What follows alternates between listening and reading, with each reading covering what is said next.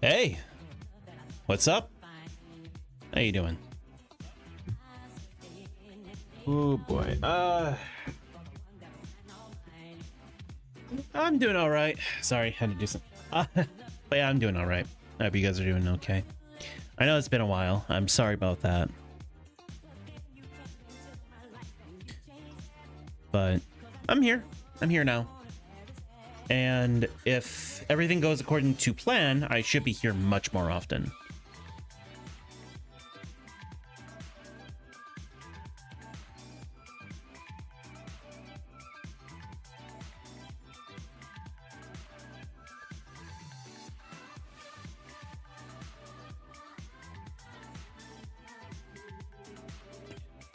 But yeah.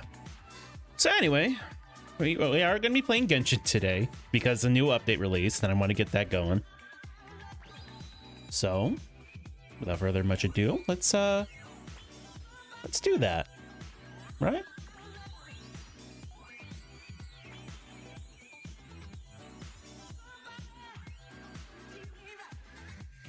Give me 1 second.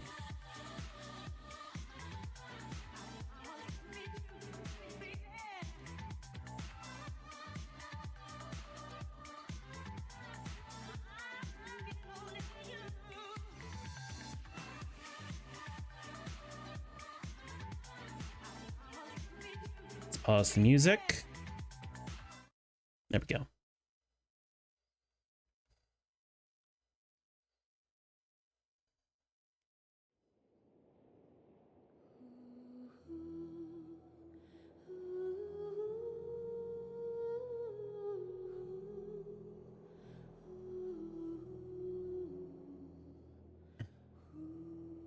I hope someone does show up tonight.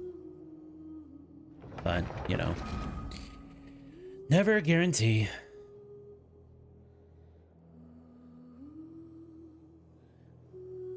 Hello?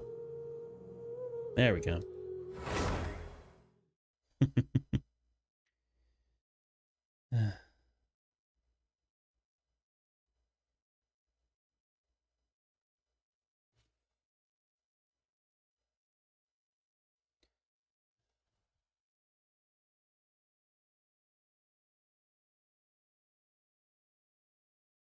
Yeah, I find it funny how hard it is to talk when there's no one there.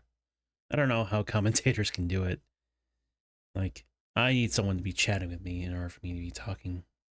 And I don't know how to talk to myself anymore. At least not on stream. I can talk to myself just fine when I'm by myself. It's only when I'm on stream that I struggle. Maybe because I know that people are listening to me when I do it. That might be it.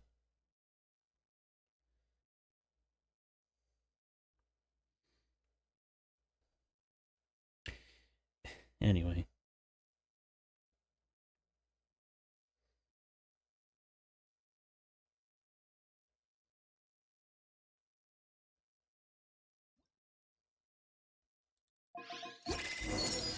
Hello!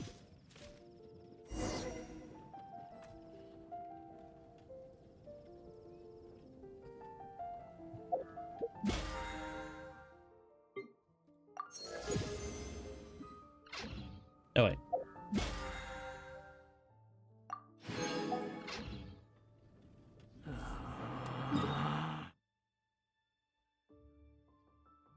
Interesting. Anyway.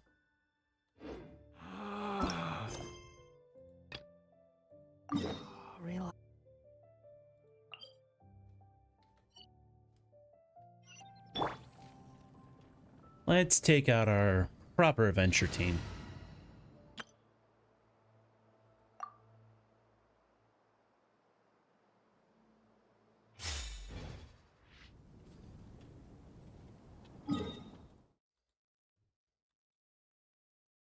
Oh my, this is really laggy. It's coming from that side. If coming from the other way, it's gonna be weird.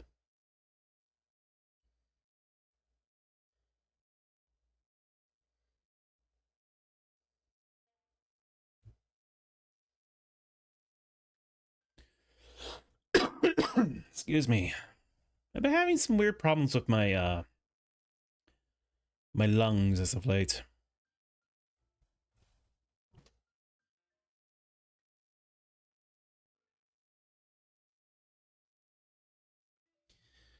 Okay, I thought I just heard something.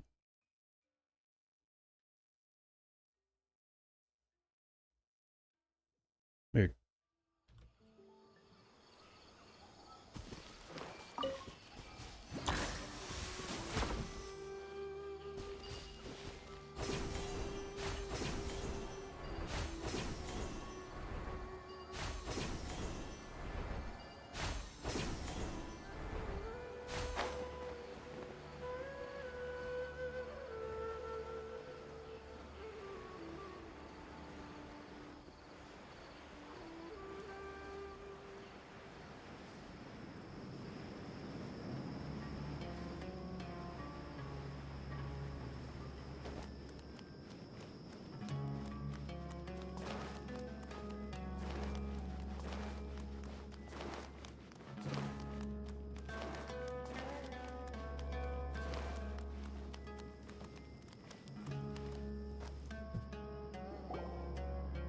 Caravan Rebot!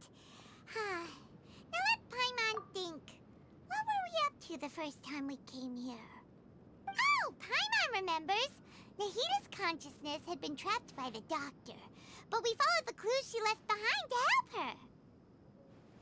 I guess we may have stumbled upon this place at some point before.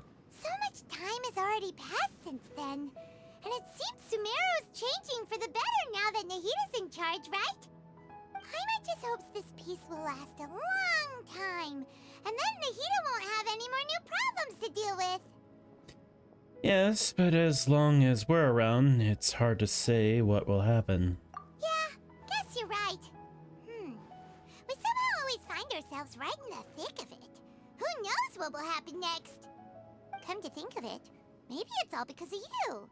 Maybe you're just a magnet for trouble. I was thinking that you might be the problem, Paimon. Huh? Me?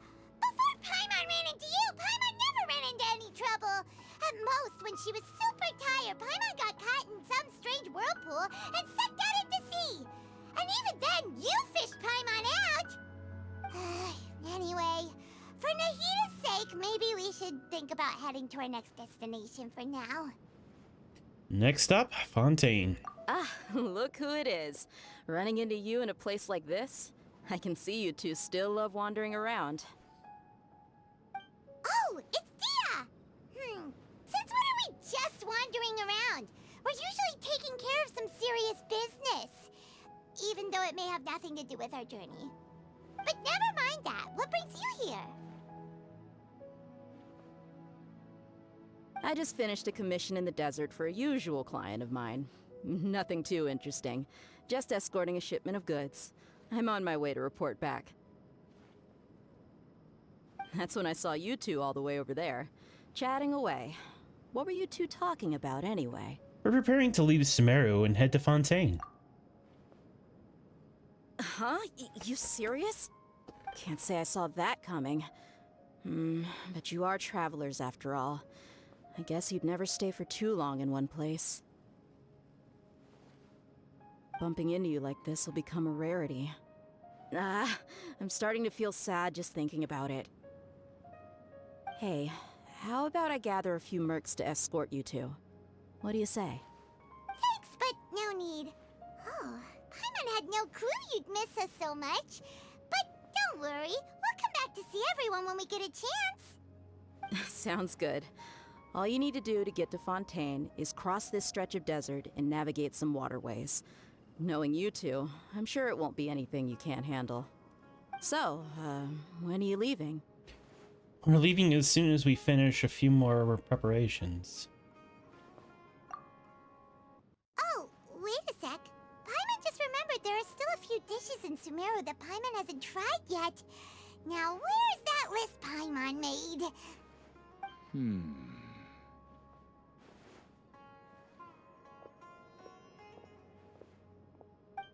I see. Guess you won't be needing a going away party or anything. it's sad enough to see you go like this. Though, now that I think about it, Sumeru wouldn't be what it is today without you. Seems true heroes always prefer leaving quietly. By the way, should we go say bye to Nahida? In her case, she'll know from our dreams anyway. Oh, good point. Then there's no need to bother her in the real world. Then, I guess this is goodbye for now, Traveler in Paimon. Whether as a client or a friend, you're always welcome to come find me. Take care. Goodbye, Dia. Bye-bye, Sumeru.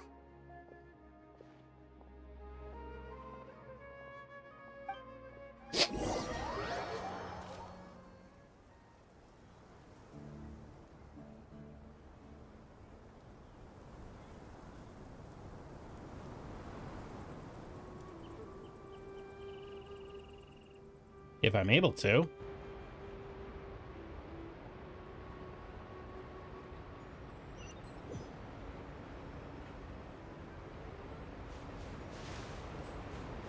See, there's supposed to be a cutscene here, but I screwed up, and yeah. So this is it. These are the lands of Fontaine.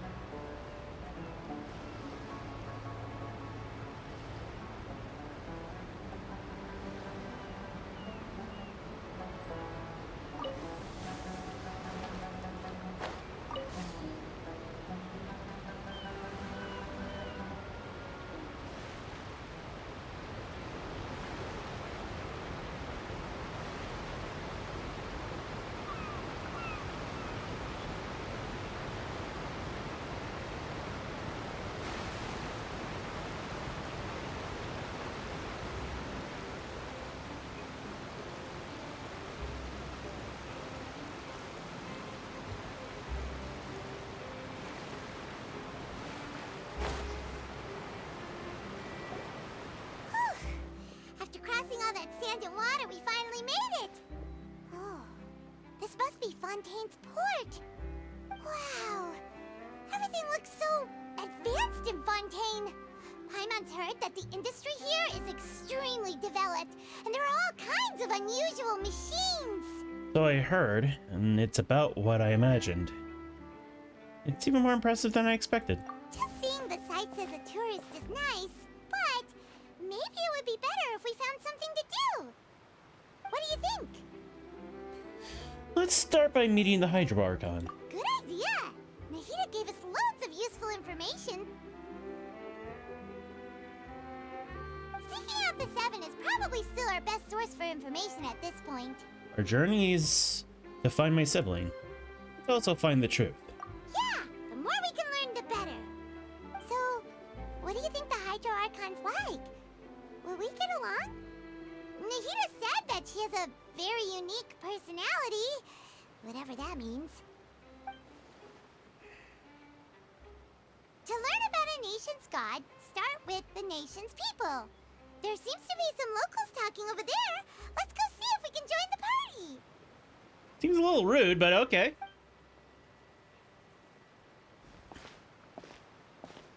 If you ask me, it's a tragedy how things ended for him. Clearly, he was a pretty decent person. Yeah, I didn't expect that kind of ending for him. I thought he would at least fight on a little longer for his family. I was expecting a sudden plot twist, but it's a pity that it never happened. Still, his story is quite the tearjerker.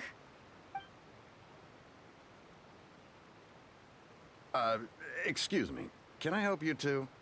I couldn't help but notice you standing here listening. Hi. We're travelers new to Fontaine, and we had something we wanted to ask, but you seem to be really busy talking about some kind of play, so we didn't want to interrupt.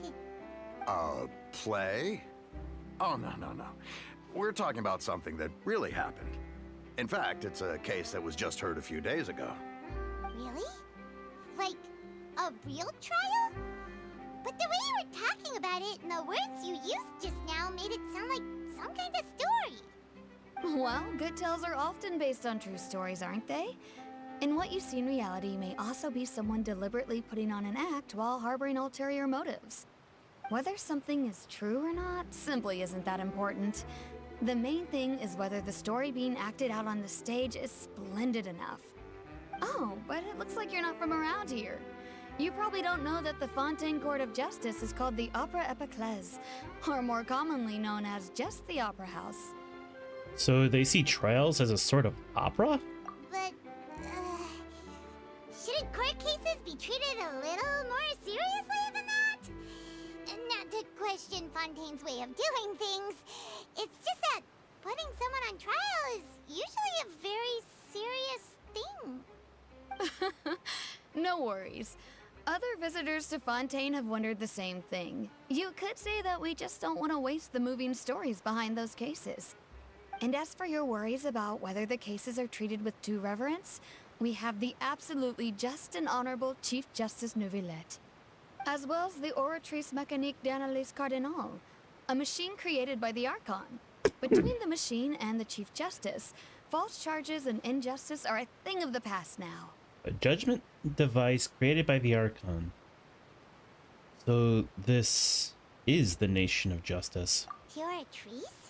Is it some kind of machine too? Oh, Paimon's curious. We should check it out if we get the chance. Wait, Paimon almost forgot to ask you our question. Do you know what we should do if we want to meet the Hydro Archon? Oh, that's easy. Just go to the Opera House. Lady Farina practically lives there. You could definitely say it's her biggest passion. Huh. I think what they mean is that they wish to speak with the Archon personally. In that case, I'm afraid it's going to be a tad more difficult. You'll have to make an appointment well in advance, and it'll depend on whether or not she has any time slots available. An appointment? Huh. Is the Hydro Archon super busy taking care of official stuff? Wait, didn't you say that she's always at the Opera House? No. Lady Farina seldom takes an interest with the nation's affairs. The reason it's difficult to make an appointment is simply because she's incredibly popular. That's right. After all, she is the Archon. Though she may tend to get a little dramatic from time to time, people can't get enough of her. Huh. First time Paimon's ever heard of an Archon being described that way before. Wait! Paimon gets now! The Hydro Archon is kinda like a big celebrity here, right? Yeah, I suppose you could say that. Perhaps you could even say our mascot. Hang on. This is still Fontaine's Archon you're talking about. You should show some more respect. Yes, you're right. I guess I should at least try to be a little more respectful in front of visitors. Otherwise, I might get arrested and find myself face to face with Monsieur Neuvillette. Come on. Sure, there's a lot of laws here, but nobody's going to be arrested for saying something disrespectful about the Hydro Archon. Seems the people of Fontaine really like the Hydro Archon. They don't appear to revere her. Alright, I think we get it. Thank you! At least we now know that we can find the Hydro Archon at the Opera House. But who knows how long making an appointment will take? Guess we could have a look around the city in the meantime. Hey! What are you looking over there for? There's a girl over there. She's been standing alone for quite some time. Huh. Maybe something's the matter. She isn't going to jump into the water, is she? Maybe we better go check on her.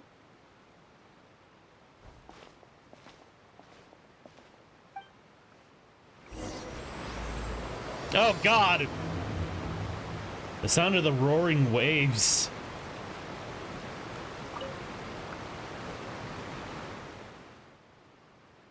Hello there.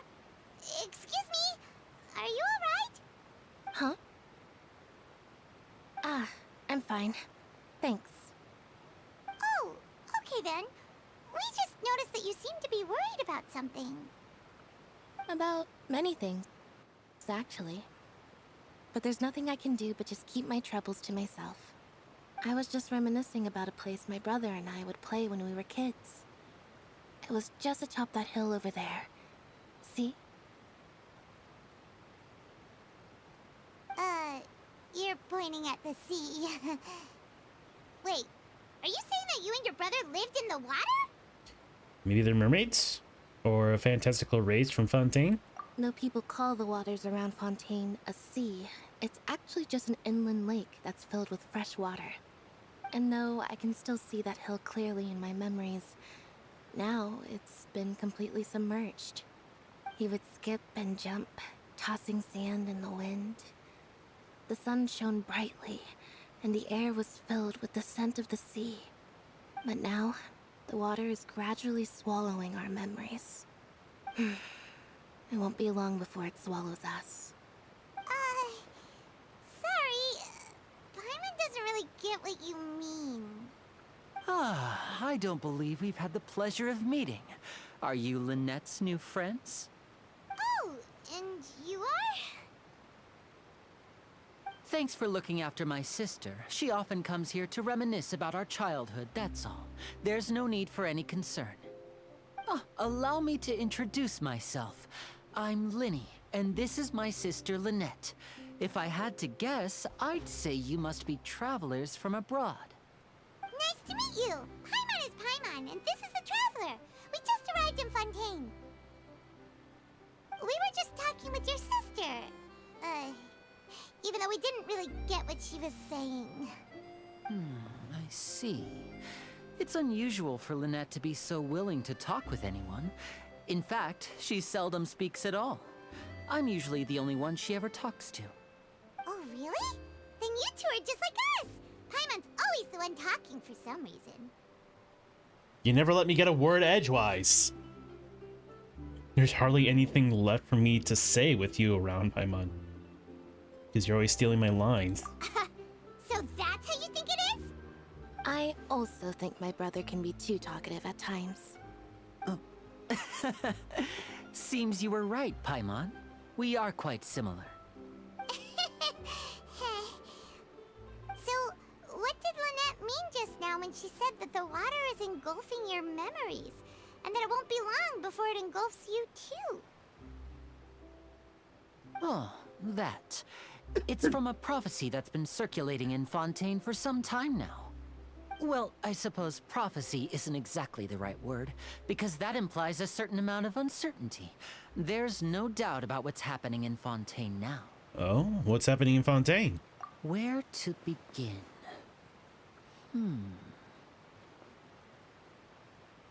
Let's put that question on hold for a moment. We still haven't formally greeted each other yet, have we? Did all the introductions earlier not count? Hello, traveler. It's a pleasure to meet you.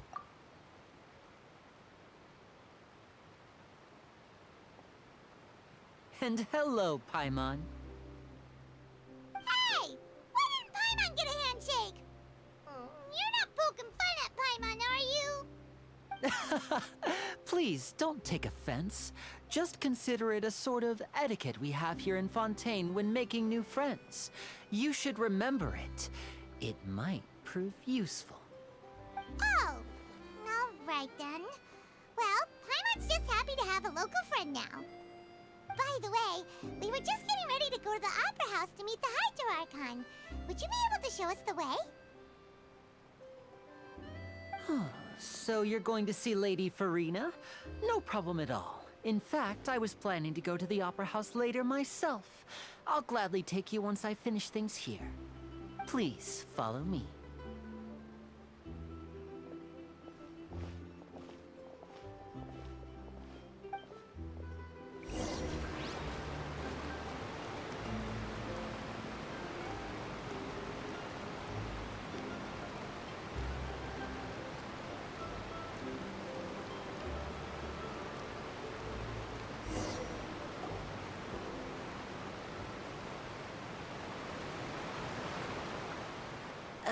You said you were going to see Lady Farina?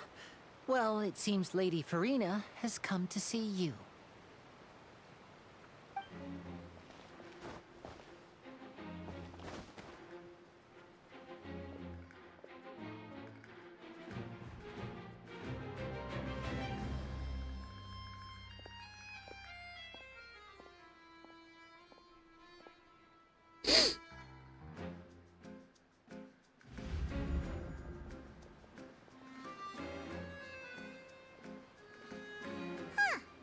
So, she's the Hydro Archon? But how did she know we were looking for her? My dear people, rich and poor, those with cup in hand and those with nothing at all, raise your glasses in celebration. If you don't have one, then just raise your hand in lieu.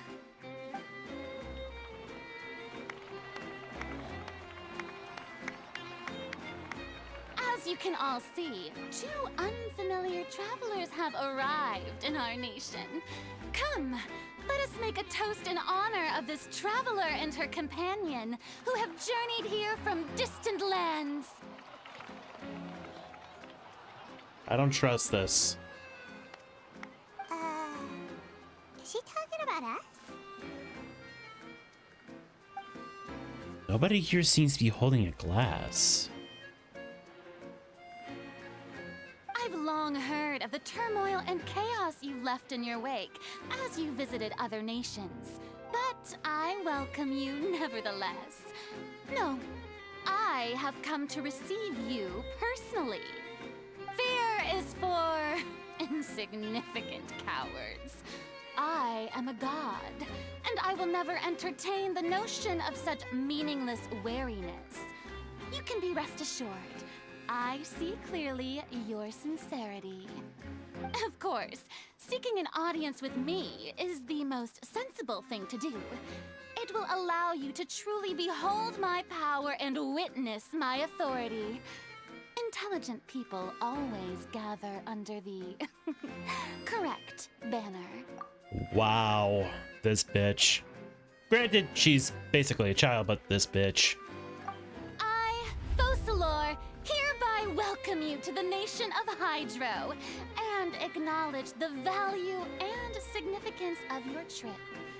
Now, you may rejoice in this. Well, finding the Archon was easy enough. Yeah, Paimon still can't believe it. Feels like we've only been here for a few minutes. But the Hydro Archon's entrance was, how should Paimon describe it? A little over the top? Ahem. Miss Hydro Archon? How did you know we were coming? I see. As Outlanders, you inevitably lack even some of the most basic understanding. Don't forget that even the gods can be divided into the mediocre and the excellent. I suppose it's only natural for you to be awestruck by my abilities. You had best stop and consider. Do you really have the noble qualities and etiquette necessary to communicate with a god? All it takes is a flick of my finger for me to know everything about you. Whoa. Talk about sounding high and mighty. Feels like she can't get enough of herself. Oh? What's with these looks? Perhaps the welcoming ceremony still isn't enough? What else should I say then?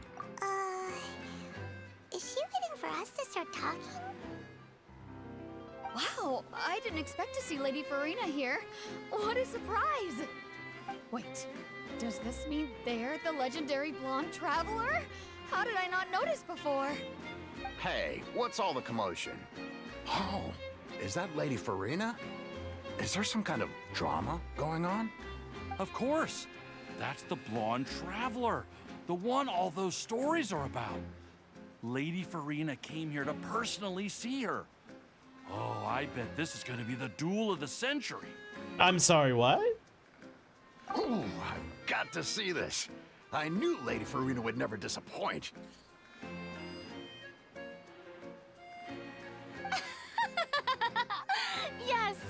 don't get too excited now. My dear believers and spectators alike tend to get quite rowdy, and despite the noise, I've come to tolerate all their ruckus. God, I want to slap her so hard. You may consider this my reward to all of you. I have determined that there will be an epic duel between myself and this traveler from another land, just as you were hoping to see. Now she wants to fight? Aren't we getting a little ahead of ourselves?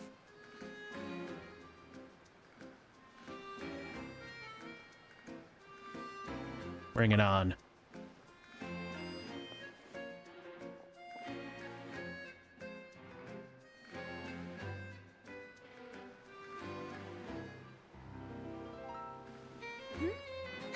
Are you not afraid? Might I remind you that this is a duel against the divine? We fought gods what are you before. trying to do, traveler? Provoking a god in front of her people? Stand down, Clorend. I admire her bravery. Few have the courage to draw their sword against a god. She is obviously a true warrior. Yeah. We have fought gods before. We have fought several gods before. Unfortunately, people nowadays only crave to be thrilled, and a mere duel will not slake their thirst for excitement. Huh. Yeah, she's right. Just a duel wouldn't be all that interesting. On Arrhenius, criminals are always requesting duels to defend their honor. They're getting a bit old, to tell the truth. You see. Then, as the god of justice, I shall face this traveler in another kind of duel. A duel in court! Whoa, all right! Now that'll be worth seeing! Right. This is Fontaine, after all. Such a grand opera house, it would be a pity not to use it. Why do you care so much about the crowd's reactions? Seems you've spent a little too much time in the opera house. Besides, how exactly do you plan to have a duel in court? You mean you're going to put us on trial? We haven't committed any crimes. We literally just arrived here. Oh, we have reason to put you on trial. It's obvious, isn't it? Obvious. According to Fontaine law, no one is permitted to release any flying objects within Fontaine city limits during the first 3 days of each month. You are clearly guilty of violating this law, no? Oh, so that's what they've done wrong. That's Our Lady Farina. No one knows the laws of Fontaine like she does. Except she's making it up. You call that obvious? What kind of law is that? Wait, flying object? You mean Paimon? Precisely! Now, if you two have no objections, then in the name of the Hydro Archon, I order your arrest. My apologies, Lady Farina. I don't mean to spoil the fun, but if you would allow me to interject, I don't think that Paimon here meets the definition of a flying object. You tell her, Linny! Finally someone who's not crazy. How could anyone call Paimon a flying object? At most, she hovers. Ah, great magician Linny, my beloved citizen. I'll permit you to object, but how exactly do you plan to prove your claim? As a magician who just rained on your parade, I naturally should shoulder the responsibility of saving the show. So, with such an audience gathered here, allow me to perform a trick for everyone.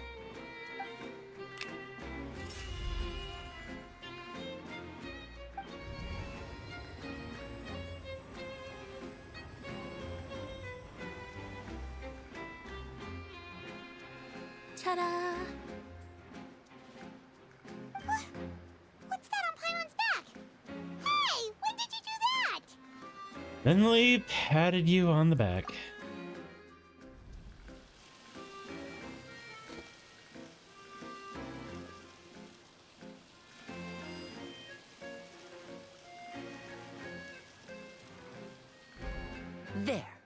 As you can all clearly see, Paimon should be classified as, well, something like a balloon. This rope has been in the Traveler's hand all along. It was just that no one could see it before. Huh? You call that magic? You've got to be joking. I thought it was pretty good. Nice one. Huh. I'm not sure what to think. It seems Lady Farina's charges no longer hold water.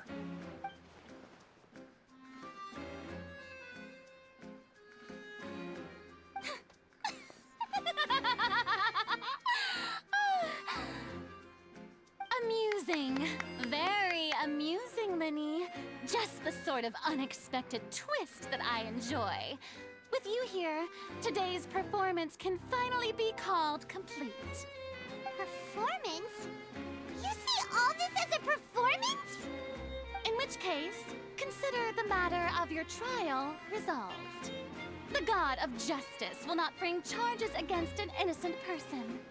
But when there are valid grounds, I will not only judge travelers from abroad, but even the gods of other lands. I look forward to seeing your upcoming performance at the Opera House, Mr. Linny and Miss Lynette. That's enough for now. Toodaloo!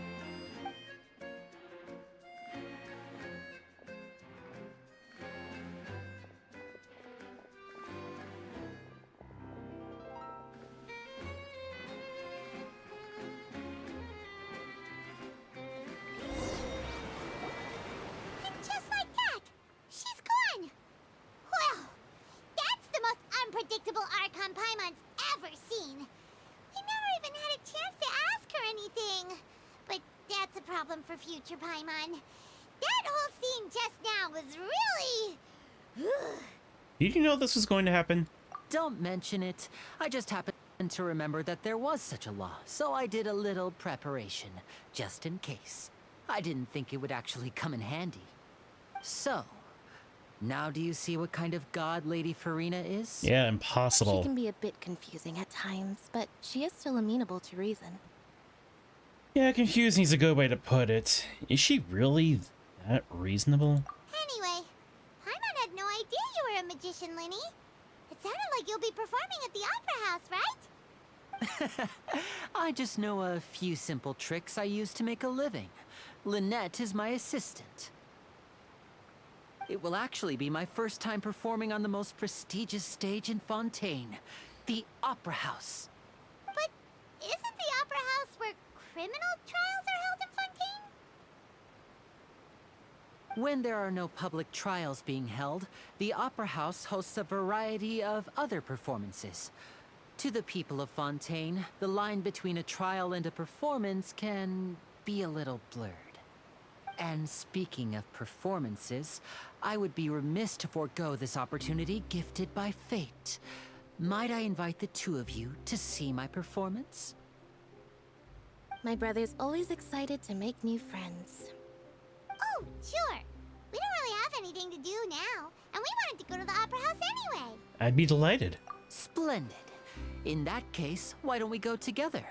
I'll show you the way. I just have something to take care of first. Is there any way I can help? You really mean it? Then I'll take you up on your offer. This is a magical item known as a magic pocket. Perhaps you can help me distribute them to the people here. Looks like a normal bag. Huh? What are they going to use it for? About that... You asked me before about the prophecy, right? Let me start by telling you a little more about what it entails. I'm not sure exactly when it began, but a prophecy has been circulating around Fontaine. It says that every person in Fontaine is born with sin. No matter how the Nation of Justice holds trial after trial, this sin cannot be absolved. Until one day, the water levels in Fontaine will rise, and the sinful people will slowly be drowned. In the end, the people will all be dissolved into the waters, and only the Hydro Archon will remain, weeping on her throne. Only then will the sins of the people of Fontaine be washed away. That sounds pretty gloomy. Why are people in Fontaine born with sin? What is that supposed to mean? There are lots of guesses. Some say that the ancestors of Fontaine stole the power of the seas and stirred its wrath. Others say that the people of Fontaine never heeded the first Hydro Archon's warnings and offended Celestia. But here in Fontaine, evidence is what matters. There hasn't been concrete evidence for any of these claims, so they can only be regarded as conjecture. If even the people in Fontaine don't know what sin they committed, wouldn't it be better just to ignore the prophecy completely? Why bother feeling guilty all the time? That's exactly what the people did at first. But in the last few years, the water levels in Fontaine have actually started rising. And now the water is engulfing our memories.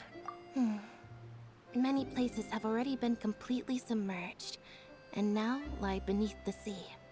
Many people carry on with their lives as before and shrug it off as a natural phenomenon. But my family and I think that the people of Fontaine shouldn't ignore the possibility, which would end up sentencing them to death. We hope that at least the people who reside near the waterfront can move away before it's too late. So, we've started distributing magic pockets to them.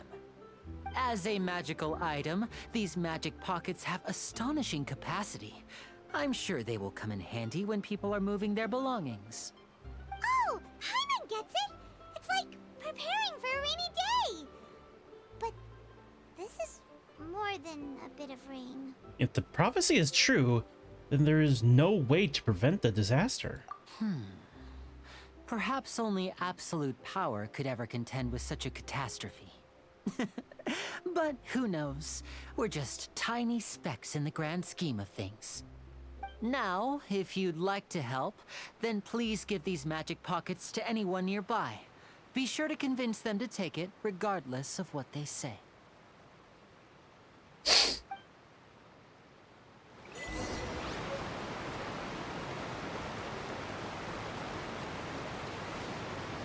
Thanks, Bean, for the stretch and hydrate.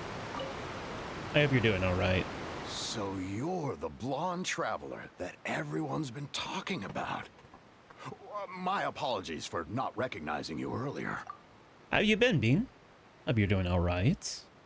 I know it's been a while.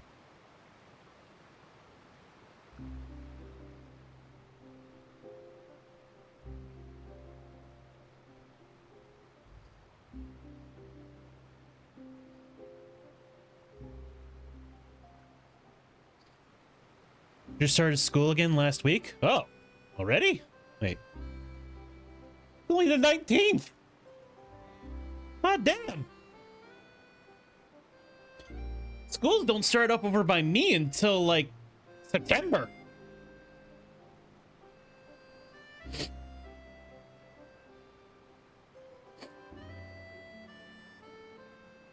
Man. Huh.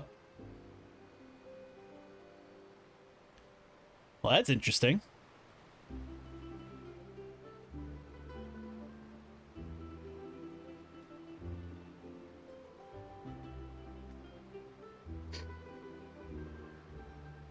Oh, now I know. What about your little sister? How's she doing at school? Is she doing okay?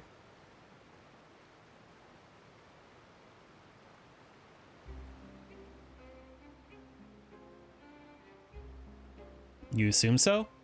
She hasn't really been like complaining about like troublesome teachers or anything like that.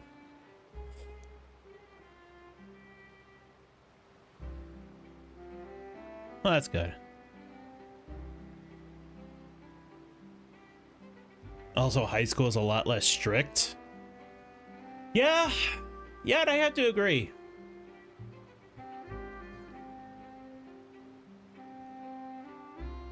In the fact that when I was in high school, they just allow us to like stay there until like fucking 6 o'clock at night. Sometimes they would not care, even if every teacher was gone.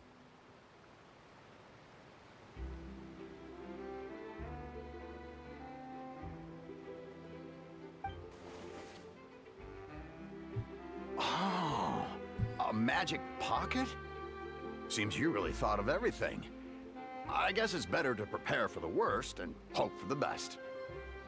I'm basically writing a creepypasta story in creative writing. Nice. Give me 1 second. Sorry, I had to slap myself because of some intrusive thought about my past that made me cringe. Kind of hard to hear because my beard absorbs the slap.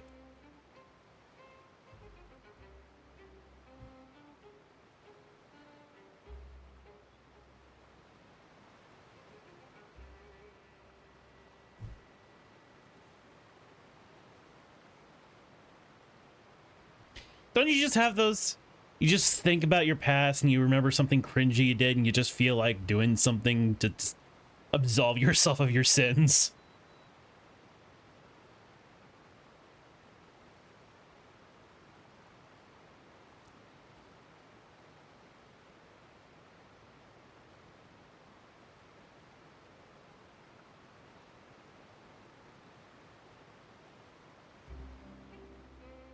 Thanks. Please, also thank the magician on my behalf when you get the chance.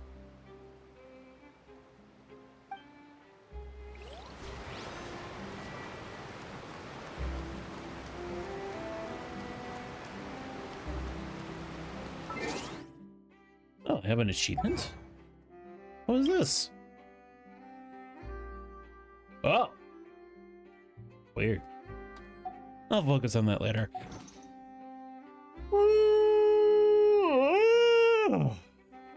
My throat hurts? Oh no. What'd you do? You started screaming uncontrollably or something?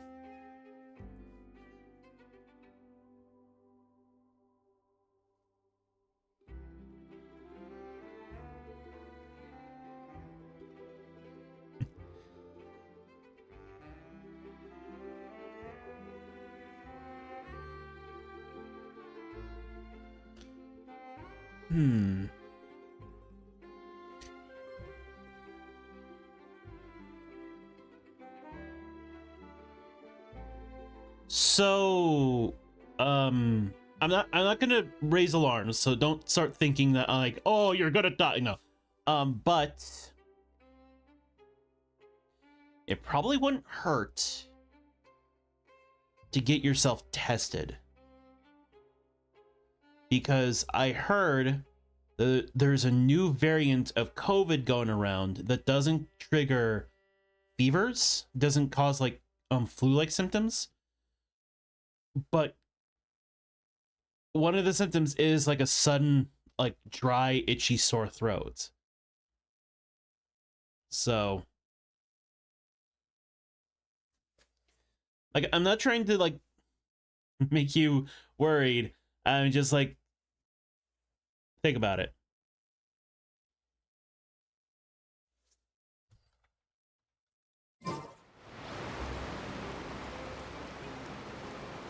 Probably fine. Yeah, it probably is. What's this? So you also believe in the prophecy. Keep it. I won't have any use for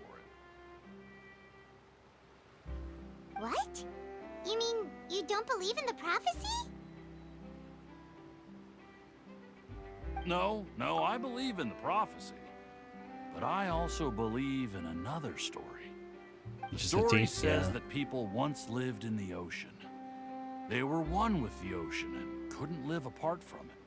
But as time wore on, people desired to live on land and developed blood vessels, encapsulating the sea within their bodies. Thus could people set foot on land. What? That is... What? So, if you ask me, when the water rises and takes us all, it'll be like we're going home. Yeah, that is possible. Oh, we hadn't heard that one before. But people can't live underwater. They'll die. You should probably still take it.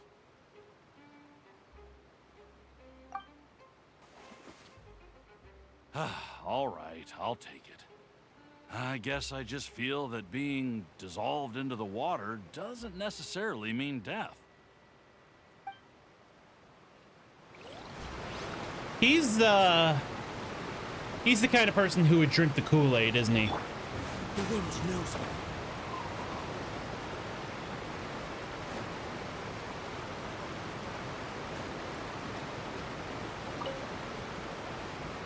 Huh? I don't want that thing. Way I see it, if the prophecy's true, it's still gonna be a long time before the water can cover everything. Life is all about living in the moment. What use is there in worrying about the future all the time? We'll cross that bridge when we get to it. Oh, I get it now. This is an allegory for the current state of affairs for the people who are in charge of most of the world. Fun!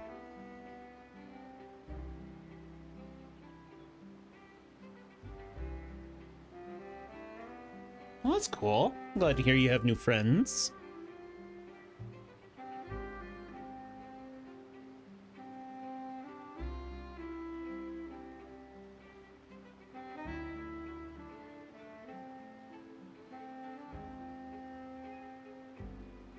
You should still take it. You never know when it'll come in handy. Oh, all right, fine. Thanks. It's just that if I start moving, that means I've already given up on the life I have now. I'd really rather not.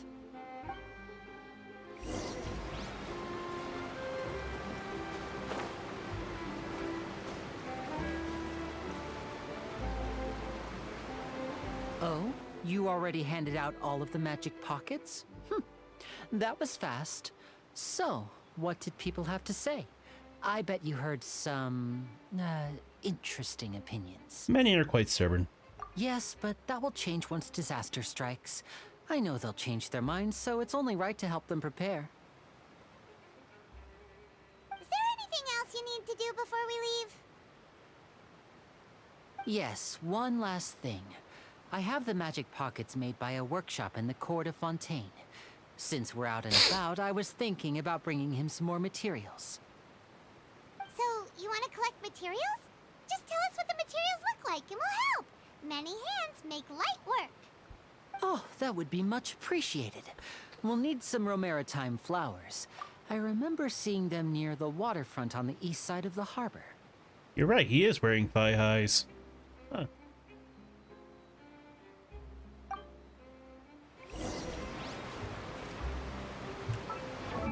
By the way, I have these two.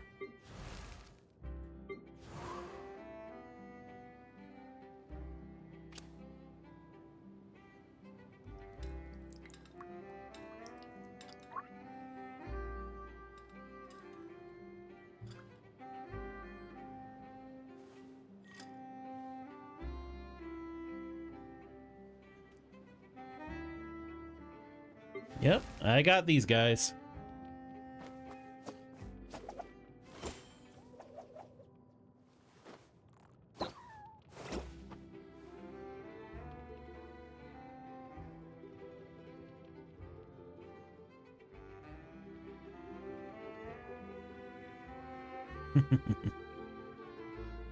I'm sorry, I'm just showing them off at this point. I'm also really happy because this means that I now have every character up to date.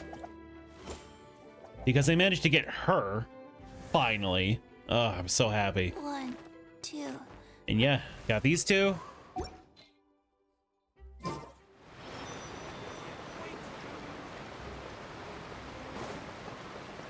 Look, a dog! Into the wind.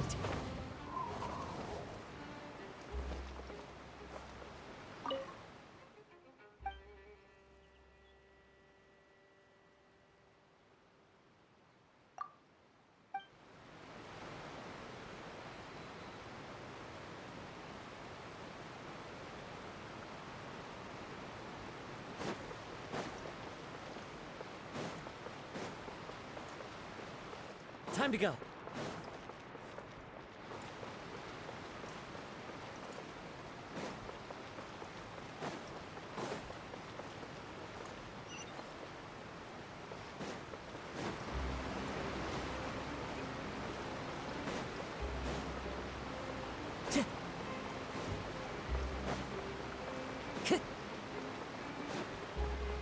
Time to go. It seems we have to use Hydro to collect for maritime flowers.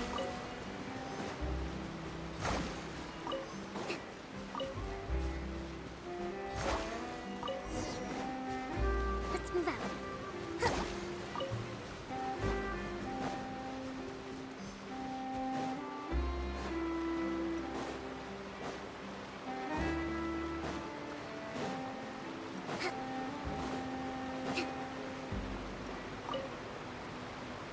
You made quick work of that. I can tell you're an experienced traveler. I've also finished collecting a few here. Maybe next time you'll feel like helping too, Lynette. No way. I'm in power saving mode today. Otherwise, I fear I may not have any energy left for the performance at the Opera House. Hello, Sunny Side Up. How are you?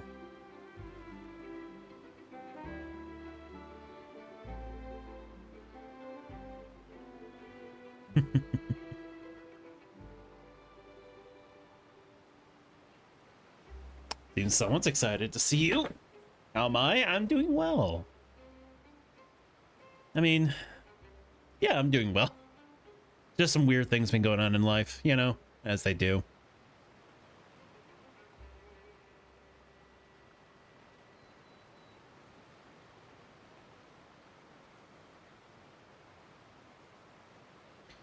So, what brings you to this side of the, to the streaming sphere? I'm asking, what brings you here?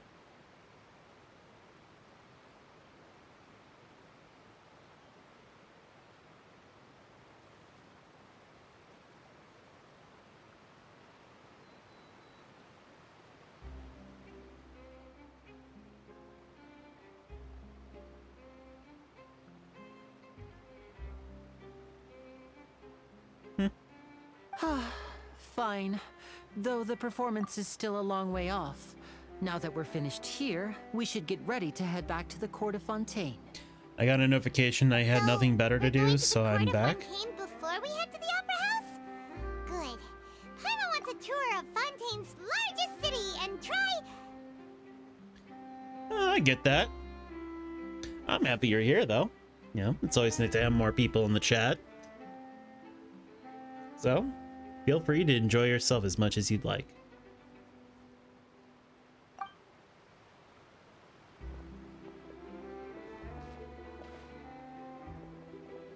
Wait, shh. Have you noticed that person over there? The young girl. Why do you do this to me? I'm just trying to have a fun time, and here you are trying to get me to do a clown voice.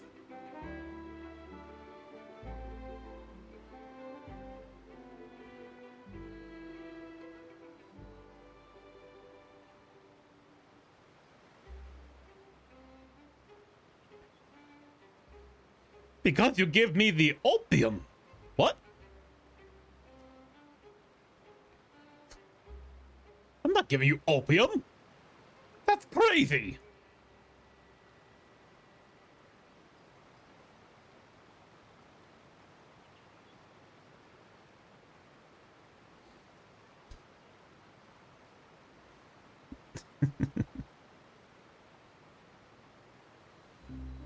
You do realize that this might scare off Funny, right?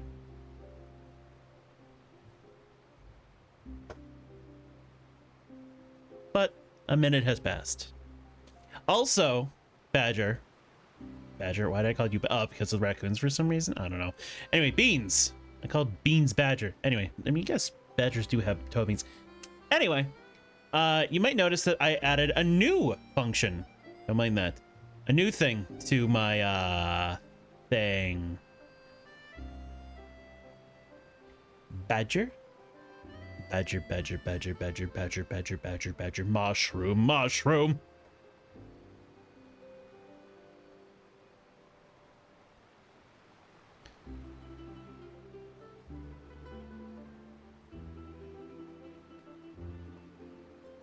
That's right, I'm officially one of those streamers. For a small, simple fee, you too can have a complete stranger flirt with you over the internet space.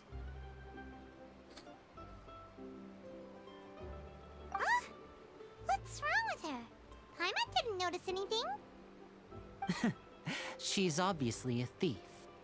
Magicians and thieves practice similar methods. We divert attention, and a distracted audience is one that won't discover what you're really doing. Watch her movements carefully.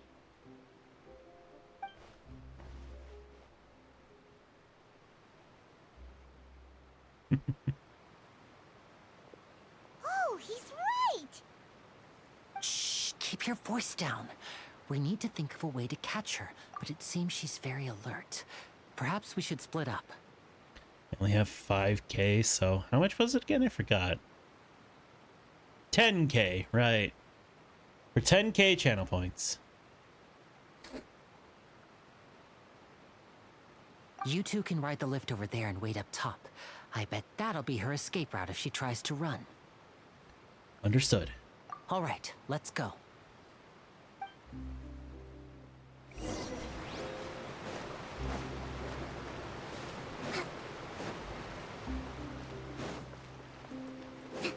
Let's move out.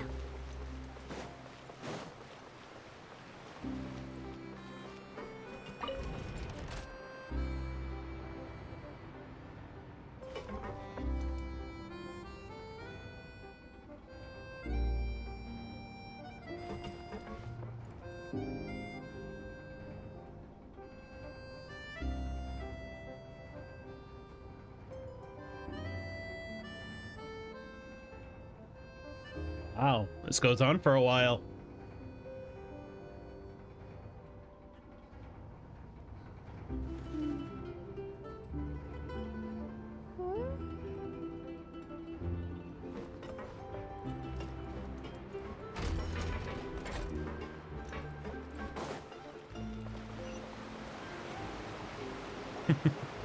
This is the spot where Linny wanted us to wait.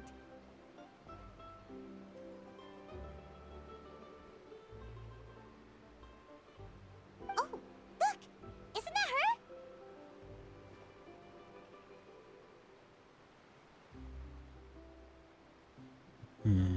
You ready to stop her? Oh no! Did she notice us? She started running the other direction! Don't What should worry. we do? Should we chase her? Our job is to block this path. You're right. She might also be trying to lure us away.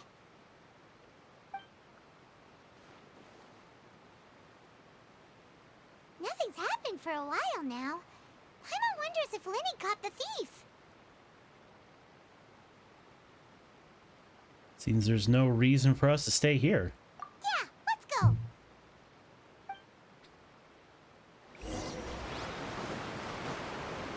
Cats.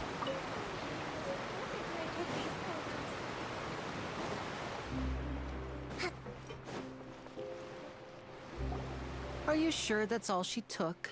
You should check to make sure you're not missing anything else. No, that was all. Oh, I can't thank you enough. I didn't notice a thing earlier. Anyway, I should be going now. Thanks again. Oh, were you returning what the thief had stolen? That's right. Pity I wasn't able to catch her. She distracted me by dropping the thing she stole on the ground. By the time I looked back, she was already gone. I saw the general direction she went, but Linny twisted his ankle, and I needed to make sure he was okay. Oh, did you get hurt, Linny? I'll be all right. It's just a twisted ankle, that's all. In fact, it's feeling better already. If you want to play at being a hero, at least try not to get hurt doing it. Imagine what would happen if you managed to derail our performance as a result. You're right, you're right. Sorry, Lynette. I have to admit that the thief was even more skilled than I had anticipated. But at least we were able to get the stolen items back, so it wasn't a complete failure. You know, I'm sure that they'll explain it at some point, but they're brother and sister. But she has cat ears and a cat tail, and he doesn't. What's up with that? What a slippery little thief. Guess things turned out all right in the end, though. Linny's initiative paid Genetics, I guess, yeah. Alright, let's put this little detour behind us. We should go to the Court of Fontaine now.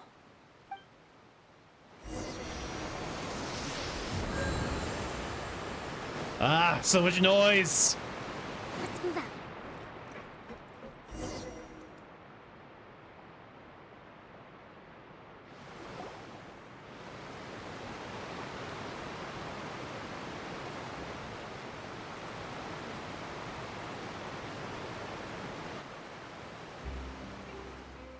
So, we ride this thing to go into the city?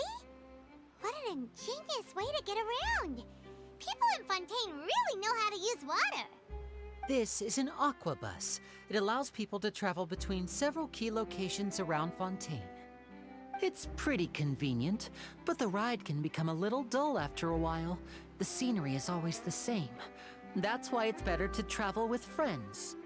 So you mean it's still boring even when I'm riding with you? No, that's not what I meant. It's just that, well, you don't really talk that much. Besides, it doesn't really feel like a real trip when it's just the two of us. It's the same as being at home. Whatever. Guess that's what it's like to be an older brother. It's about time for us to leave. Let's get on board. What are you freaking out about over there, Tobeans?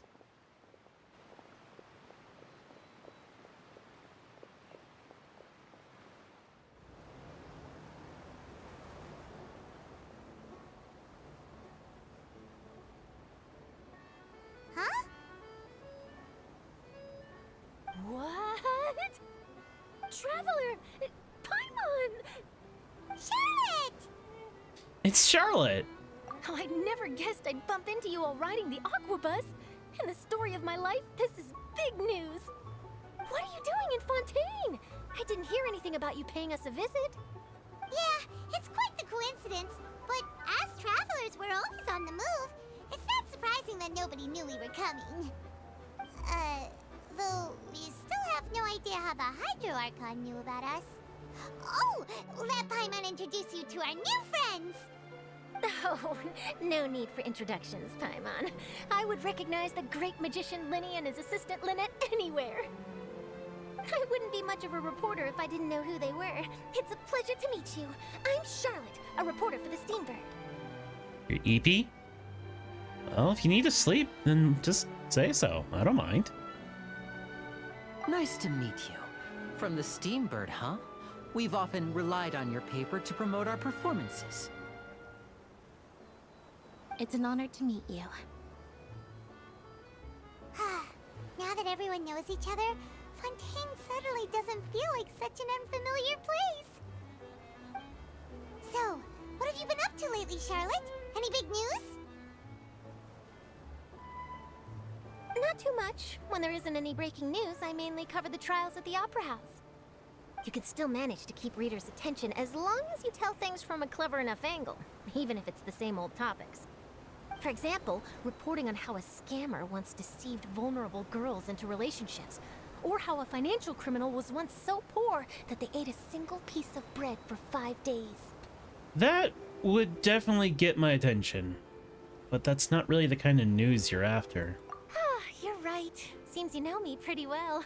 What I'm really after is exclusive, sensational news pieces that could shake the country. These smaller stories are a waste of my talents. Oh, I just remembered. I've been following a case lately. Well, a series of cases, actually. You mean the serial disappearances of young women case? That's right! These stories are the talk of the town right now, and it's probably the most mysterious case we've ever seen. If I'm the first with a draft ready to publish when the case is finally cracked, and it's the headline story in the Steambird, oh, when that happens, I bet all the other reporters will shed tears of envy. I've already gathered all kinds of materials. I just can't wait for the truth to be revealed. So I don't want to be that guy, but I've always been curious about outfits like the one she's wearing. What is the serial disappearances of young women case? You mean the culprit hasn't been found? I did not click anything. That just went on by itself. The game took down whatever conversation I was trying to have. That's right. The first missing girl case happened almost 20 years ago.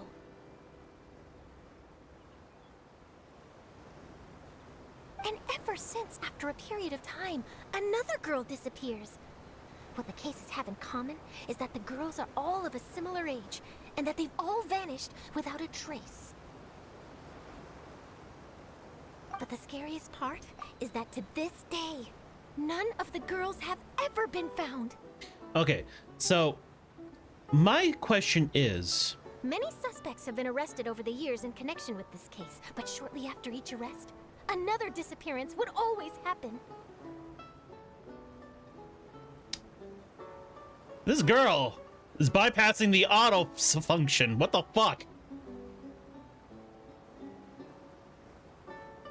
Yes, it's possible. But either way, I believe that every case has some precise truth behind it, waiting to be exposed.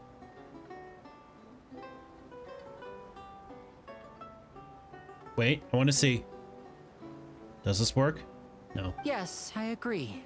And at the very least, the family of those missing girls deserves some sort of explanation. I just imagined for a second what I would do if Lynette were to suddenly disappear. I'd pay any price to get her back, and then find a way to track down the culprit. Okay, this is freaking me out. It's not on auto, and they're still going. Please don't imagine that, Lenny. What's going on?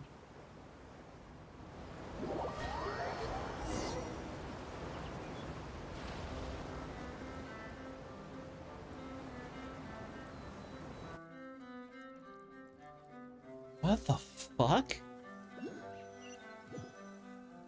The story just continued without me. Hey, we're almost there! Look!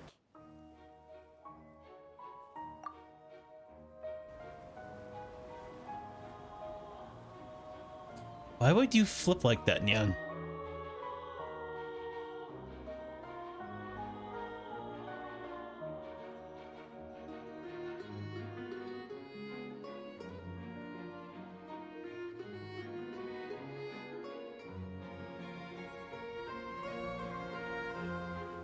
Welcome to Fontaine, Nyan.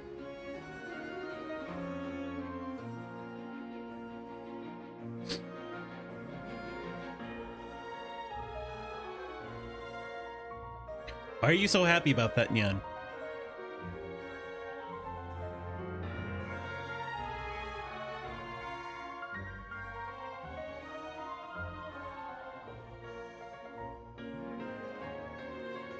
Well, I really enjoyed chatting with you. Life should be full of pleasant little surprises like this. Yeah, us as well. The ride went by too quickly. Ah, I have an interview to get to. I should get going before I'm late. Hang on.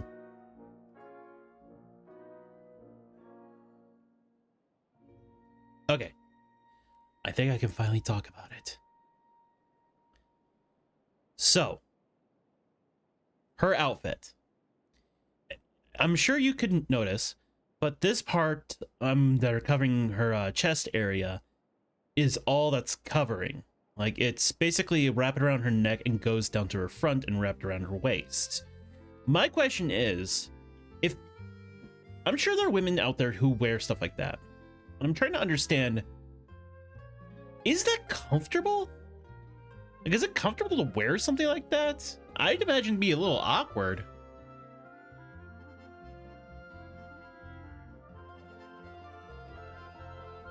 Also, it looks like Sunny left. Yeah. Thank you. Oh, I got two. Anyway, thank you, Ethicon? I'm sorry if I say your name wrong.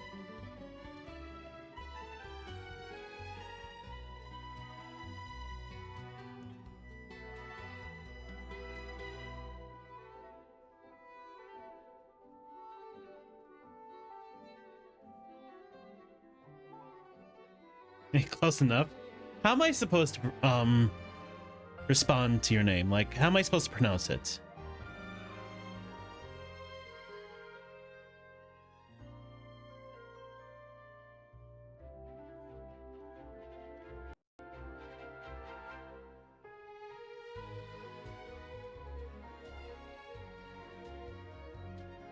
But I do appreciate the follow. I really do. Thank you so much.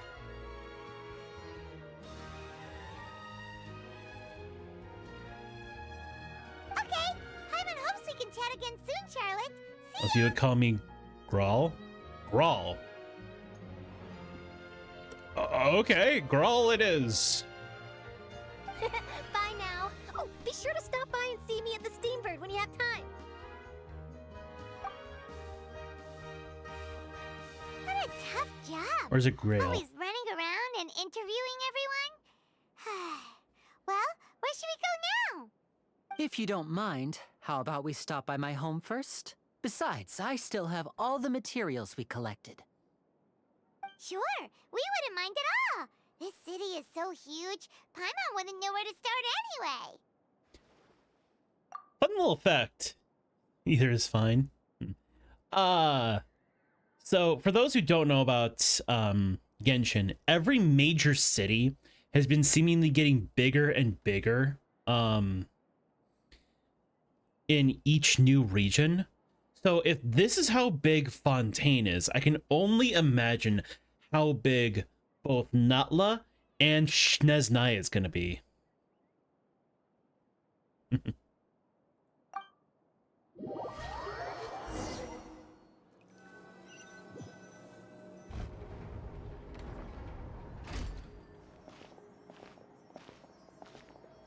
God, that's so cool. I wish I could have an object that did something like that.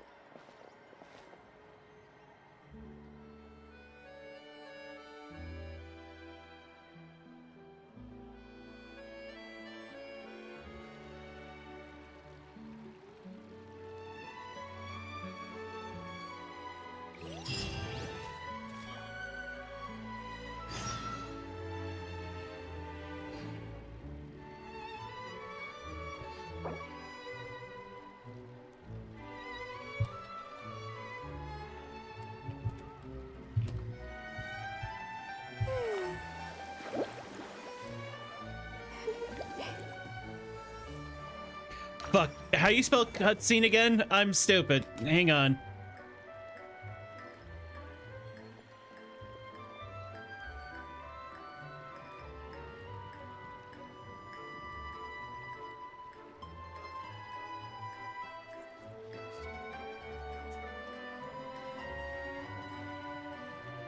To survive hardship, you must prepare. Please for help me. hardship. I don't remember.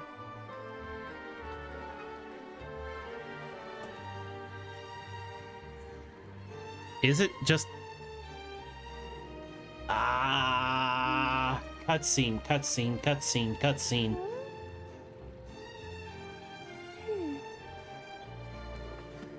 There's a C. I knew there was a C somewhere.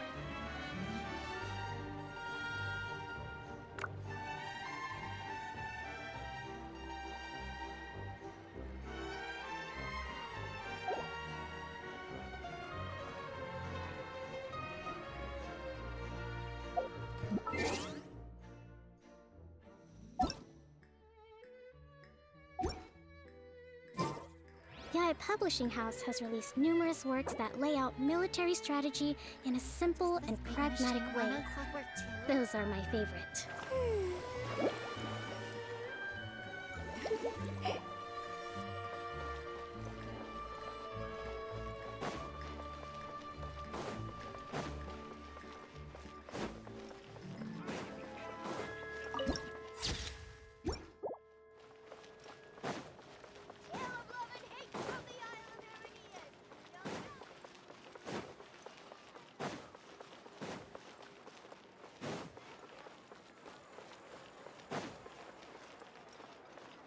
All these shops, you can't enter any of them.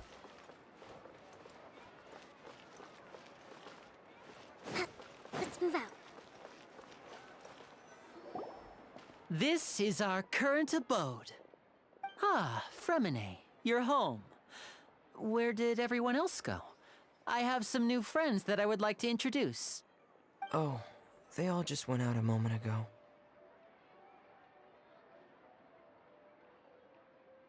I see. Everyone is getting busier now that Father will be returning soon. I suppose that can't be helped. Allow me to introduce you to my little brother, Fremine. He is a phenomenal diver. Hello. Oh my god, you're right. He really is a femboy, isn't he? You look at his eyes! Those are the eyes of a femboy. Nice to meet you. Paimon is Paimon, and this is the Traveler. Oh, you sound very proud to have a diver as a brother, Linny. And he sure seems to have a big family.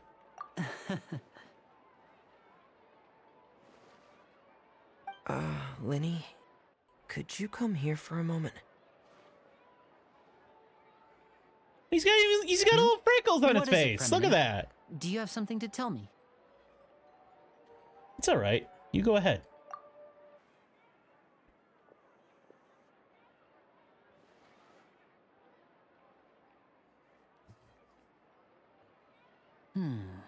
Okay, I see.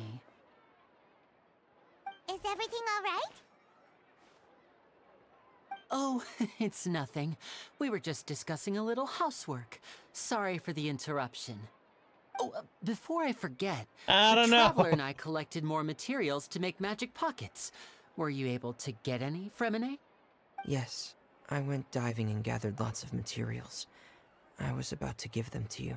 Look at this guy. Look at this guy's face. Look at him. That's the kind of face you want to squish. You know? That's our Fremine, always quick with the underwater work. All right, I'll take these to the workshop.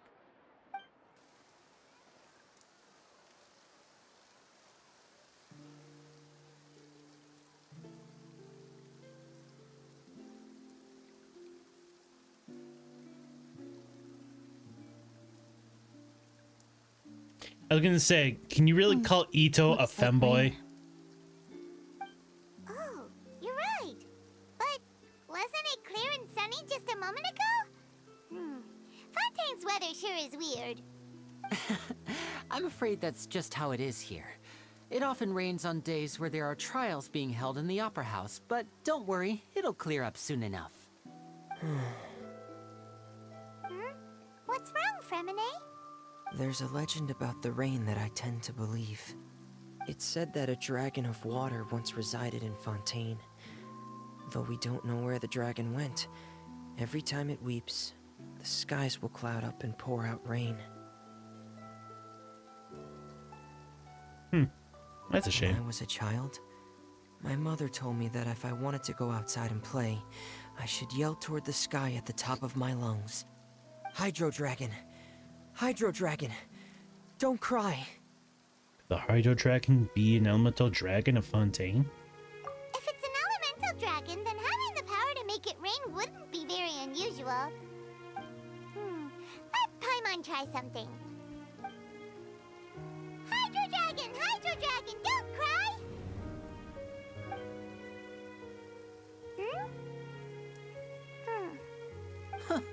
Doesn't seem to be of any use. It is just a legend after all. Hey, legends tend to be true. You might be a more popular magician if you understood the concept of romanticism. Or could at least play along. Sorry. It might be because we've never met the Hydro Dragon. Perhaps it can't be comforted by the words of strangers.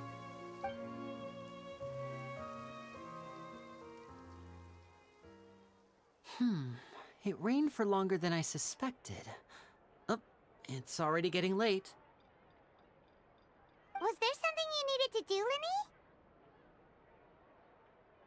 Linny? Yeah, some preparations for the show at the Opera House. I need to find a way to catch the last aqua bus of the day. On the day of the performance, just ride the aqua bus to the island of Araneus. I'll have Lynette meet you at the fountain in front of the Opera House. Yes, I did hear that Sheems died. It is kind of a shame. Kind of a shame. It is a shame. But I mean, Dog was getting up there. Yeah, if I remember correctly, he was like 16 last I heard. So, sadly, it does happen. Sounds good. You go ahead, Lenny. Oh, are you leaving now? What is it, Fremine? I'm in a hurry. Oh, I get it. You feel nervous delivering the materials for the magic pockets, is that it? Perhaps we could trouble the Traveler to help us take these materials to the Beaumont workshop and deliver them to the owner there? I'm afraid that Fremine can be quite introverted, and the boss there tends to be pretty talkative. Fremine has always been a little afraid of her. No trouble at all. Don't worry, we're on the case. Sorry for the inconvenience. I'm quite useless when it comes to such tasks. I'll think of a way to make it up to you.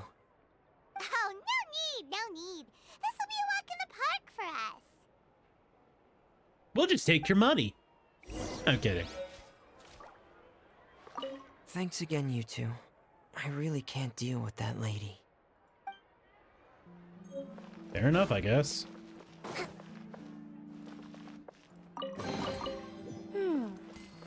So this is the thrill of adventure.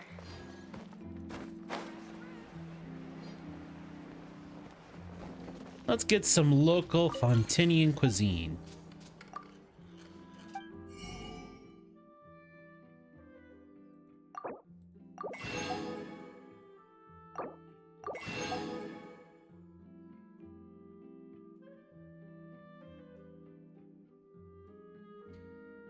Fanta? Fuck, even in this world, you can't get away from Fanta soda. Oh, great.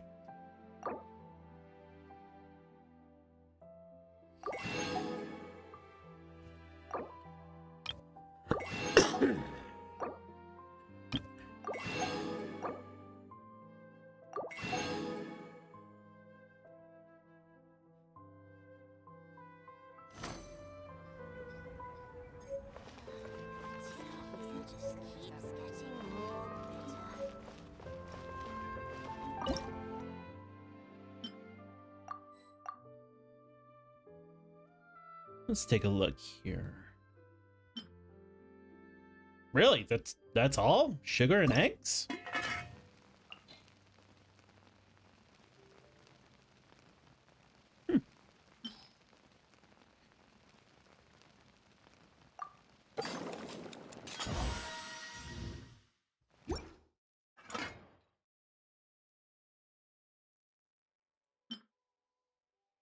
More sugar and more eggs.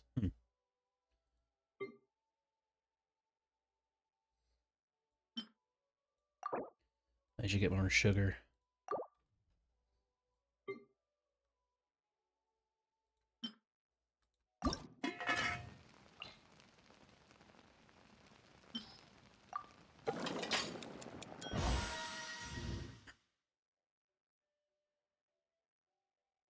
Why did you pronounce it like that? I said Fanta.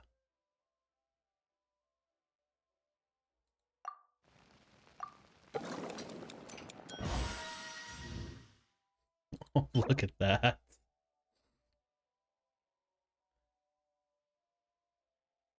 I want that cup. I want that cup of cat. I'm like cat coffee. That's adorable.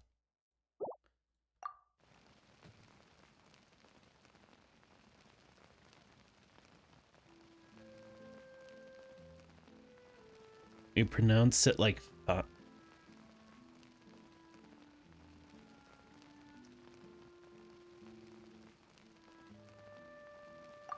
it's literally pronounced Fanta.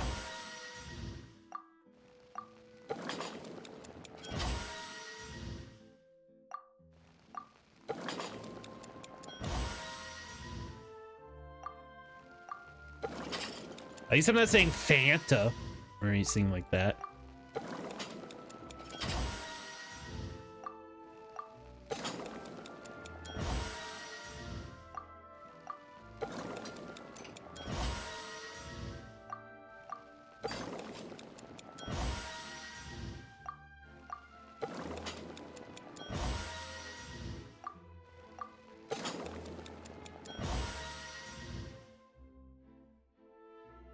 Fanta?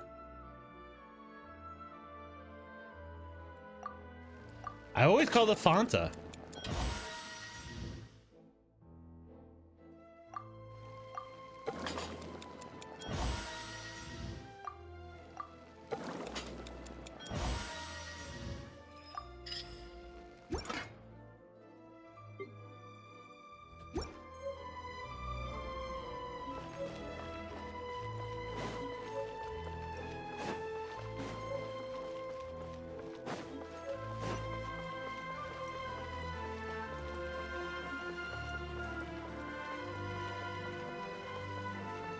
I'm actually going to avoid this in lieu of trying to get to other places. Let's take a look here. What do we have here?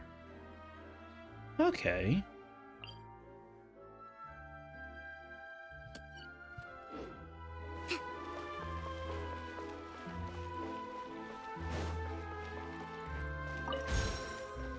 Let's move out.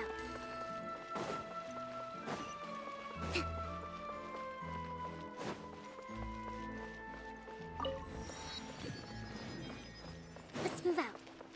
Ad Astra Abbott.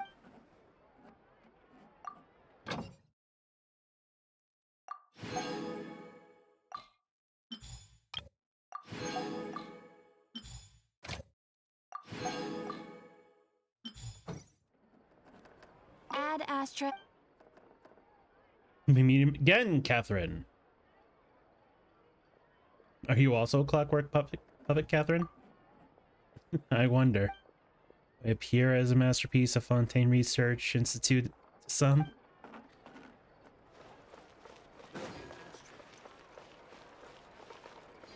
An antique's value is in the eye of Okay.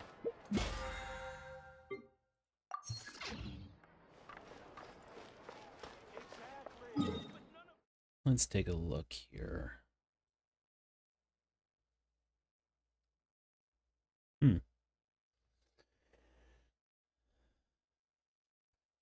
All right.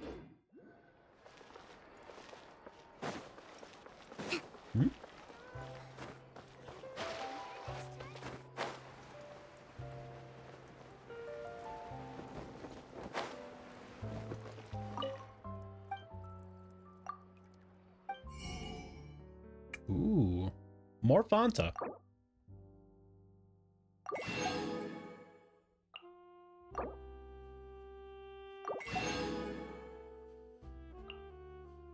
Interesting.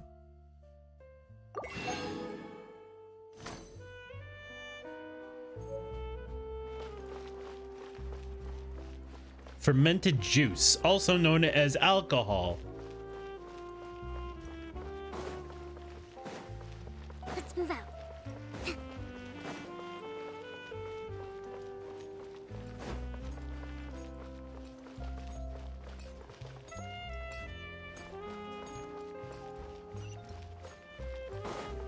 Let's move out.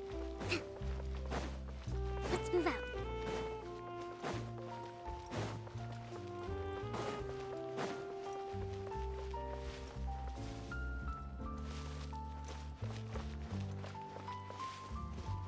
Oh, there it is. So I wanted to do some exploring because I didn't get to do that.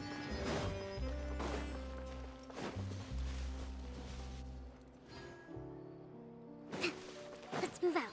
Kid trying to scare someone.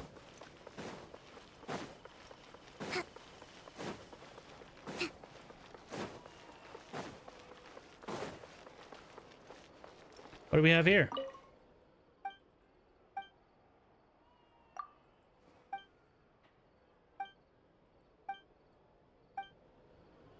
Nothing at all.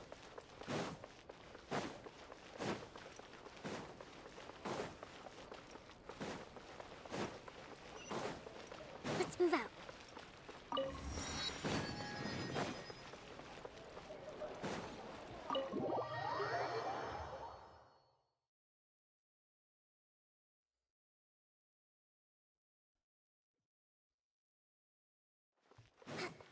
I knew it.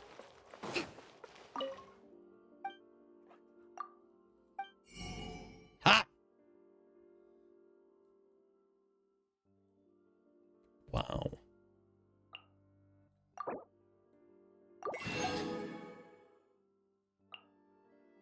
A duck confit, cream of mushroom soup, Fontaine aspic, Fontinian fragua, lasagna.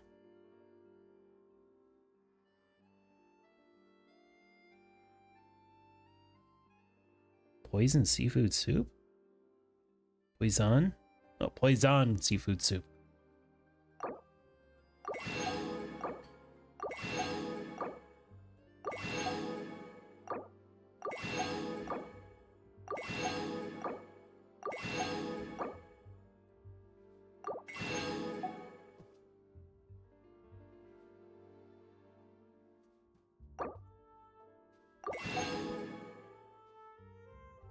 Garlic biscuit.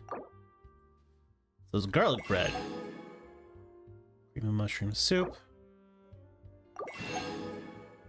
Fontinian fragua.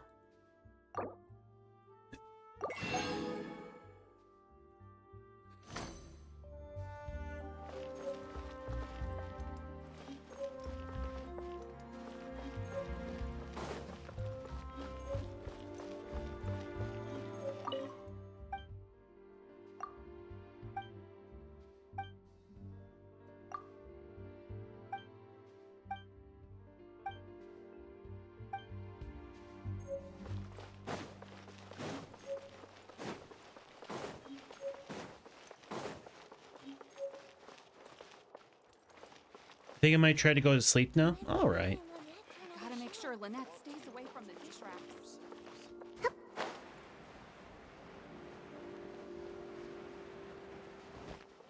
I feel like garbage. Oh no. Well, I hope you feel better tomorrow. Get some good sleep. Have a good night, Beans. Hope I see you again soon.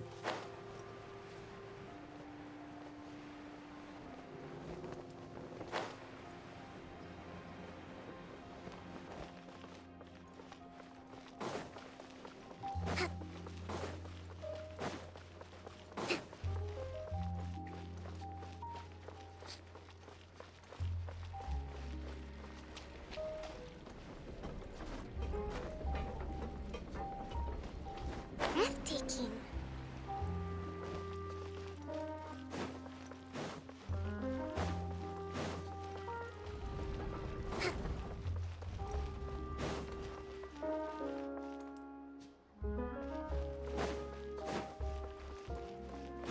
Best to be there next stream.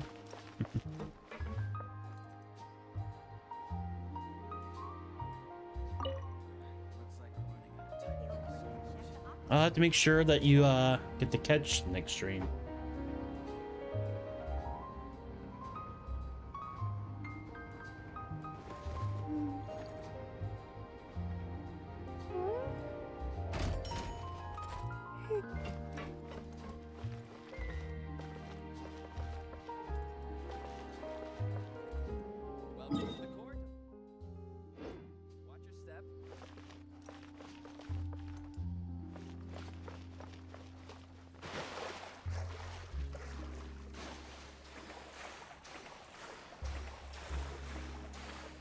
So I guess it's just you and me now, Grail. Or do you need some sleep too?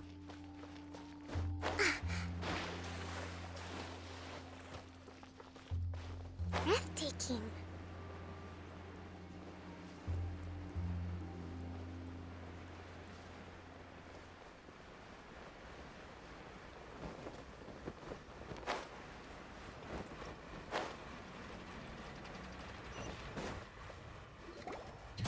Well, it is 5 a.m., but I can't sleep, so. Is there anyone here? Wow, it's 5 a.m. for you? It's only 10 p.m. for me. Oh, hello there. New customers? Looking to buy, or do you need something made? Or perhaps you're just looking for a chat with me. Oh no, we're just here to deliver some materials. Here they are. They're for making... what were they called again? Magic Pockets. Ah, these must be for Magic Pockets. I could tell right away. I've already made several orders worth now. Do we Need to pay? No need. They've already prepaid several batches worth. When they told me what they'd be using them for, I even offered them a discount. But they insisted on paying the full amount, saying that I had a business to run. It seems both their hearts and their pockets are made of gold. Whoa. So, is Linny actually loaded? I can't say for sure, but who knows? Maybe there's good money to be made being a magician in Fontaine. Hey!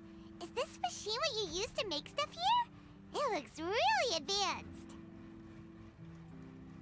Why use your hands when a machine can do the work? It would be a waste not to use the latest technology. And wasting is a kind of crime. But where does a big machine like that get its power from? Well, it's a little complicated. I'm not sure I can put it in layman's terms for you. But basically, everything we usually use here in the city is powered by indemnitium. It's a type of energy that's produced from trials. Huh? How can trials produce energy? Well, I'm not completely sure of all the details myself, but basically, when a trial is in session, the Opératrice Mécanique d'Analyse Cardinale harvests people's belief in justice and converts it into energy to be used all around Fontaine. So that's what its other function is? Paimon heard that the Oratrice was created by the Archon to make judgments. But Paimon still doesn't get it. How could something unreliable like people's beliefs be turned into a stable power source for these machines? Well, Venti and Nahida both said the gods rely on belief to obtain power. Oh, yeah! So that means the Hydro Archon relies on the machine to take the energy created by belief and turn it into power for all of Fontaine, right? Even though I've never heard anyone really put it that way before, it sounds like it makes sense. Besides indemnitium, we have another type of energy called pneumosia. It isn't produced by the power of the Archon, but it is unstable by nature. Even now, it still cannot be widely used by civilians. I thought I'd find you hard at work, but here you are chatting the day away. Since you're already talking, I'm sure you wouldn't mind a few words with me. You again? Didn't I already promise you that I'd have the more I owe to Confrérie of Cabriere by next month? Why are you hounding me now? Yeah, but how do we know that you won't go running off by the end of this month? I want 50% today. Wait, no, 70%. Huh? You... Seems business isn't so great for the workshop. We've already finished our job and delivered the materials. Maybe now's a good time to leave? Sounds like the usual case of someone owing someone else money. Hey, hold on! Before you go around trying to collect payments, why don't you settle your own debts first? If Confrérie of Cabriere wants to poach clients from Northland Bank, that's fine. But I'm afraid you still owe the bank a hefty sum of mora. So why don't we work things out between us first, before you get back to your little conversation here? You're from Northland Bank. But we said we'll pay everything we owe next month. Why are you hounding me now? Traveler, Paimon! I didn't think I'd run into you here in Fontaine. What are the chances? We're surprised to see you too! What are you doing here in Fontaine? You didn't want to stay in Snezhnaya? You sure seem to have run into a lot of friends today. Fontaine really is a curious place. Long story short, I've already been in Fontaine for some time now, and honestly, things have been pretty boring. But it seems that fate brought our paths together today. Not only will I have some good friends here now, but ones who always seem to find trouble. Either way you look at it, it seems things are going to get a lot more interesting now. Pretty sure we'd want to avoid anything that you'd find interesting. Besides, our trip here has gone pretty well so far, right, Traveler? I don't think we've already weathered enough storms for now. I don't think a little excitement every now and then. I don't mind. Hey, you, Northland Bank boy. Aren't you forgetting something? Don't interrupt. It's not often I run into the Traveler like this. Why don't you wait for me over there for a while? You kidding? Aren't you the one looking for us? You really expect us to sit and twiddle our thumbs while you catch up with your friends? Listen to me, boy. If you want your Mora, fine. Why don't you come and take it? Oh boy. Hey, I just said not to interrupt.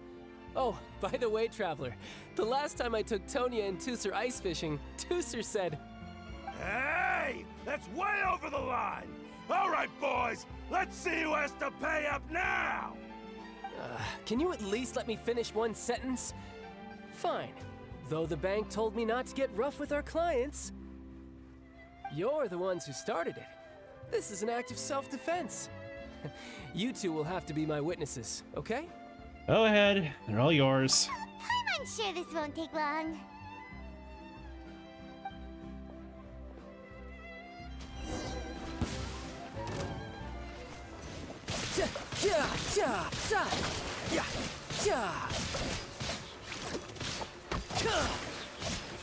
Brace yourself. This is gonna hurt. No.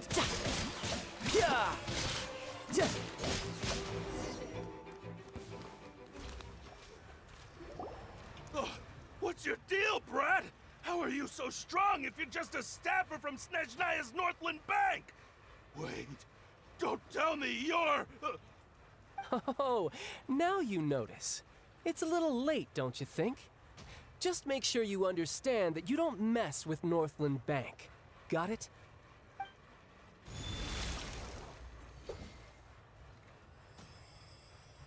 Huh? Now's my chance!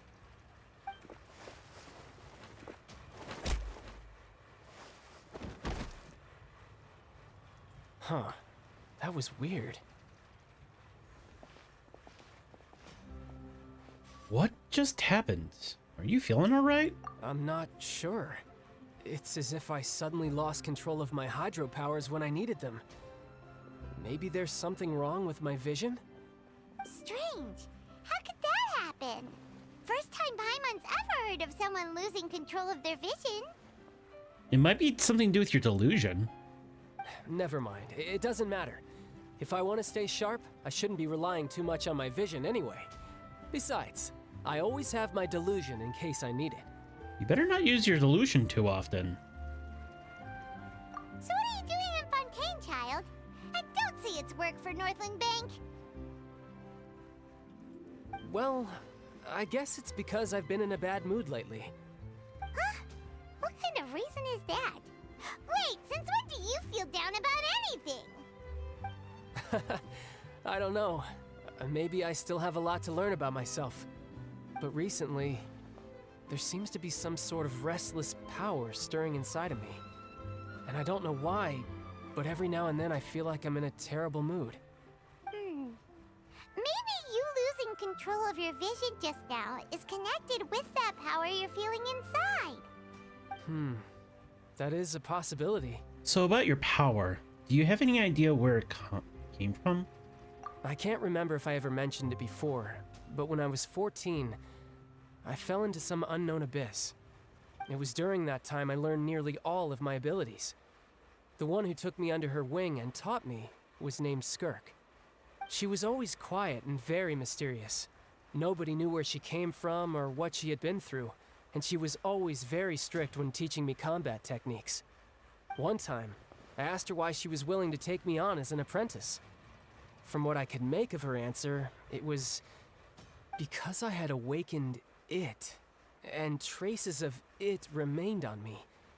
She said that all my combat training would be useful in the future. But what is it?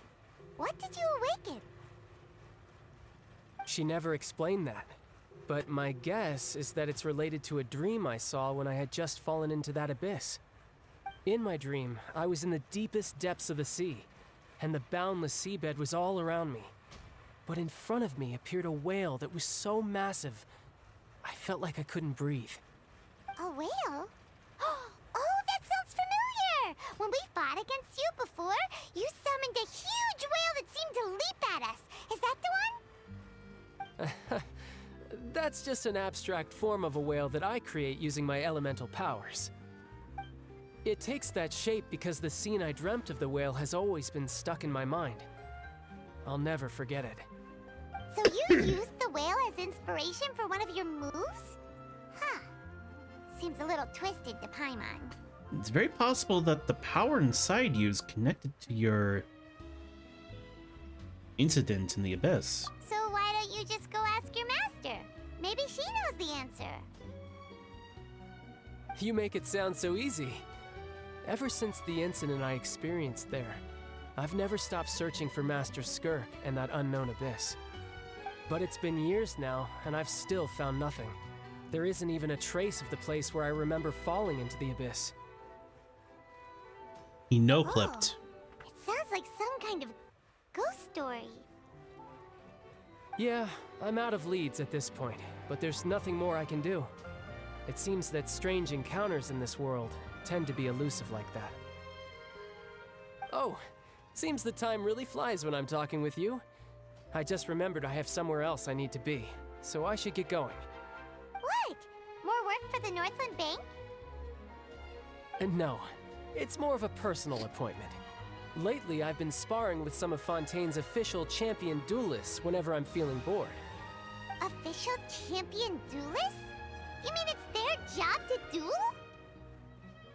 Yep, in Fontaine, before a criminal goes to court, they're given one chance to defend their honor by requesting a duel with an official champion duelist. The champion duelists are all powerful fighters selected from among the nation's best. And the duel itself is a no-holds-barred fight with no specified stopping point. So engaging in such a duel is regarded as a symbol of defending your honor. If a criminal manages to win the duel, they'll be acquitted. But if they lose, they'll have no choice but to stand trial. And the worst-case scenario is that you're simply killed in the duel. Though it's rumored that Fontaine has a death penalty, from what I can tell, no one has ever been officially sentenced to death. So really, the only people who opt to duel are those who have suffered a grave injustice in being accused, or those who greatly value their honor. Otherwise, why gamble with your life? So, do many people actually get out of their trials by winning the duel? Apparently, it's exceedingly rare for anyone to actually win. Fontaine probably enacted this system as a way to show that the nation respects the honor of its citizens. Besides, none of the champion duelists are to be trifled with, which is exactly why I was itching to face them as soon as I got to Fontaine. Apparently, the one I'm meeting today, Clorinde, is the strongest of the champion duelists.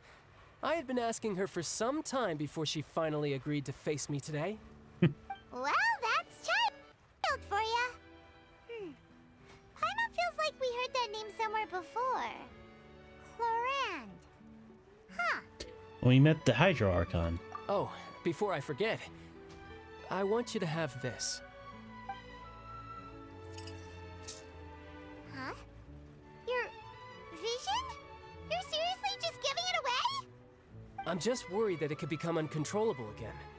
I'd be pretty upset if it got in the way of my duel, so I think I'll be better off without it for now. Besides, I just need you to hold on to it for a short while. I'll come retrieve it when I have some time later. Paimon knows what you're up to. You just want an excuse to come talk to us again, don't you? Whatever gave you that idea? I'll be in touch later.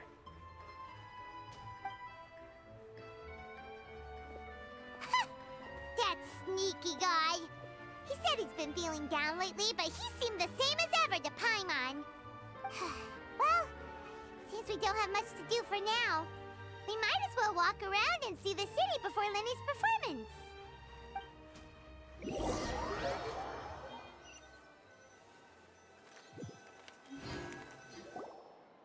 Wow! Who could have seen that coming? The reporter who was barely around for most of the story was the murderer all along! Hey, don't blur it out, Paimon. It's rude to spoil the mystery for everyone else. Sorry. Paimon was just surprised, that's all. Whew. Paimon never saw that twist coming. The murder mystery novels here are amazing. Never thought I'd see the day when Paimon would enjoy reading. Do you have any idea how long we were loitering here? The whodunits here the light novels you see from Yai Publishing House. Both have their merits, but Paimon thinks this style of novels are more, well, novel. It's so exciting to reach the moment when the mystery is uncovered, especially in the one Paimon was just reading. You should buy a copy and read it too. You already spoiled the whole murder to me. Oh, sorry about that. Paimon will be more careful next time. Hey, shouldn't we be heading to the Opera House to see Linny's performance soon? It's almost time for the show to start, so we should get going. Good point. Linny said that the Opera House is on Aranias, so let's go ride the Aquabus.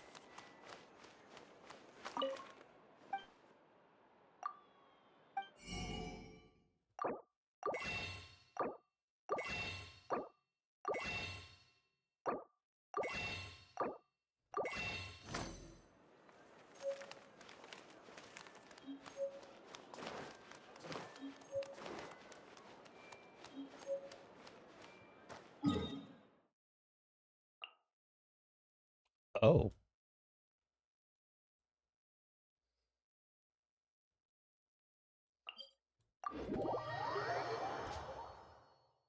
Let's just go here.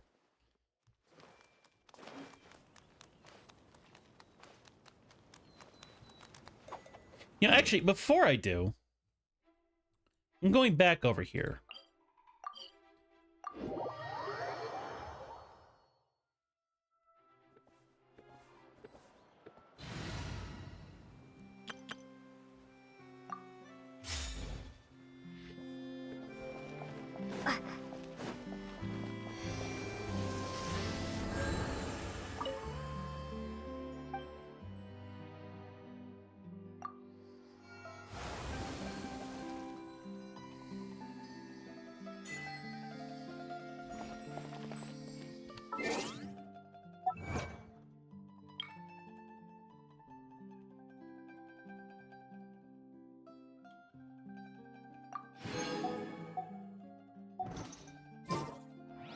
All right.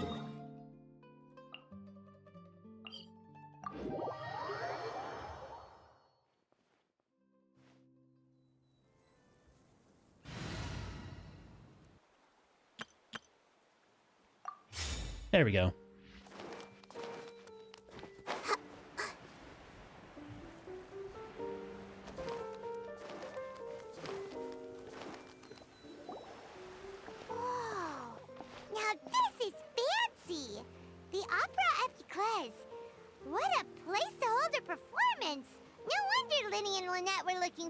To it. Huh. Looks like there's a lot of people standing around the fountain up ahead. Oh, Is it a wishing Archon, fountain? please bless us with a bright and healthy child. We pray. I don't know why you always feel the need to ask so much. I'll be happy as long as our child is healthy and lives a peaceful life. I guess if they're our kid, then there's no doubt they'll turn out smart. Maybe this is one of the customs in Fontaine. There sure are a lot of couples here. Vache. What? Huh? What's wrong? Vache. Vache. Did you say something, Paimon? No, Paimon didn't say anything. Are you hearing things? Whose voice was that just now? Welcome to the Fountain of Lucine. All the water flowing through Fontaine converges here. It's customary for newlyweds to come here and wish for children. Lynette! You scared Paimon! When did you get here? Lenny asked me to wait here for you, remember? Right. By the way, Lynette, I seem to hear a faint voice just now. What do you mean? There are a lot of people here right now. It seems as if the voice was coming from the fountain. Hey, you're not trying to scare Paimon, are you? Besides, it's the middle of the day. It's not the time for eerie things. I see. I might be able to tell you something that could help explain the voice you heard. In fact, you might not be imagining things at all. I suspect that what you heard is a result of your hypersensitivity to the hydro element. Others in my family have had similar experiences. It's because of her sensitivity to the hydro element? But what would hearing a voice have to do with elemental power? When do you cry, Paimon? Wait, what? What does that have to do with anything? Just answer me. When do you cry?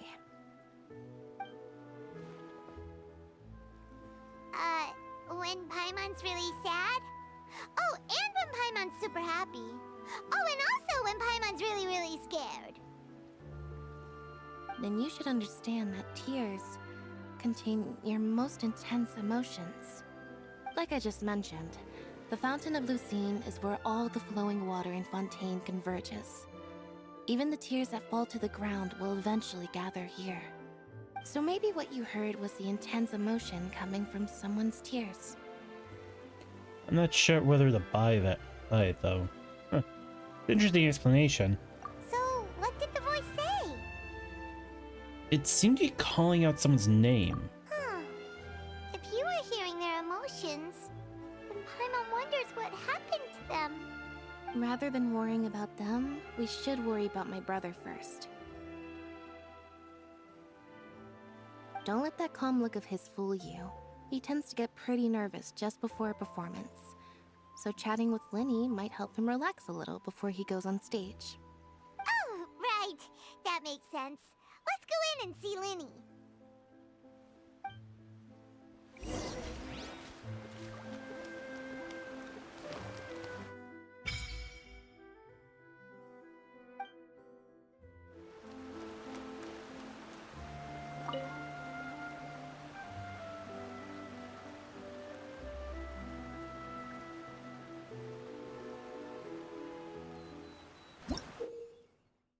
Ah, there it is.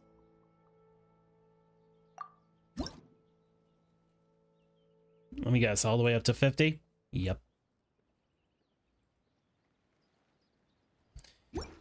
Yeah, I had a feeling.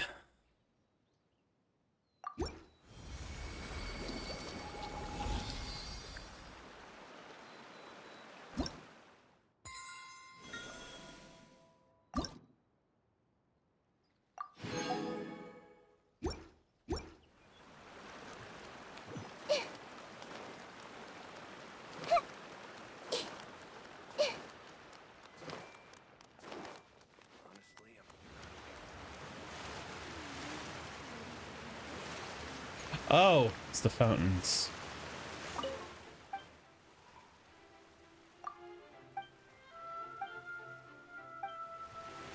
Welcome to the opera.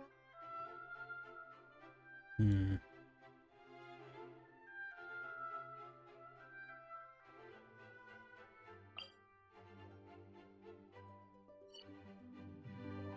Weird.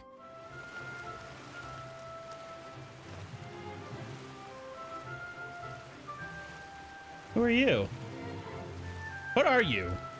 Like some sort of dog creature?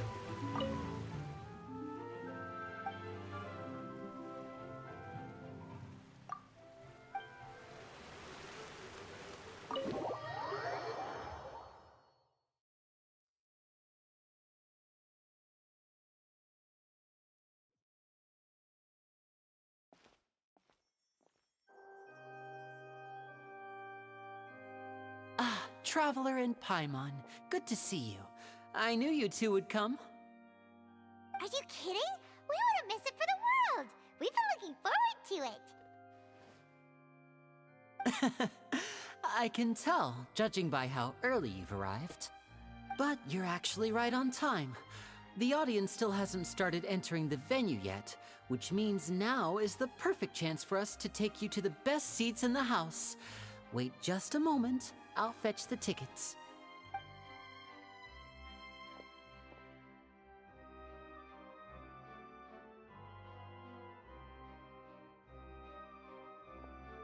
The Opera House has assigned seating, so you always have to make reservations.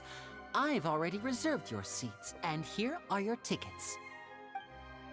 Ooh, front row seats. Thanks, Lyney. Don't mention it. There's no need to keep thanking me. Hey, Lenny! Could you come over here and take a look at this? Oh, I'll be Bakugo. right there. Seems there's an issue with the stage props over there. That's Cal, my assistant, calling me. I'll go lend him a hand.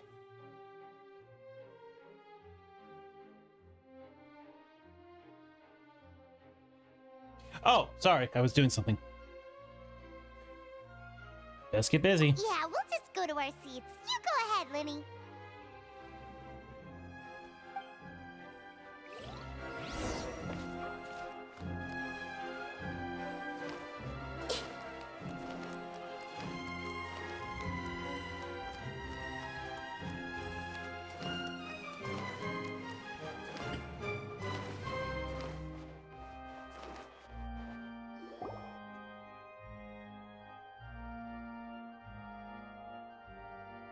Oh, these should be our seats. Come on, let's sit down.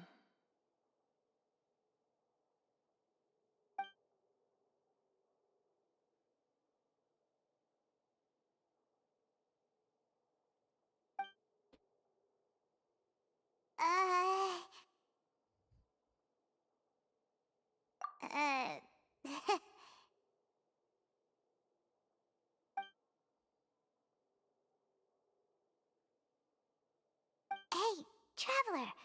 Maybe we should strike up a conversation with the person next to us. Since we're sitting together and the rest of the place is practically empty still. It's kinda awkward if we don't say anything. Isn't that usually your job? Of course you put this on Paimon. Excuse me, I did not realize you felt awkward. I am terribly sorry. I would be perfectly happy to chat with you if that is what you would like. Oh, so you heard all of that, did ya? Boy, you sure have good ears. Paimon thought she was keeping her voice down. Wait, that's not it. Paimon's sorry. Paimon's the one who was being rude, talking under her breath like that. So let's talk, but, what should we talk about? This is getting more awkward. Oh, Paimon's got it. You're also here early and sitting in the front.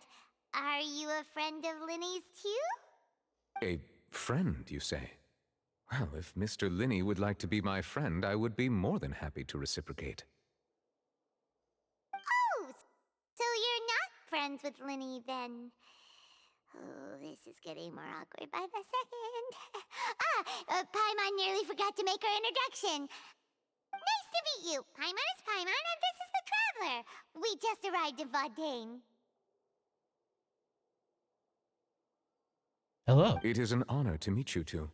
I have heard of your deeds across Tevat. And as required by proper etiquette, I will also introduce myself. I am... Oh, Monsieur Nervillet.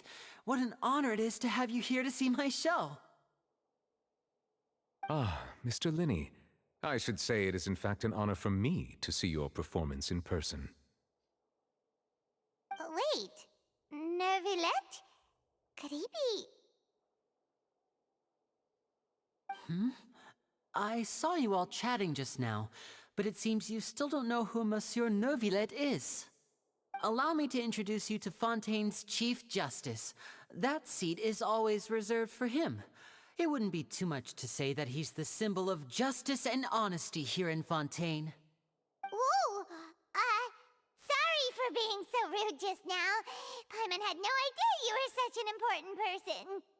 No offense taken. Being Chief Justice is merely what I do for work.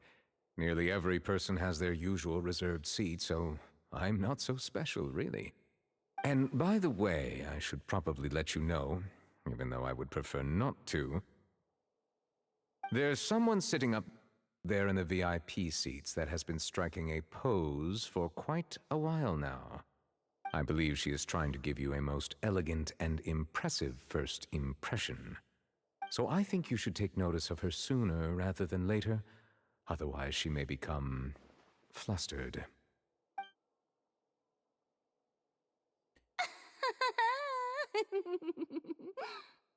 Huh? Oh, it's Farina, the Hydro Archon. Huh. She sure has a smug and satisfied look on her face. Guess she has no idea that you saw right through her act. Very good. That is for the best. No need to pay her any more attention. We may now enjoy the show. Huh? So is this what things are like between the Chief Justice and the Hydro Archon? All right, please wait just a moment longer. I've pretty much finished my preparations, and the performance will start as soon as the audience has made their way to their seats. Yay! The show's finally about to start! Paimon can hardly wait! Paimon's never seen a real live magic show before!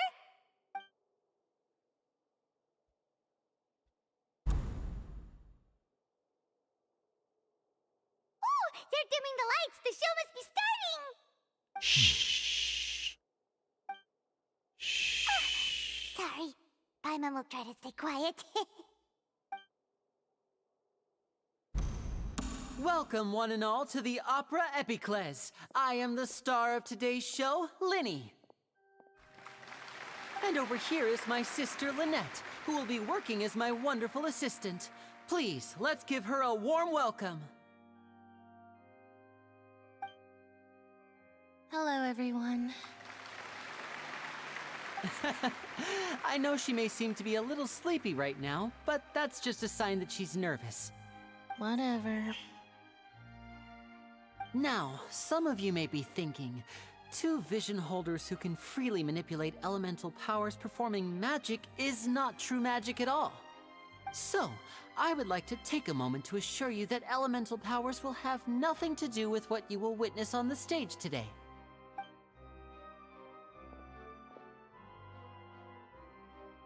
Both Lynette and myself have removed our visions for the show.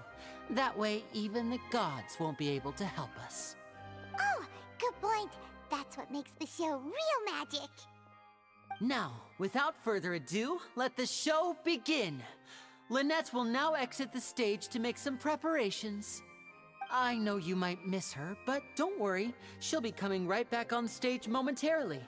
Perhaps in an unexpected way. I'm sure she'll be stealing the spotlight soon enough. Oh, and before I forget, there's one more thing I should say. You never know what can happen in the blink of an eye. A magician's greatest skill is making things disappear or appear. The possibilities are endless.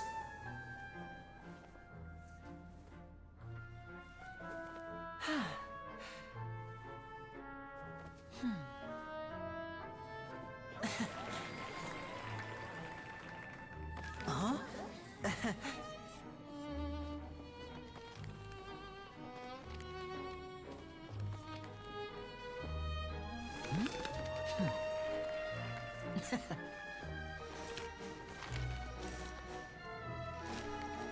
But this isn't what you came for. These little tricks, you've seen them all before. So it's time for something truly extraordinary, don't you think? This one's a little tricky.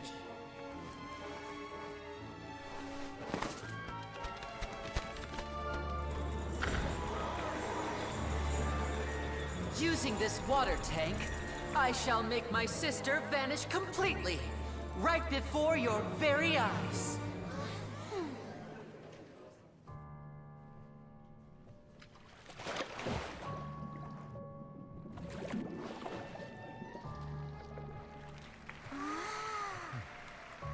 It's actually quite simple. She'll just turn into air bubbles and float right out of the top.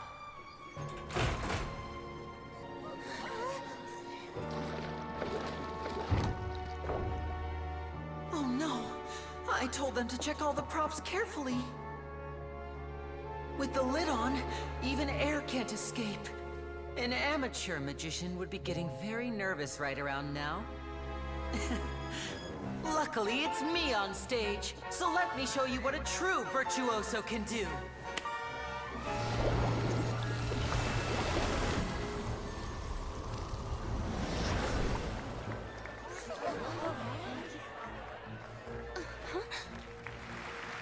Lynette, are you still there?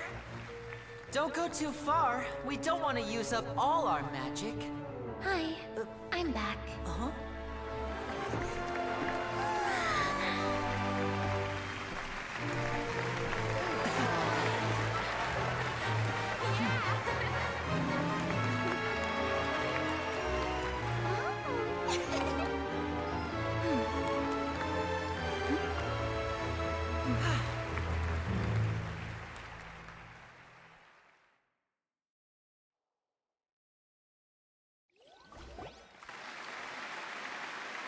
Whoa! What in the world just happened? How did he do that? Paimon didn't see him do anything! Wasn't Lynette inside the water tank?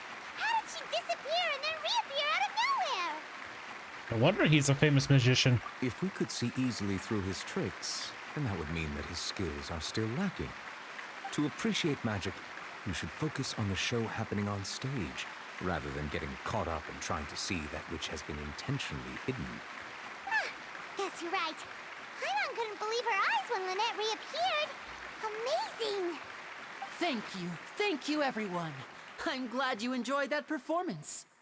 But our magical journey has only just begun. I've prepared even more astonishing surprises for everyone here. The magic of transformation and disappearance can go far beyond what you've just seen. I'm sure many of you are thinking that escaping the water tank was impressive enough, but Lynette is still my assistant after all. In which case, I have ample time to make all necessary preparations. So, for my next trick, I will require the participation of one lucky audience member. Please, if my assistants could bring out the magical boxes now. There are 2 boxes and only 2 boxes. One is here and one is there in the aisle among the audience.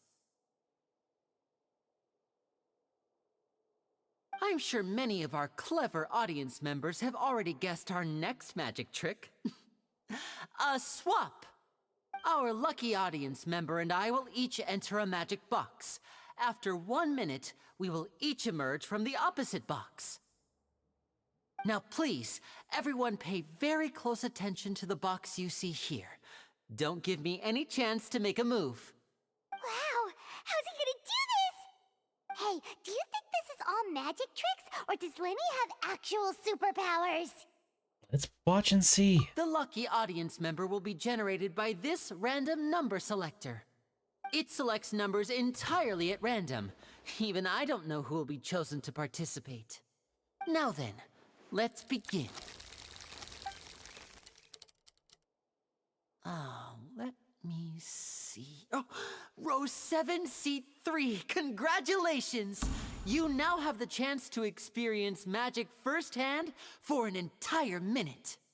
Please, come forward. My assistant will take you beside the magic box. I'm sorry, it might be a little cramped inside, but no need to feel nervous. We've carefully arranged everything for you to be as comfortable as possible. You don't need to do anything, but no matter what strange things may happen, don't come out of the box. If the magic is interrupted, who knows where you might end up? You might even find yourself in the Fortress of Meropide. Oh, okay. All right. Before I enter the magic box, there is one more thing I need to ask the audience to do. Could you all give me a countdown? Like this. 60, 59, 58. Just keep counting down. You can go a little faster or slower if you like. I won't be able to see anything in the pitch black box, so I'll be relying on your voices to know when time is up. Oh, and no tricks now. If you quickly count from 60 in just 30 seconds, then I'll be in a tough spot. Ooh! Paimon kinda wants to count faster after hearing him say that!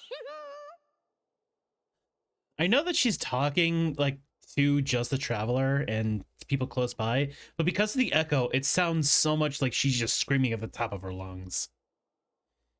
Which is the whole crowd counting together. You couldn't even do it if you wanted. No, that won't do. I can see it in your eyes. You still can't be trusted. Let's practice together. Come on, repeat after me. 60, 59, 58. 60, 59, 58! That's right, perfect. Keep it going. All right, I'll see you all on the other side once you've finished counting.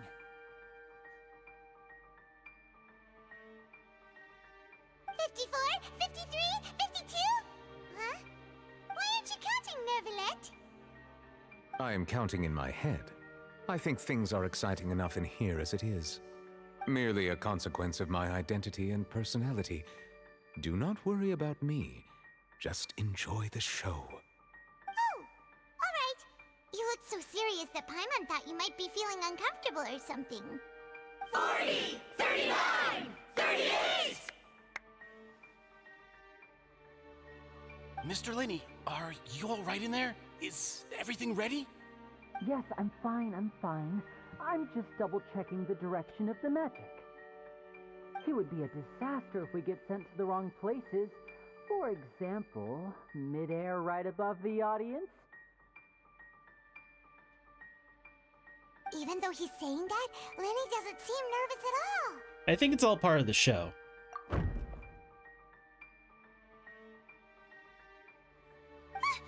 What was that noise? Did you hear it too? Did it come from the stage? Not sure. Anyway, it doesn't seem like anyone's worried about it. 25! 24! 23! What's wrong, Mr. Linney? I can still hear you moving in there. I seem to have accidentally knocked over a decoration. I'm trying to fix it, but it's pitch black in here. I can't tell left from right. Never mind the decorations. There's no time for that. The show is what's important. No, that's unacceptable. I want my show to be perfect. Don't worry, we still have 20 seconds. Hear them counting? 19! 18! 17! It seems things aren't quite going as planned. I apologize, everyone. It feels like you're all starting to count faster, but that's all right. I know it can be tiring to do such a long countdown. 10 seconds and change is still plenty of time. Another cutscene. Almost there now. Whew. Swapping two people is harder work than you might think. Even a master magician like me can't guarantee I'll get it right the first time. Hey, wait! Is this the back one? I can't tell. They both look the same inside. Huh? Nope, that's not it. I'll try again. 7! Hey, slow down! Honestly! 5! 4! 3! Whoops! That doesn't count! 0!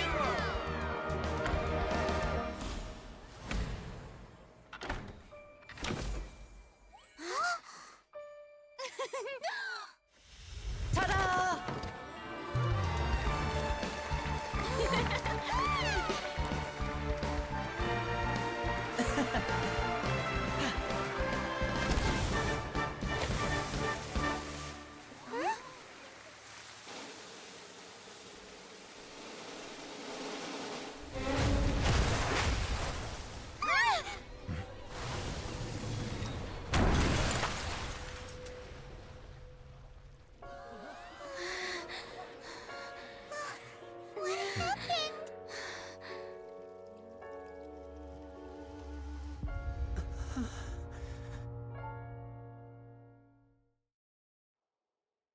Well, that's not good. Huh? Is this part of the show? Mr. Linney, you're going to use magic to fix the stage now, right? What happened? Oh no. Maybe this isn't part of the show. The girl was still in that box, right? This performance is over. Medical staff with me. Guards, secure the scene and detain all the performers. Seal the exits. No one is allowed in or out at this time. Yes, that's right. If this was just an accident, then we must investigate the cause. But if this was all part of some scheme, then then those accountable will not escape the judgment of the God of Justice! No need to be alarmed, you two. We'll get to the bottom of this soon enough.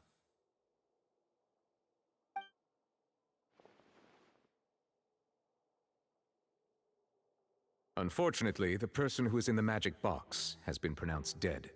His name was Cowell, one of the assistants in Linny's magic troupe. Apparently, the fireworks on stage ignited the ropes that were suspending the water tank, which then caused the tank to fall onto the stage. As of now, we are still not sure why we found Cowell in the box, rather than the guest from the audience. And after an initial search of the area, the guards have confirmed that the girl is nowhere to be found. It appears that this incident was not merely some mishap with the performance. And there are many indications that it is connected with the case of the serial disappearances of young women. The serial disappearances case? That's the case that Charlotte mentioned before!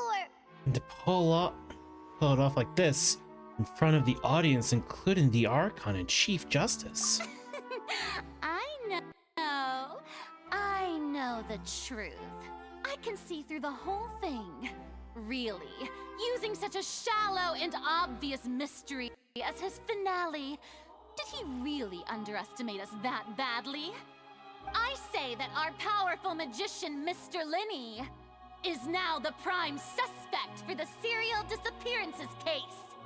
Huh? Why me? This whole thing was an accident. Oh, this all occurred during your magic show, did it not? The missing girl disappeared after being chosen, did she not? The deceased is one of your assistants, is he not? Now that I think about it, that whole speech about magicians making things disappear was nothing more than a provocation, a bald-faced challenge. That can't be right! How can Linny do this? He was in the box on the stage the entire time! We could even hear his voice! Besides, before the show, he told us that he would like to catch the criminal behind the disappearances!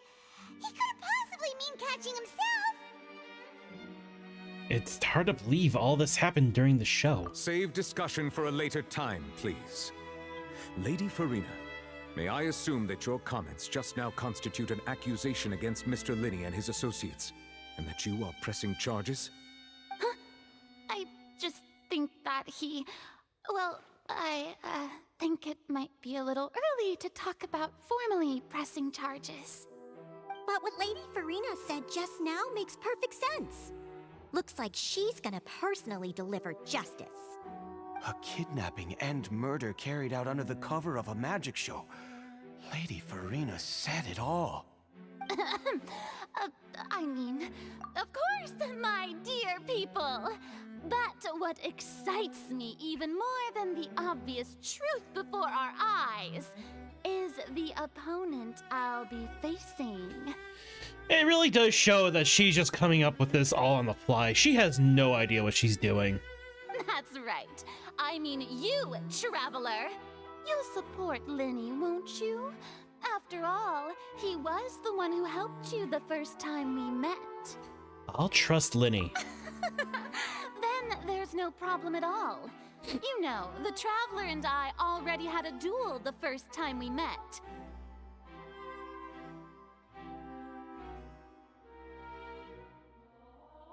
But with Linny's help, our little duel ended in a draw.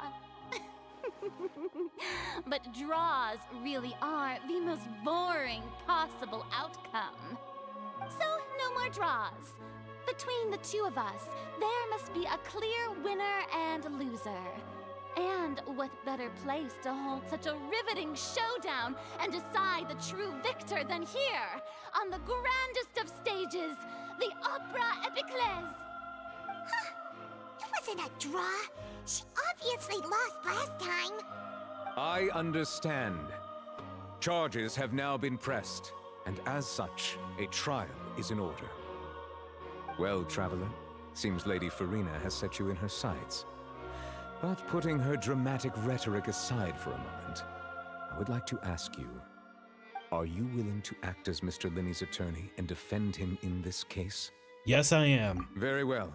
The trial will be held a day from now in the Opera House. Both sides may investigate the scene to build their cases and search for the truth. I really hope this ends up like Ace Attorney. Linny and his troupe are all potential suspects and shall remain within the Opera House. The audience may begin to leave in an orderly fashion once they have been cleared by the guards. A day isn't that long. Let's see what kind of case this big shot Outlander can build in such a short amount of time. I'm really quite looking forward to hearing it.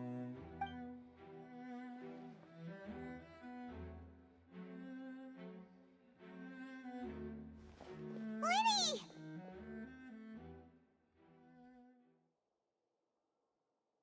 Sorry about everything that happened just now.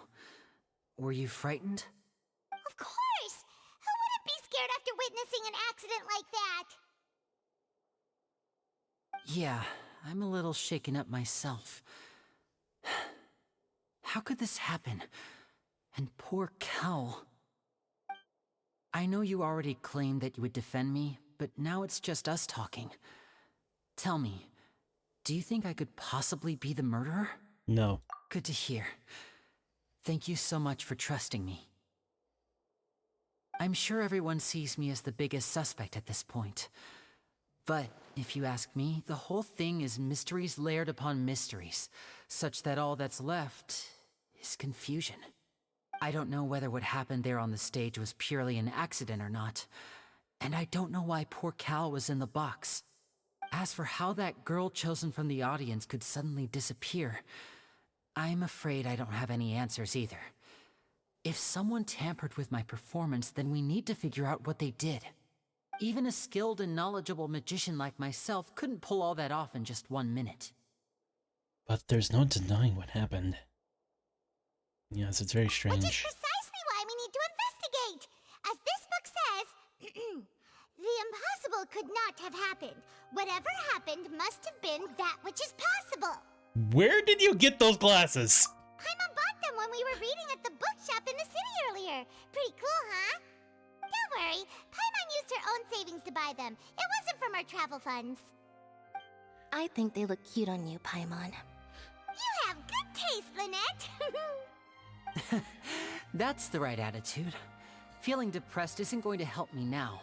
I need to get back to my normal self. But with the guards watching our every move, it's going to be especially difficult for Lynette and I to prove our own innocence. Good thing you agreed to be our attorneys. Thanks for that. We'll be counting on you. Yes, thank you so much. Won't let you down. I'm used to this sort of thing. Yeah, just leave it to us. Oh, since we're going to start investigating, Paimon has a question first. Where did Lynette go during the performance? Ah, well, I'm afraid that would involve some of our essential trade secrets as magicians. The secrets behind our magic are past saving, Linny. I suppose you're right. The truth behind our tricks is going to be important evidence that will be weighted during the trial. 'Tis truly a pity. As a magician, our magic show is a work of art. We've poured countless hours and spared no effort in perfecting it. But if revealing our secrets will help you uncover the truth behind what happened, then it will be well worth it. We should go somewhere else if we're going to discuss our magic tricks. We'll go speak with the guards, and in the meantime, you can go investigate the stage and the seating areas. Alright, let's go have a look while the investigation teams are still here. Detective Paimon is on the case!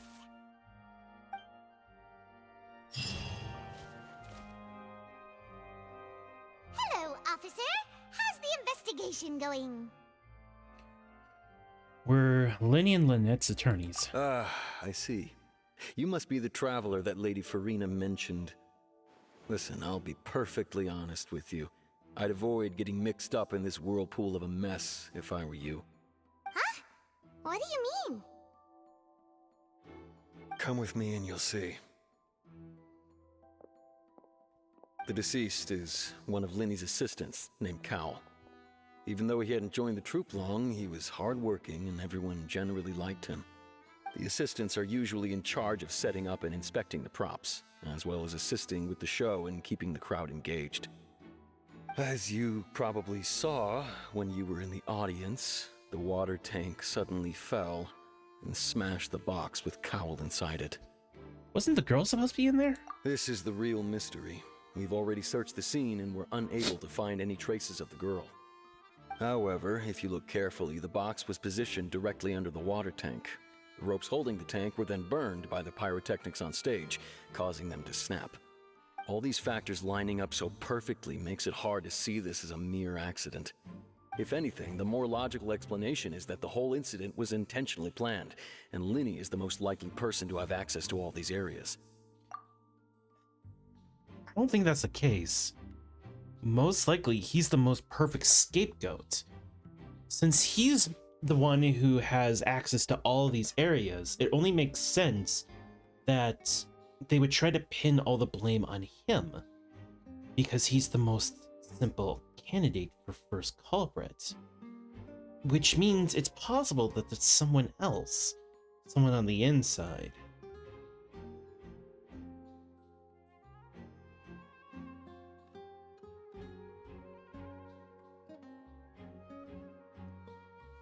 I think I know who did it. But he doesn't have a motive. Are you both good friends of his? Well, you can't say we're good friends, but we've known each other for a little while. So in just a short time, he was not only able to win your trust, but even convince you to act as his attorneys. I know there's no such thing as magic. The real trick of a magician is holding the audience in the palm of their hand. I've seen a lot of cases, and I can tell you that people are the least reliable kind of evidence. People can also be the most reliable evidence.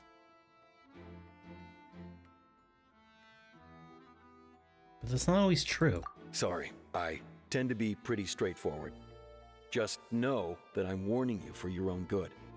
Anyway, you may investigate the scene of the crime yourselves if you're curious. Who knows, maybe you'll be able to come up with some new evidence.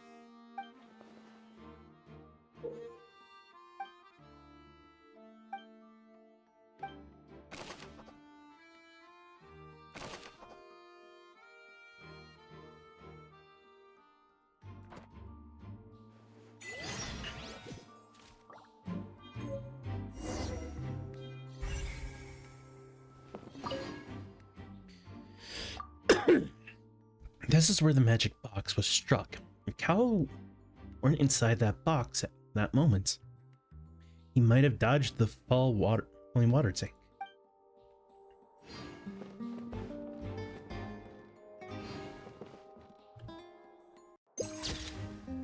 Oops. So this is the rope that broke and caused the water tank to fall. The rope looks pretty durable. How can it be burned through so quickly by fireworks? So either Linny didn't realize how this was a safety concern, or... Why are you suddenly so serious, Traveler? I'm just looking at where the rope snapped. Whoa. Look!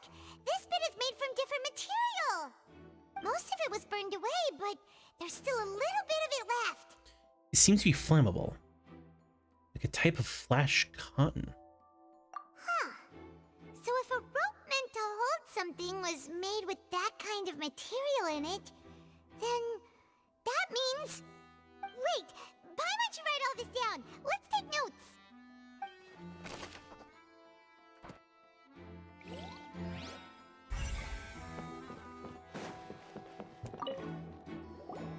Hello there. What are you investigating?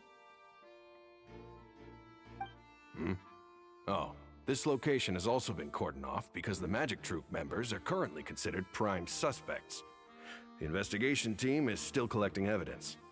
The seats were all booked in advance, so we were able to deduce the missing woman's identity by checking the guest list. Could you tell us who she is? We're Lenny and Lynette's attorneys. Sure. It's not like this is confidential information. We will publish it later anyway when we petition the public to help us find the missing person. Her name is Halsey. She's a painter from Fontaine who's made a bit of a name for herself. Apparently, she wasn't a regular at the Opera House, but she'd been feeling some pressure with her work lately, which made her decide to come see the magic show. The magic troupe members all claim not to know her, and we have looked into her social connections. It seems that she has no personal grievances or conflicts of interest with the suspects. Simply put, she wasn't related to the magic troupe at all, which matches the features of the previous serial disappearances. Were the victims of previous cases also chosen at random? That's how it seems to us, in any case. Apart from the fact that they were all young women of around the same age range, there really weren't any other connections between them. Okay then. Thanks for letting us know all this. No need to be so formal. If you do happen to see the missing girl, please be sure to contact us. It is of utmost importance that we get to the bottom of these disappearances.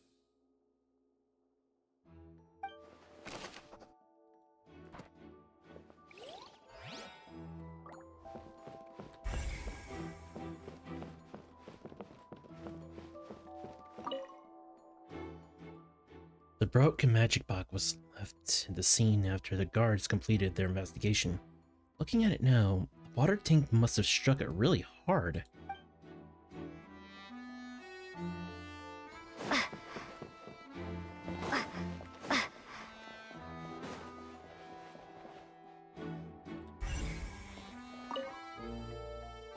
It looks like an ordinary box, but Lenny somehow moved instantly from the stage to being inside of it. They do it.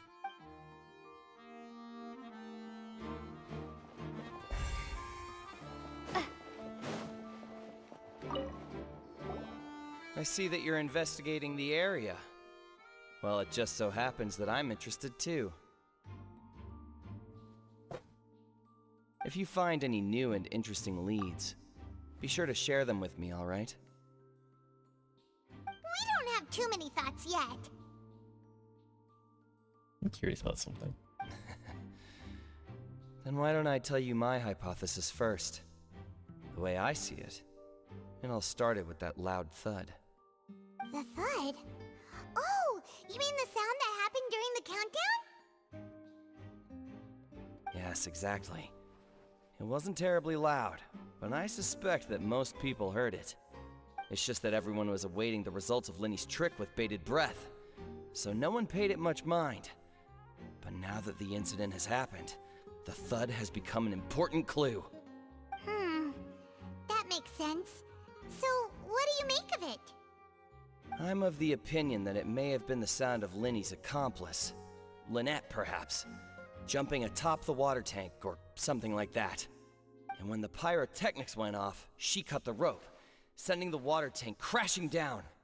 But wasn't the noise we heard too loud for that? Perhaps the balance wasn't right, leading to a particularly rough landing. Then wouldn't the water tank have started to swing a bit in that case? Oh, that's true. I suppose I must reconsider. That does remind Paimon, though. What was with that sound?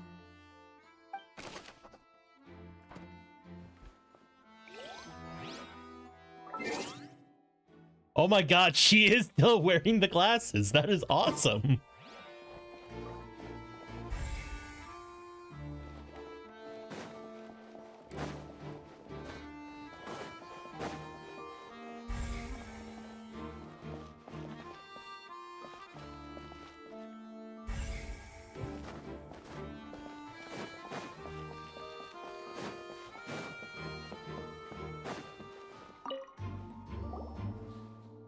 The investigation team has some new findings.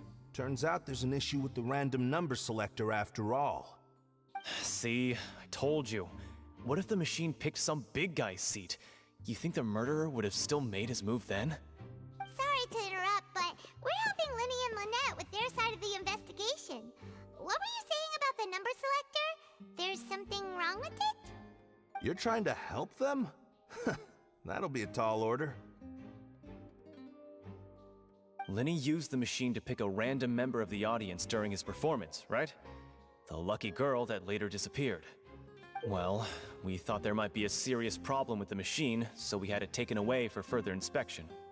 It turns out that the seat number it picked wasn't random at all. The machine picks that same number every time. I'm sure you already know that you have to make a reservation in advance to get a seat, regardless of whether it's a trial or some performance. In other words, Lenny knew who would be sitting where from the very beginning.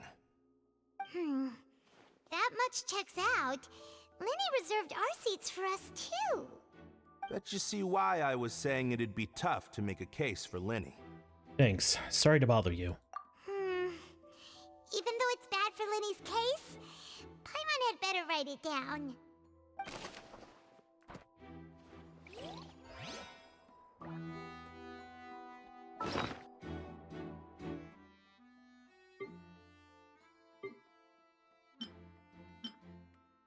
Whoever the murderer was, they must have made preparations well beforehand. This rope was obviously tampered with. People needed to register and reserve a seat for the show. That, combined with this number selector, could allow you to pick a young lady instead of some old fogey. Why would it be him? How strange. Gosh, no wonder the serial disappearances never got solved. We all heard that noise, didn't we?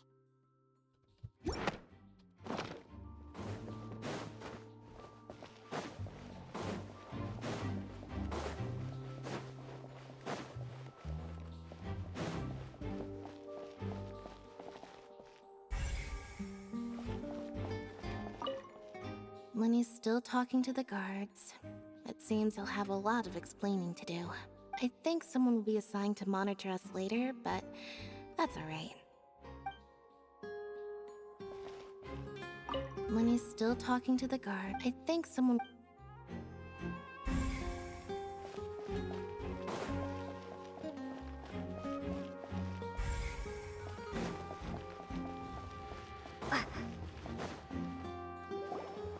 Hey, you! Yes, both of you! Over here! I've been keeping an eye on you for a while now. Huh? You mean us? That's right. If I'm not mistaken, you're also among those who wish to cut down the thorns and pursue the truth. No? And by the looks of it, you're not from Fontaine. Well, you're right on the more about that one, but who are you?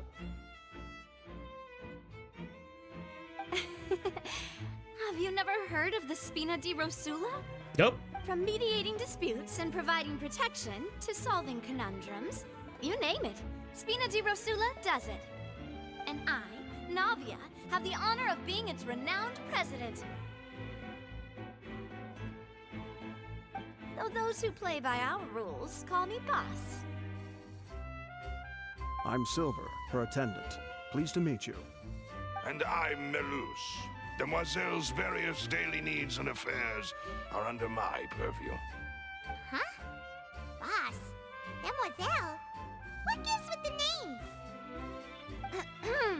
Well, I am the second generation president. Melus and the others are still used to my previous title. My apologies, Demoiselle. Should you prefer, boss, I will endeavor to use that instead. No, no need. You don't have to call me boss. Just Navia is fine. Okay, if you say so. Not that we're members of Spina di Rosula anyway. All merely trifling details. Never mind. Now, back to the situation at hand. So you want to investigate it well? That's right. I've always kept an eye on the serial disappearance cases. My interest stems from a matter back from my father's time. Judging from the look of things, I find Lenny an unlikely mastermind. Really? We think so too! That's why we're looking for clues now! But how did you come to that conclusion? Intuition, naturally. My unparalleled intuition. Okay. Farina sure was quick to point the finger at Linny without any decisive evidence whatsoever, wasn't she? Yeah. But that's not uncommon for her. If you remember, the Justice had to interrupt her and ask if she was pressing charges just to keep her from getting carried away. Anyway, a trial begins the moment someone levels charges. And, of course, there was no way Farina was going to back down in that situation. Sounds more like you just don't trust the Hydro Archon. Well, what's your opinion? I must admit that she can be interesting at times, but liking her doesn't mean that I'll blindly agree with her. Oh, when you put it like that. All right, I've answered your question. Now, it's time you answer mine. Wait a minute, did that answer count? Well, I say it does. But don't worry, you won't hear any pointless questions from me. In your opinion, do you think it's right to treat a trial like it's an opera? No. Well? Not always. And why would that be? Doing so makes it easy for the truth to fall by the wayside. Something serious like a trial shouldn't be treated as like entertainment. See, Silver and Maloose? I told you they'd be different. Most astute of you, demoiselle. I too think that the Traveler's response was most excellent. No matter how wonderful the script or how fervent the audience's expectations may be, the trials that go on stage here must be based in fact. And if that can be done, boss, then... All right, that's quite enough, Maloose. Anyway, I like your answer. You passed with flying colors. Now, I need to make some preparations, following which our joint investigation shall commence. You two shall be my assistants. No. Wait! Since when did we become assistants? Oh, well, I can be the assistant, sure. Or your companion, if you like. I'm really not that fussy. That's more like it. I think you're missing the point, Paimon. Far be it from me to brag, but I believe that Demoiselle's intuition will be instrumental in uncovering the truth. You wish to save a friend from false accusations, and we wish to unravel the disappearances. In this sense, our goals are aligned. You have a point. Huh. You're quite the talker, aren't you, mister? And what about you over there? What do you think? You seem like you've got something on your mind. I have nothing to add. Oh, alrighty then. We'll be making some preparations first. Just be sure to let us know if they start revealing Linny's tricks. Thanks!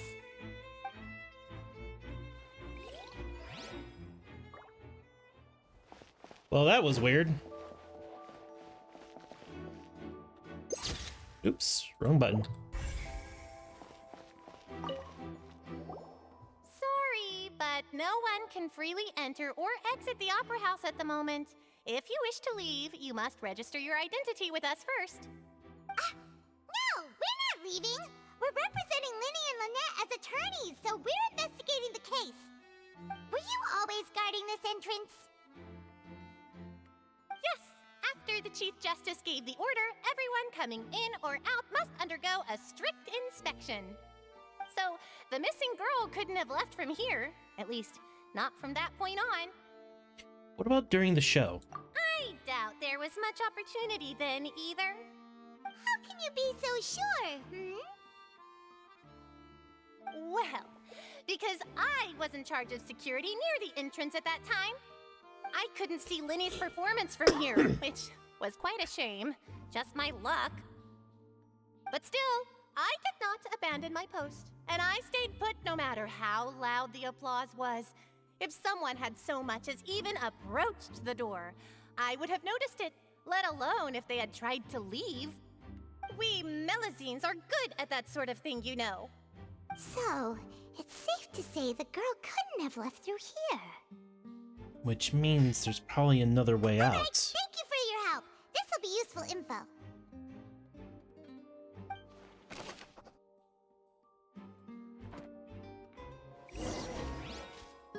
We've checked everything of note here at the performance venue. Paimon wonders how Lenny's discussion with the guards is going. Let's go see, shall we? Ooh, things are getting interesting, huh?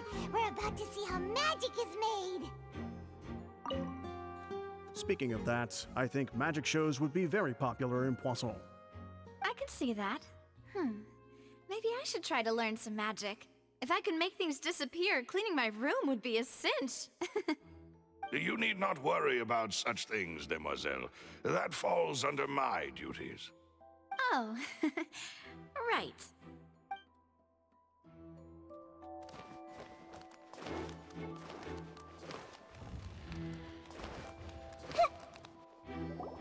Understood. Then I will be going with you. Just so you're aware, I will be monitoring your actions and making notes as necessary. Very good. Thanks for being so agreeable. I'd pull a rose out of my hat as a gift for you if I could. You may spare the pleasantries. I'm just doing my job. You've arrived. Who's this? Me? I'm Spina di Rosula's guardian angel. If you've got a problem, I've got the firepower. Sorry, I got a little carried away there. Call me Navia. I'm a partner of theirs, and will be helping investigate this whole situation. And these are my companions. Would you mind if they join as well? Fine by me. Oh, new helpers? I would be most grateful.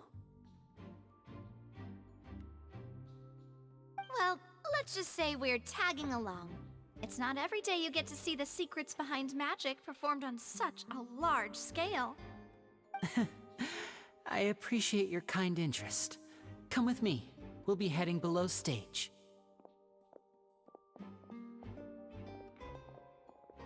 Huh?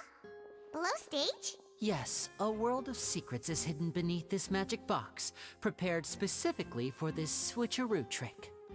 But before I reveal everything, you should have a look first. Notice anything strange here?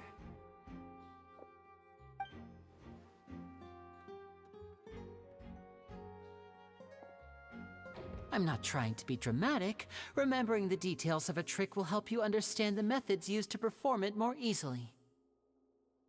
Huh. Weren't there balloons and other decorations here? Where did all that go? Ah, good eye. That said, you're still far from discovering the answer. Back of the door isn't the same. The back? You mean the inside of the door? What's different about it? Paimon didn't notice anything. Very good indeed. I thought you might not be able to catch that, given that you were sitting in the first row. The back of this door was patterned. Those patterns are now gone, replaced by a smooth wooden board. So, if you put 2 and 2 together, what do you get? There's another box inside of this one.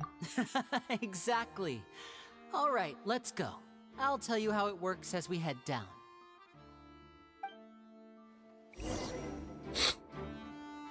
Oh, so there was a passageway under the magic box! And the passage linked the two boxes together. I knew you'd figure out most of it as soon as you saw this place. The 2 magic boxes are positioned right above the 2 entrances of the tunnel. See this flatbed trolley? The box with the lucky audience member in it would be shuttled over to the other side using the trolley. This trolley can raise and lower and even rotate, ensuring that the box will face in the right direction. I see. So that's the purpose of the box inside another box. Precisely. The inner box would descend after the audience member was put inside and be moved along the trolley, all while the outer box would remain on stage as if nothing had ever changed. So that's how you did it! Once the box was lowered, the trolley would store some energy through this device here, with which it would complete the rest of the steps. The audience member would only be able to feel some slight movements in the dark, and by the time she walked out, she would already be back on stage. And what about your side of the trick? Right! You were talking that whole time, and you even came out for a moment near the end! Ah, yes. A phonograph operated by Lynette was used to achieve that effect. My assistant and I had already scripted our conversation beforehand. When the countdown began, I had already gone to the opposite box via a tunnel using that ladder. And what about Lynette? Where was she? I was in the mezzanine space in the back of the box. Oh, interesting! That's how we were able to coordinate Linny's lines with the assistant. And, by the way, I was the one who walked out of the box at the end. I mean, we are twins. All it takes is a change of clothes and no one can tell who's who. And that's my favorite part of this trick. Only Lynette and I can perform it. So that's how it all worked! Wow, every detail you revealed was more amazing than the last! I can tell a lot of thought was put into this.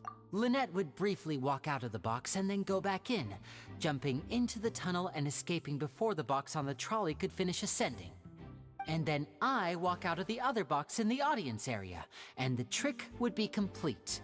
The operative word here being would. But as you saw, Cal was in the box, not our audience member.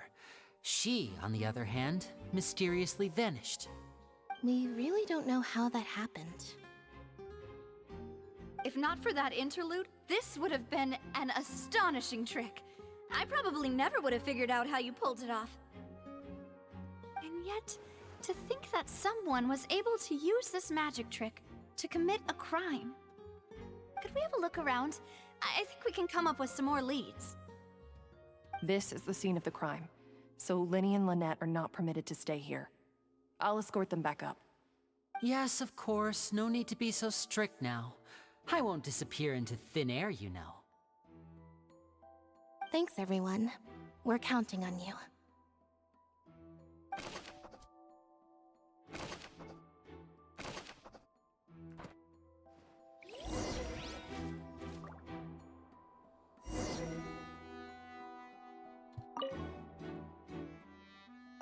This should be the control device for the trolley. Seems to be able to operate automatically.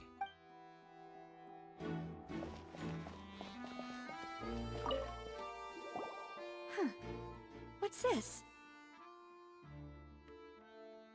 Looks like a hook tied to the end of a rope. Huh? There's all kinds of odds and ends here. Then he didn't mention this either. Perhaps it was a prop for a different trick. But why would it have been left here? Whatever it is, let's make a note of it first.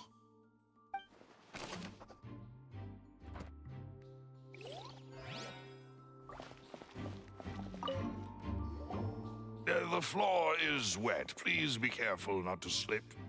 Speaking of which, why would there be water here? Maybe it was for a trick.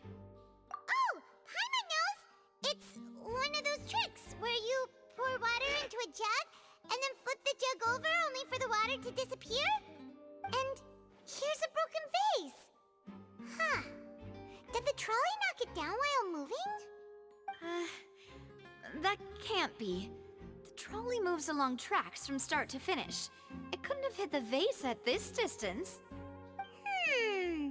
Let's note this down too and think about it later.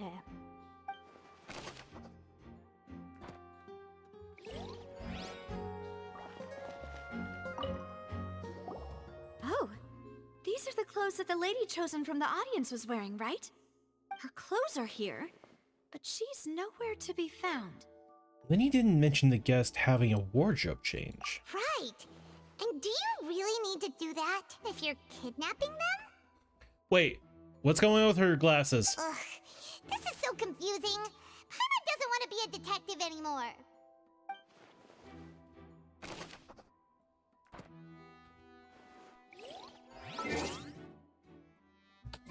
Why were they spiraled like that?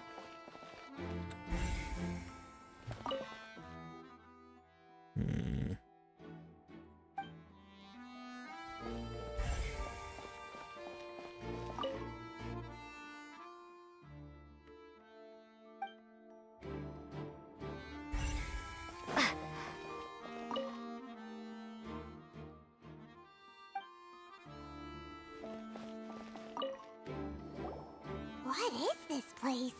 Looks like a vent. It seems someone could fit through here. Huh. Could this have been the suspect's escape route? Alone, perhaps. But if they had to pull another person with them, the space would be too narrow. But there are no other ways in or out of here. Other than those that go through the magic box. Or in the 2 magic boxes. Oh, you're right! Let Paimon write that down.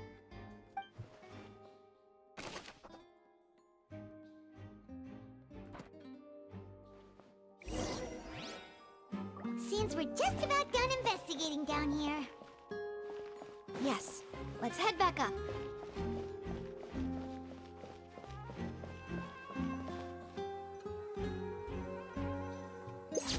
Ah! Wrong button again.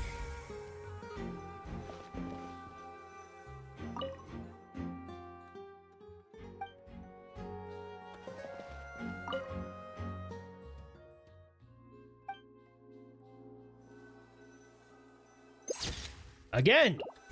So used to Z being the use of the thing.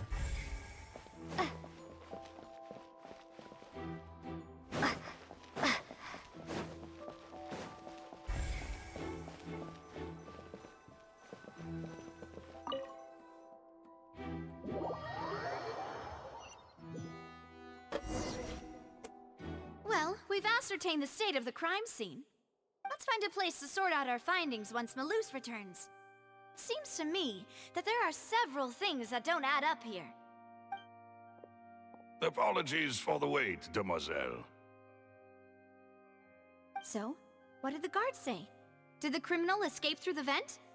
They believe the odds of that are very low, since the vent leads to the Opera House's basement. The guards have checked the area carefully. No one left through the basement during the performance or after the incident, and no one was found hiding there. So the tunnels become like a secret chamber then. You know, like the kind you usually see in novels. It would seem so. The plot thickens. Halsey's disappearance and Cowell's death are both quite inexplicable. No wonder Farina was so confident in her accusation. All the current evidence points toward Linny and Lynette. In other words, the charges are very likely to be upheld unless we make some considerable progress. Charges and then trial. So if the charges are upheld, they'll announce a sentence? That's right. This is how a trial goes in the Opera House. During the proceedings, the Chief Justice and the Oratrice will hear statements from both sides. Oratrice will too? That's right. This is how indemnitium is produced. The statements from both sides, the defenses from attorneys, witness testimonies, and even the audience's emotions will all be projected on the Oratrice. To put it simply, it's as if the Oratrice has its own will, and is a judge in its own right. This also precludes any kind of favoritism on the part of the Chief Justice. And not that this has ever happened anyway. Fascinating. Once both sides have finished speaking, the Chief Justice will make his final decision. This, too, will be used by the Oratrice as a reference. Then, finally, the Oratrice will be consulted by officials. The result it returns is the will of justice itself. Huh?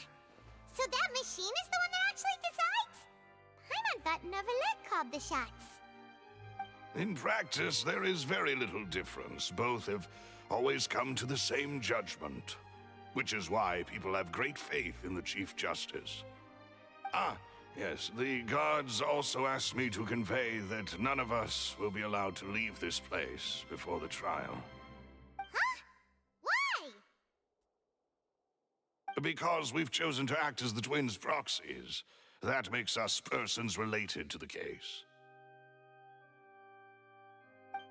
They're concerned that we might be colluding with outside parties, or that we might find outside help to disrupt the case.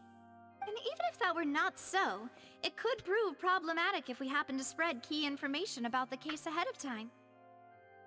I'm ready to break out at any time. Whoa, whoa! There's no need for that! Paimon thinks they have a point! That said, are they providing food? Of course. I just hope you don't mind the lack of options. I'm afraid that catering to all tastes is not in the cards, nor is any guarantee of balanced nutrition. No, it's not the time to be picky. In that case, let's just sort out our findings together here. Pity.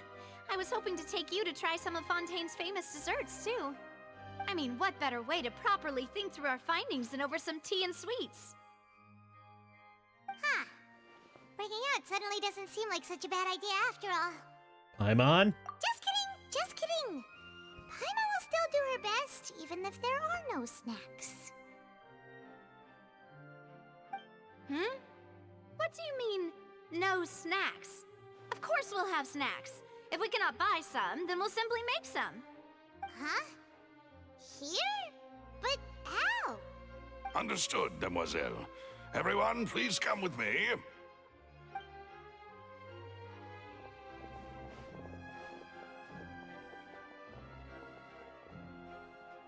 Wait, you're carrying a portable stove with you?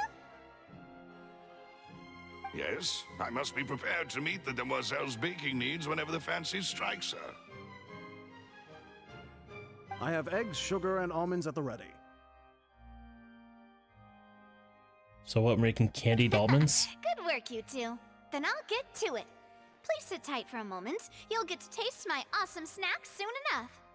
These three are quite the interesting group. Must be Spina de Rosla thing.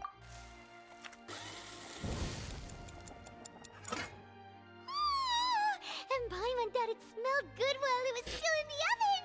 Oh, it's even better now. Paimon can't stop drooling. From the way you had these two guys carrying all that stuff around, Paimon thought you'd have them do more during the baking process. But you ended up doing the entire thing by yourself! Beating the egg whites, grinding almonds, everything! I was applauding. And I was giving encouraging smiles. That's not quite what Paimon meant, but okay. Paimon was just thinking, aren't you worried about getting your fancy dress dirty beating egg whites and baking like this? Well, I don't think it's carved in stone anywhere that fancy ladies can only read books, sip tea, ride horses, and play the piano. I just really enjoy making snacks. Don't underestimate beating egg whites, by the way. It's a real arm workout. You also need to beat them to just the right consistency, or your macarons will crack. Anyway, give these a try, fresh out of the oven. There's 3 for each of us. Only 3? Well, eating too many sweet treats might send all that sugar to your head. You wouldn't be able to think clearly about the case on a sugar rush, would you? Tea is ready to be served as well. This is Demoiselle's favorite, strong black tea with a floral fragrance that clears the mind and lifts the spirit. Why don't you take a break as well? No need for concern. I'm merely doing as I should.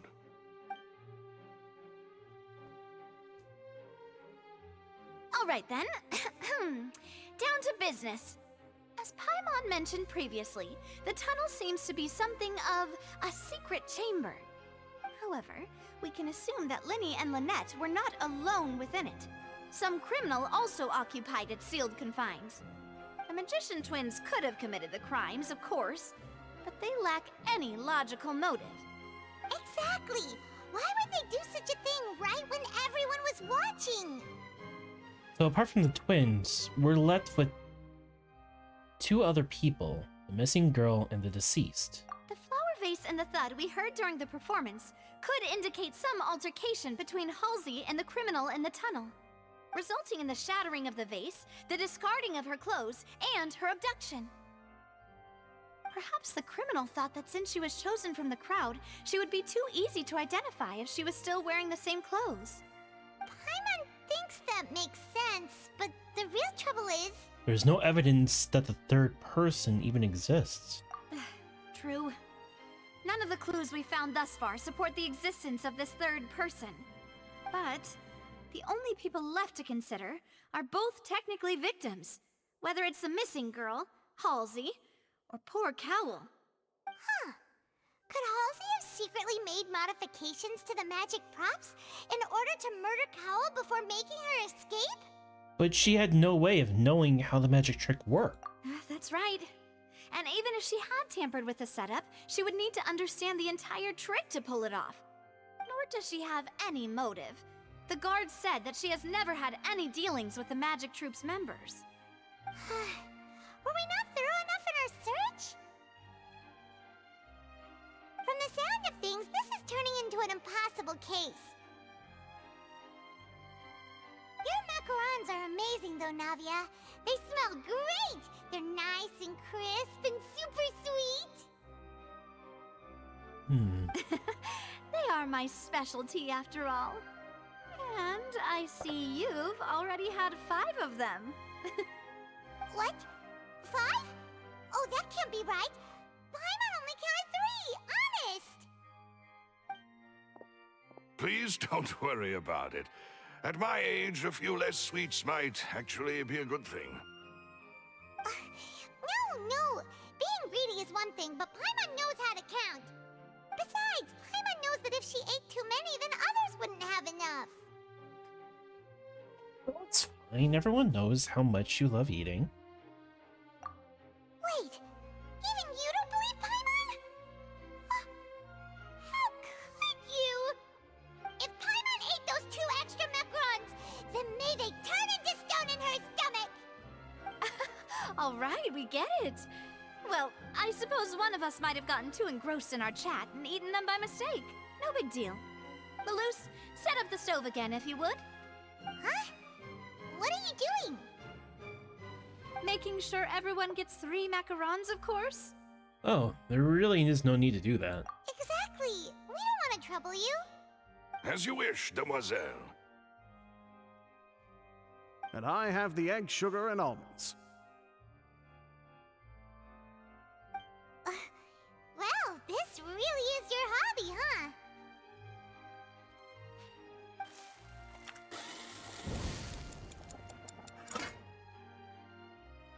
Well, that's it for snack time. I'm going to have another look around the area. I don't know what we're looking for yet, but we've still got some time. As attorneys, I suggest the 2 of you think the case over again. I think I already know what's going It on. would be awkward if you got all tongue-tied on stage during the trial. Alright, thanks for your help, and for the snacks. It was nothing. A small task for the Spina di Rosula. Silver, Malus, it's time to go. I'll be back if I find anything new.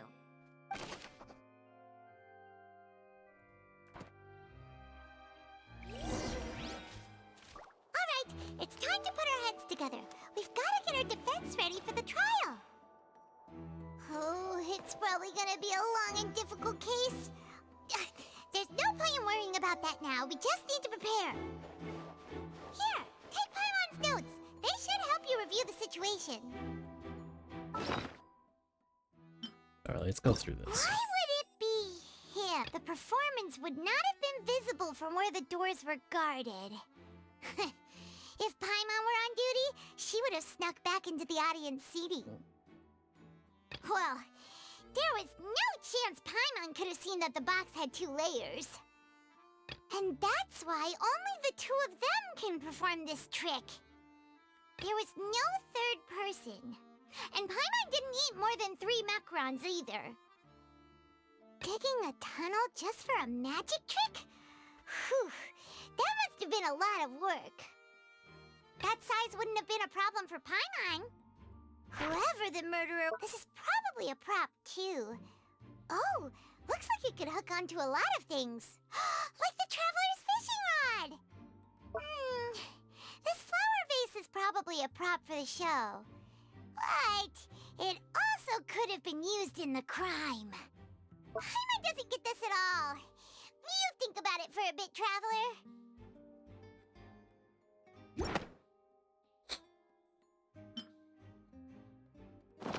If you're not sure what to do next, how about I take you on a walk?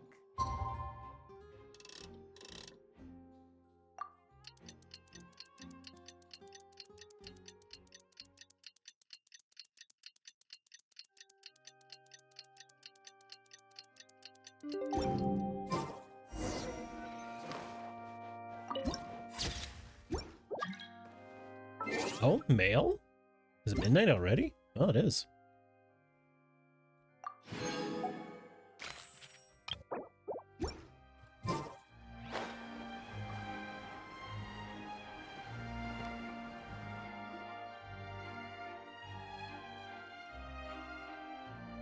What do we do? The whole situation is so confusing. I do have some thoughts. Let's take things step by step. Good plan. Impossible things don't just happen. We'll get to the truth one way or another. Just relax.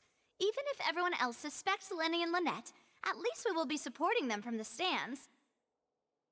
Besides, I doubt Farina understands any more about what happened than we do.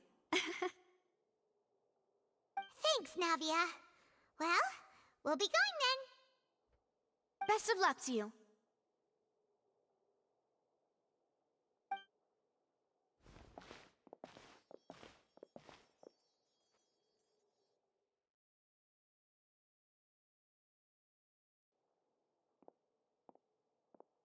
Ah, finally, you're back.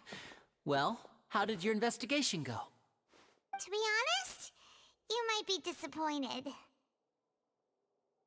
No. We're already very grateful that you were willing to help. Well now, don't you all look disappointed.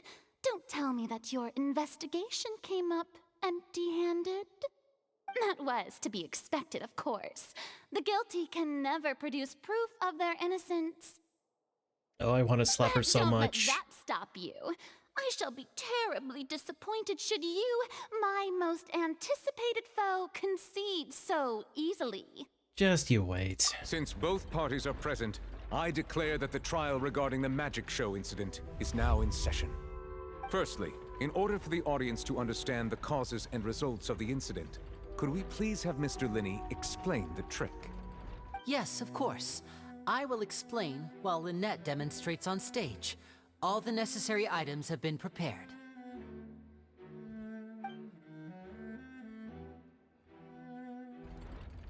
Thank you, Mr. Linney. In that case, I take your statement to be that you ran to and remained hidden within the magic box in the audience stands once the trick began, and thus could not have committed the crime. Is this correct? Yes, that's correct, Your Honor.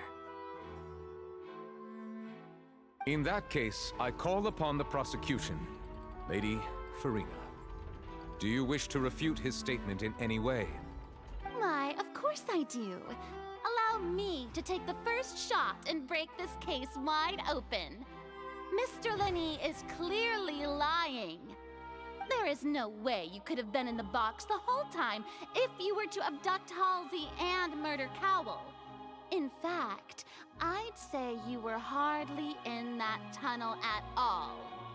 That is simply your hypothesis based on the presumption that I'm guilty. Oh, is that so?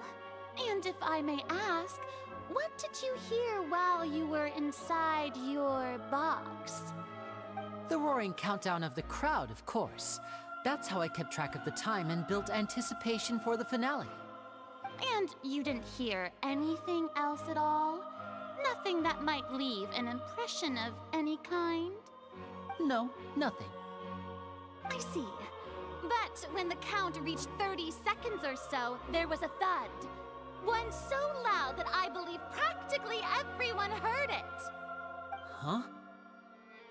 Hey, hang on. Something's not right here. How could Linney not know about the sound? Yeah, I'm sure he could have heard a noise that loud from inside the box. I was right by the box and I definitely heard the thud. Look at those scales. Could those mean... They're probably responding to the trial. Well then, ladies and gentlemen, allow me to use the words of the magician himself. You never know what can happen in the blink of an eye. Indeed, it seems his alibi can also collapse in the blink of an eye. Of course, I have armed myself to do far more than smash your alibi.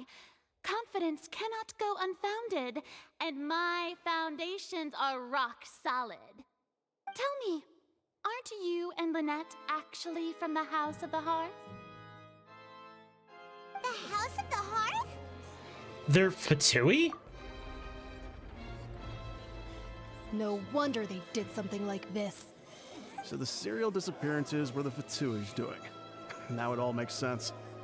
I've got a feeling that what happened on stage probably wasn't just an accident. That's irrelevant. Our identities have nothing to do with what happened. Indeed. Then perhaps you could tell us everything that happened during that 1 minute. Your first priority is to prove yourself innocent after all.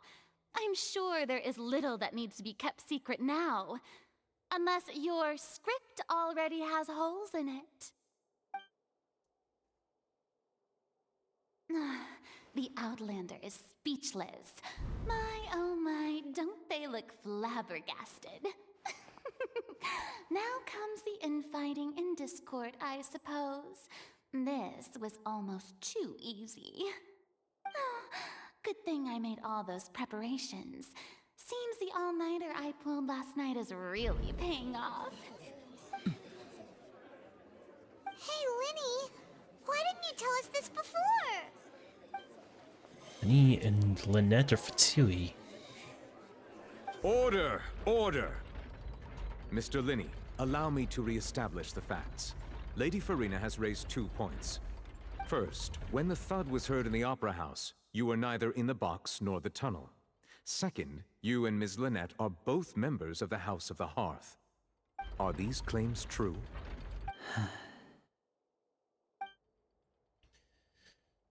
There's no doubt about the magician's ability to con others, given how Linny had concealed his identity. This could all have been set up beforehand.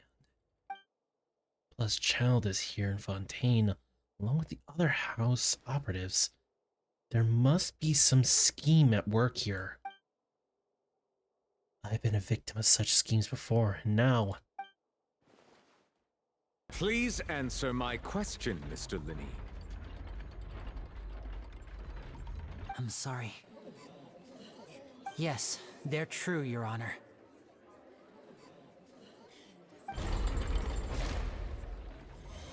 I knew it!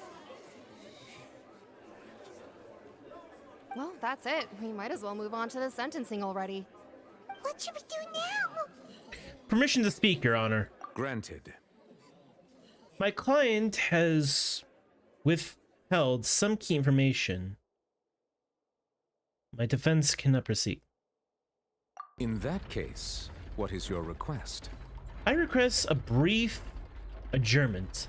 There are things that must be discussed. Is that really necessary? They're already as good as guilty. The defendant deceived their own attorneys. What is there left to discuss? Order! Order, I say! Your request is reasonable, and we shall adjourn. This trial will reconvene in 1 hour. So you would stick to Mr. Linney's defense even after knowing what you do now? You certainly have more professionalism than I thought. In that case, my dear audience, let's allow the joy of victory to steep for a little while longer.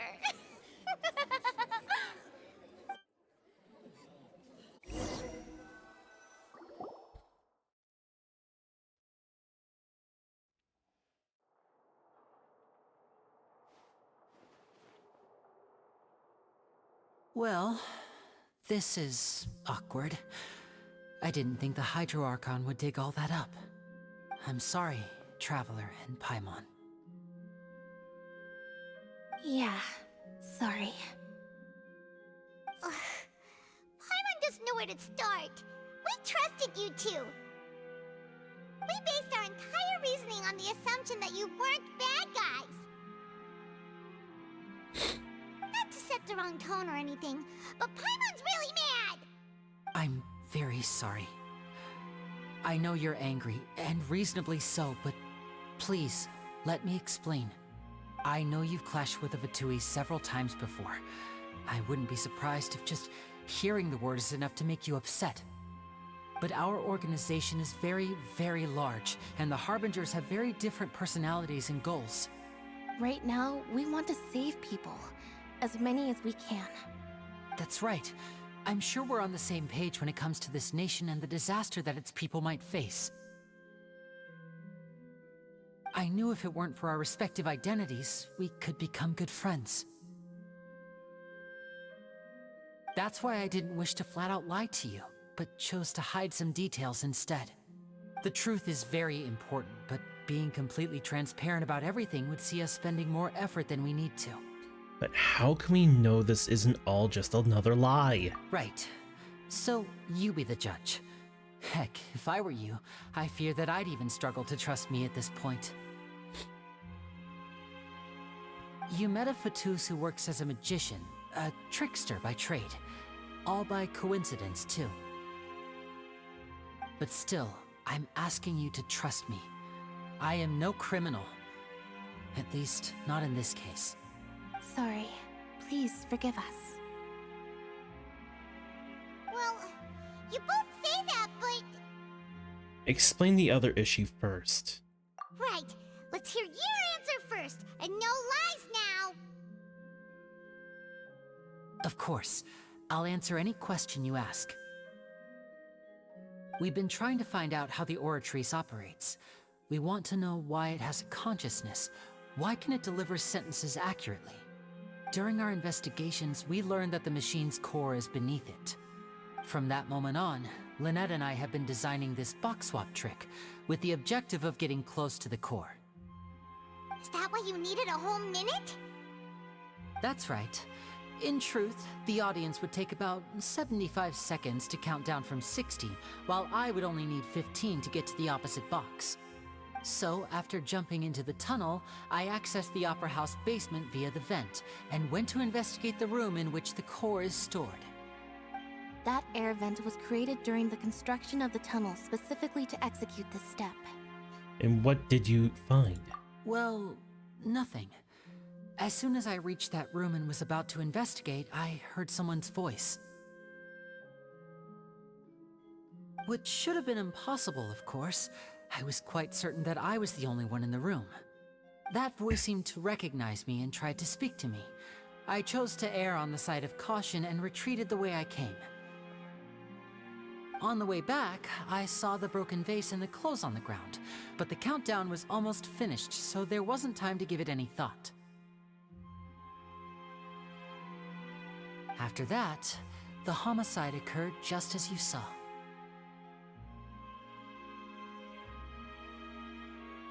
Well, that explains why you didn't hear the thud. But why do you want to understand how the Oratrice operates? Because of that prophecy I told you about, of course.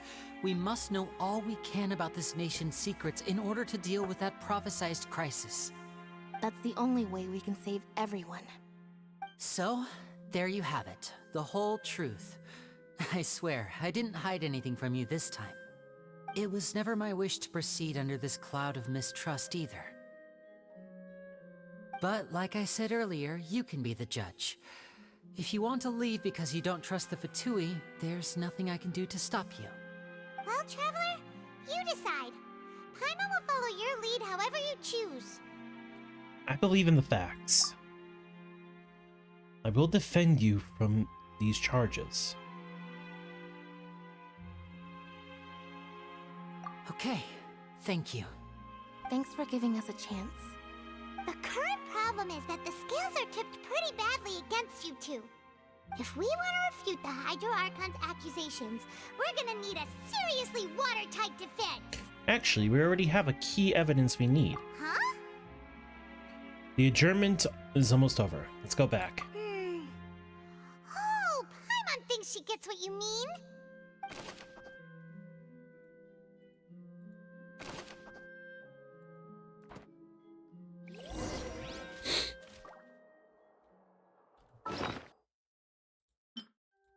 Whoever the murderer was, why would it be him?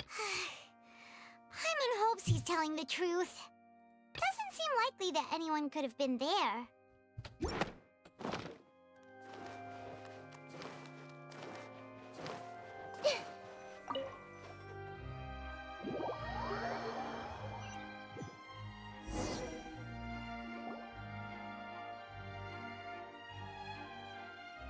Both parties have returned to their positions. Let us continue the trial. When last we left off, Mr. Linney acknowledged the new evidence presented by Lady Farina as fact. Therefore, Lady Farina may continue stating her reconstruction of the events. Ugh, that took long enough. Now then, if everyone would lend me their attention. At this stage, let's revisit that scene from Linney's perspective. Ooh.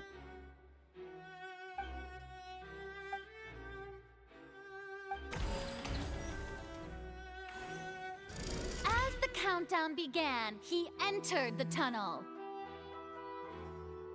When the flatbed trolley passed, he opened the box and got into an altercation with Halsey, which caused the loud thud. He did not realize that the sound could be heard by everyone in the opera house, which is why he claimed earlier that he could not hear the sound. Finally, he used the vase to knock her out, before making her change clothes to prevent others from recognizing her. At this time, Cowell arrived in the tunnel, having heard that strange noise, and caught Linney red-handed. So Linney proceeded to knock him out too before stuffing him into that box. Afterward, Linney passed the unconscious Halsey to his accomplice through the magic box in the audience stands, before operating the devices such that Cowell's death would be ruled an accident. And there you have it. That's the truth behind what happened. Does the defendant's side have any objections to Lady Farina's description of the events? The key to refuting Lady Farina is the order of events. What Linney experienced and what he saw.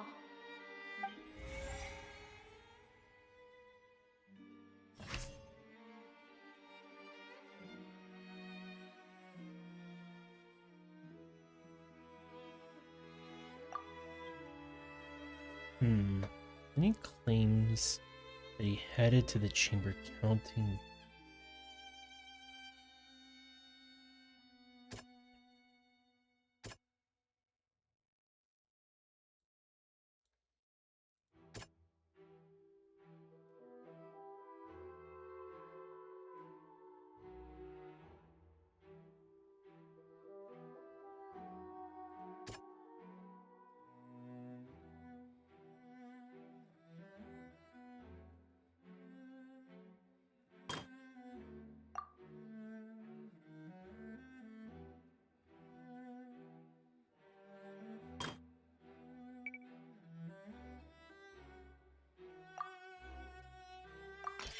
According to Linney, he left via the vent after entering the tunnel.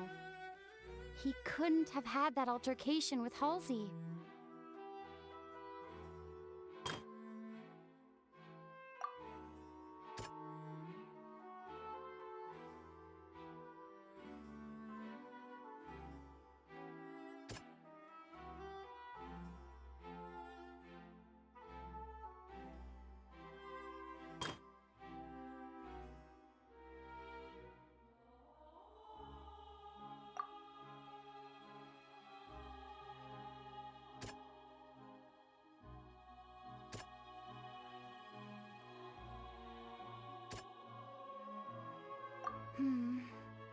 seems this won't produce a particularly effective rebuttal.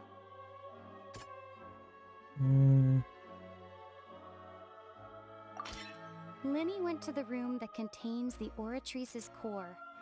This is the actual truth.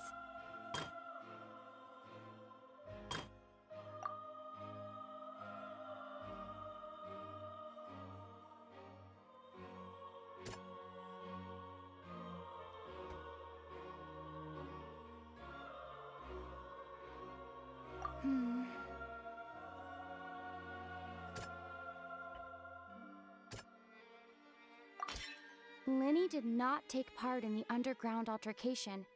He only witnessed traces of the aftermath. Attention! Ace Detective Paimon has something to say! When the countdown started, Linny did indeed go into the tunnel. But he immediately used a vent to access the Opera House basement, which is where the underground core of the Oratrice is stored. Once he reached that area, he heard a voice in what should have been an empty room.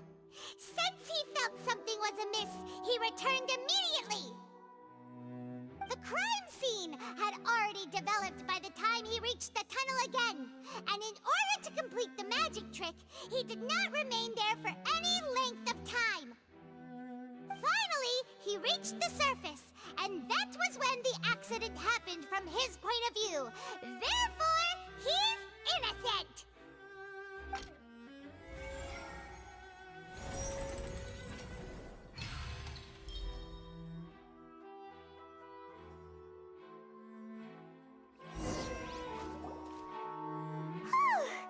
Paimon did it!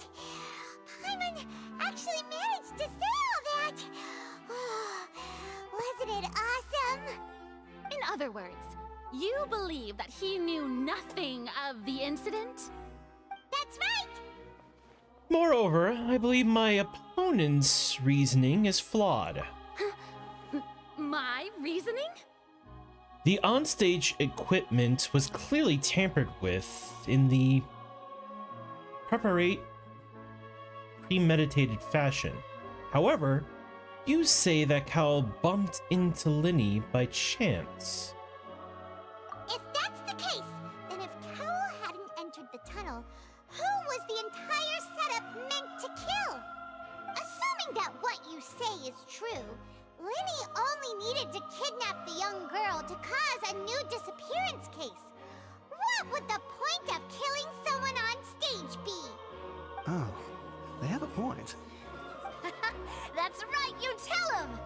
And that's why they're partners of mine. They've managed to turn things around. Oh, well, your denial is very strident, I'll give you that. But what proof do you have to back your claims? Do you happen to remember how you refuted Linny's alibi initially? Of course I do. If he had been in the magic box the whole time, how could he have not heard that sound? Why do you ask? You're saying that he wasn't? Your claim has now become my weapon. Your claim has become a critical clue.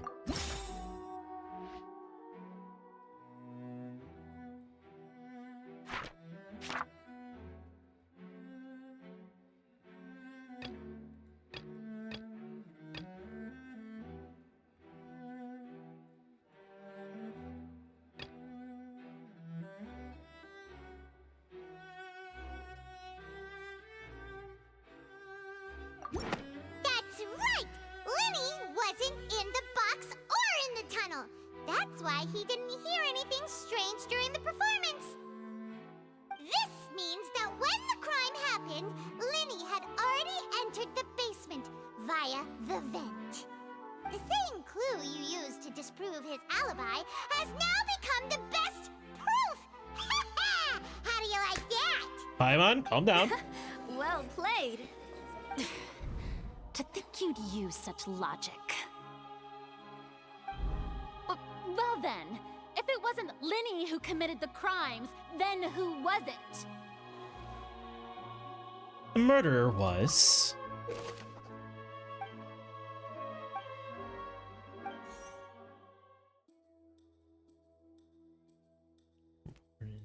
Fireworks release. If Linny is no longer under suspicion, only the other members of the troupe would have been able to tamper with the props. Linny gave a detailed account of how the trick was supposed to work by using the box inside a box. The idea was for the box containing the audience member to be transported across via the tunnel underneath. And Lenny himself would also use the tunnel to get to the other side. Having changed her outfit, Lynette and her assistant would take charge of stage interactions. The clothes belonging to Halsey, the lady who went missing, were found in the tunnel. The reason for this remains unknown.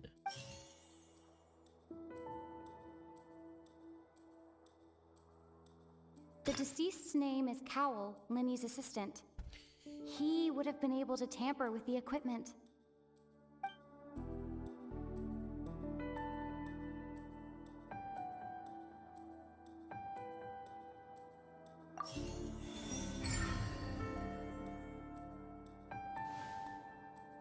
Huh? That can't be right. Are you serious? The killer was, in fact, Cowell, the deceased! Oh, is that so? How interesting! Let's hear your reasoning then. What I must do next is recreate the truth. What Cowell did, and how he went from would-be perpetrator to victim. Linny was not in the tunnel at that moment, which gave our criminal ample time. The sound we heard may have come from a clash between the missing Halsey and the criminal. No one entered or left the Opera House through its entrances. So, where would the criminal have wanted to take Halsey? The deceased's name is Cowell, Linny's assistant. He would have been able to tamper with the equipment. The sound we heard may have come from a clash between... Halsey's clothing was in the tunnel. So, there must have been some fear that she would attract attention.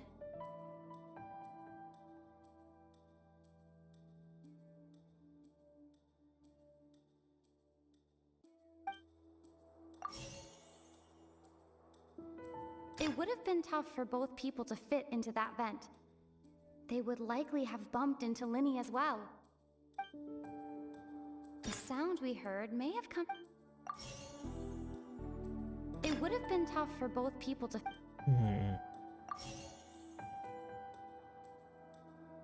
No one entered or left the... Oh, okay. No one entered or left... Linny was not in the tunnel.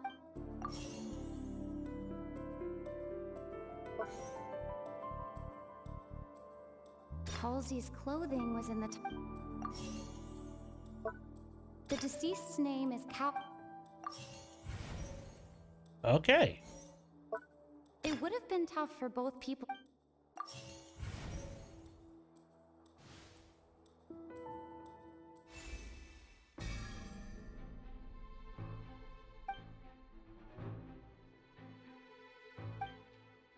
A strange noise could likely have been...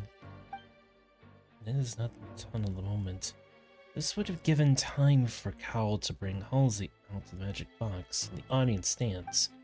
But according to Grade's testimony, no one entered or left the Opera House, so even if he could have taken her, there's no means of escaping. Exiting from the box would have been in full view of the audience, pretty much guaranteed that they would be discovered. What's wrong, Traveler? Are you still having trouble figuring things out? Where in the world did Halsey go? I see how it is. So this was all just a bluff. And here I thought you had something to show for it. But it seems you're still far from the truth. Look, since we're at a dead end, why not consider a different track? Just like the trick as it transpired, the end result must have been utterly different from the magician's initial design. If only we knew how Halsey disappeared. Well, that would be nice, but the tunnel only has 3 exits, and none of them seem very likely. Wait. And it's not like this is a magic trick where you can just make a real live person disappear. You know, like you did from that water tank, Lynette. Magic. Escaping from the water tank. Wait, could it have been the water? Excuse my interruption, dear opponents, but do you not see that the crowd is growing impatient? There is no greater sin in this opera house than an awkward delay in the performance.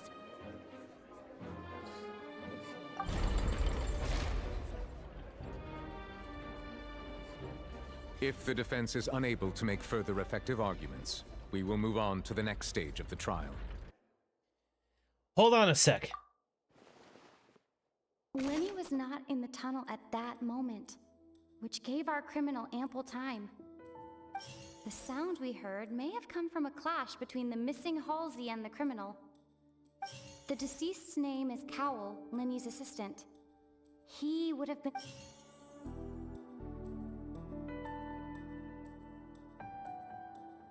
The vase was not broken by chance. It was used to cover important evidence.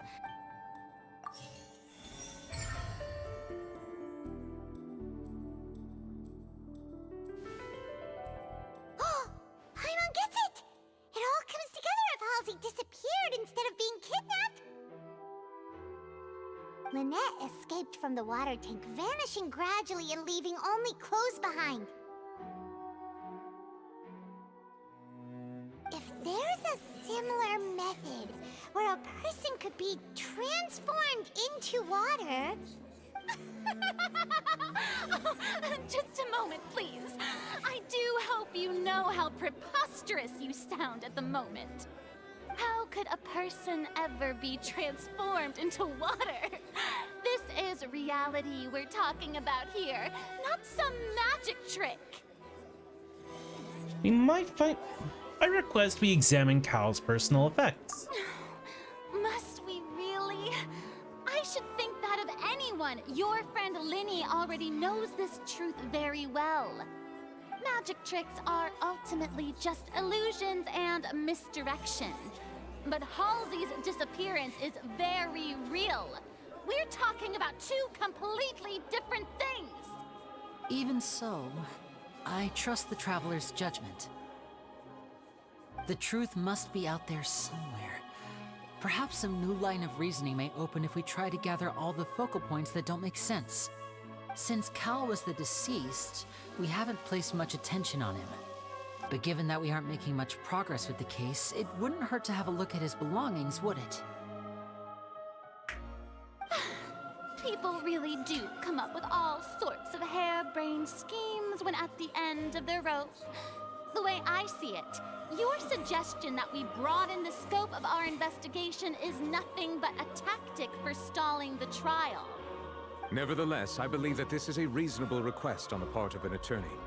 Since the trial does indeed appear to be at an impasse, I believe that additional evidence may help us make more progress. Guards, please step into the lounge and examine the personal effects of the deceased, Cowell.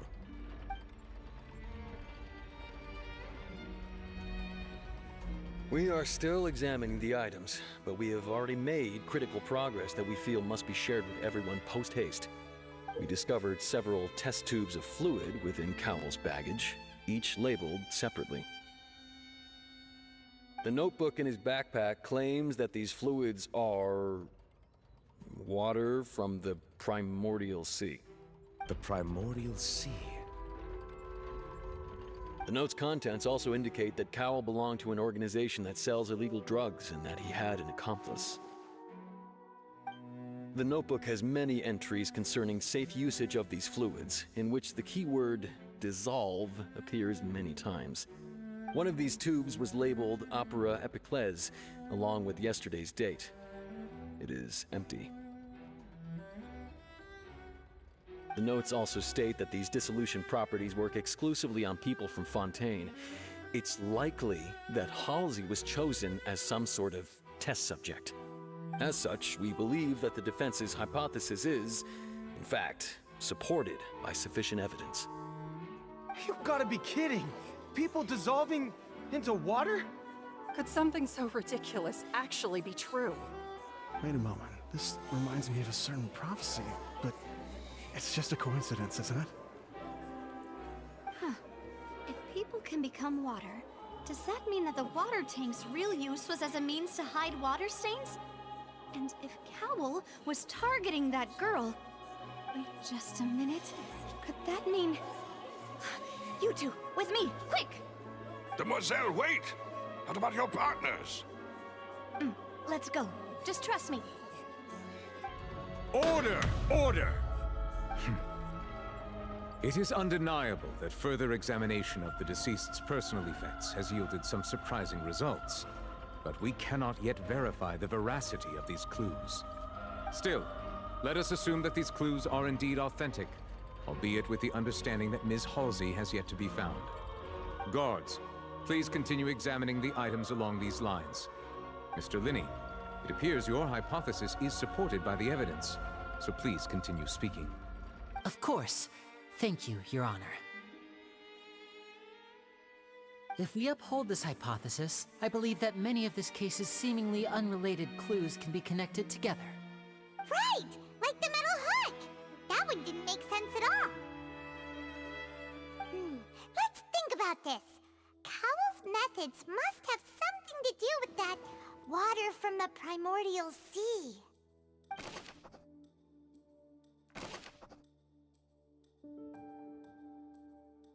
The rope that strung the water tank up was lit by the fireworks and cut. As such, the focus here is on the water and not the tank. The deceased's name is Cowell, Linney's is... Now it seems like the hook rope was not meant for another magic trick, but was instead some form of triggering mechanism. The water from the primordial sea should already have been prepped before Halsey entered the magic box. Lynette was in the magic box on stage the entire time. Did she have something to do with this? I remember there was something else within the inner layer of that box. The water from the primordial... Now it seems like the hook rope... The deceased's name is...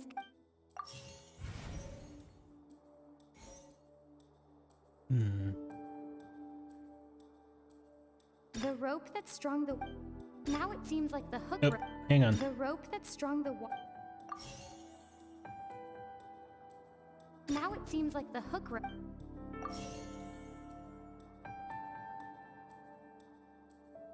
I remember there was something else within the inner layer of that box.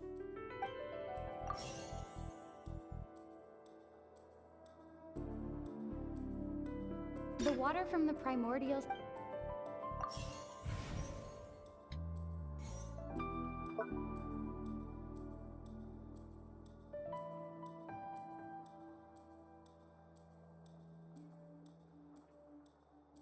The deceased's name is Cow... The rope that strung the water tank up was lit... I remember there was something else...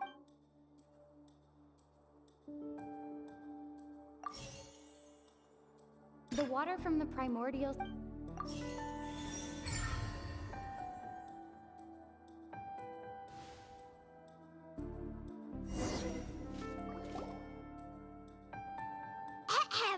It's Ace Detective Paimon's time to shine again!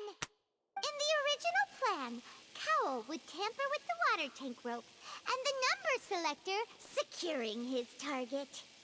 When the magic box containing Halsey was lowered, the metal hook would retract gradually and pierce the balloon at the top of the box. When the balloon attached to the box popped, the water from the primordial seed inside it would pour down and dissolve Halsey. Afterward, Cowell would enter the tunnel and break the flower vase to conceal the water inside the tunnel, with the remaining evidence being covered up by the water tank on stage. But he encountered something unexpected in the tunnel, and wound up being fatally hit by the same water tank he meant to use to cover his tracks. Huh. That does make sense. That actually links together a lot of the more confusing pieces of evidence.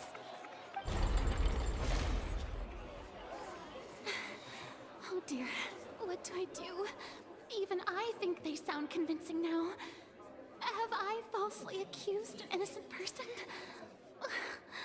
What a humiliation.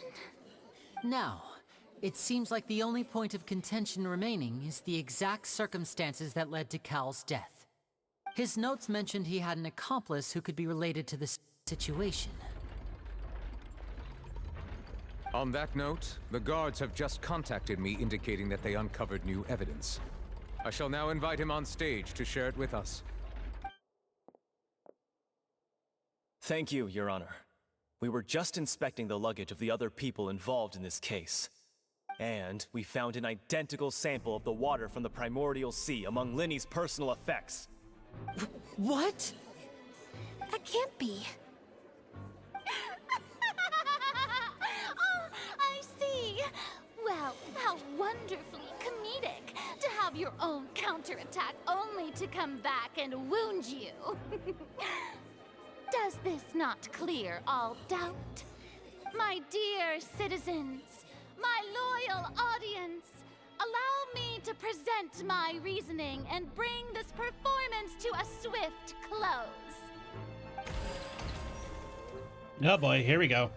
Linny did not need to take part in the dissolution of the young woman at all. Indeed, he did leave the scene via the vent.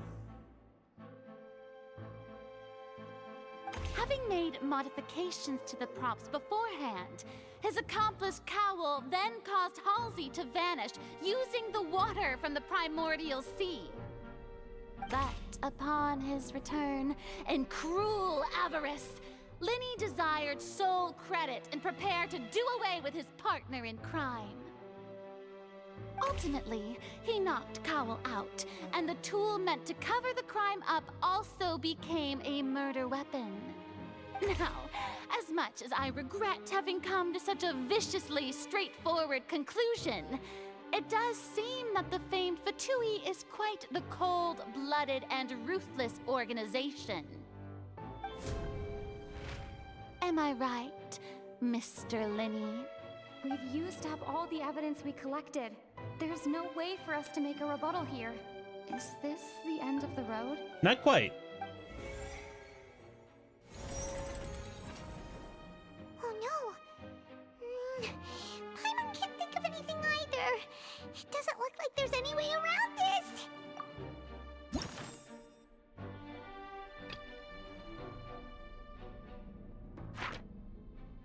It's gotta be something. Seems using the water as new evidence was too good a move. Oh, why did this have to happen now? I think we've all seen enough now, and we have ample witnesses to my flawless reasoning. I believe this is indeed the finale. Now then, my good, noble Chief Justice, should we not, in your view, move... Excuse me, everyone, but I must interject. Miss, I must ask you not to shout, and to respect the ongoing legal proceedings. Oh, come on. Don't be hasty. I have a good reason for interrupting, you know. Now, would anyone here like to take a little break from all this debate and see a little magic? I'll show you an amazing trick. One that can bring a young woman who has disappeared back in the flesh, right before your very eyes. Please, do the honors, Mr. Linny, if you would be so kind. What in the world is she saying? No offense, miss, but miracles like that are beyond my scope as a magician. Come on now, don't be silly. Magic is all about misdirection, isn't it? It often conceals the truth while presenting a fascinating illusion. But once everyone believes the illusion, can't magic reveal the truth to them once again? And wouldn't such a trick be the most marvelous finale to today's performance? Come on, Lady and Lynette. Give it another go. Don't worry. Spina di Rasula has made the necessary arrangements on your behalf. But, as the magic makers and stars of the show, I think I should leave the final performance to you. I understand.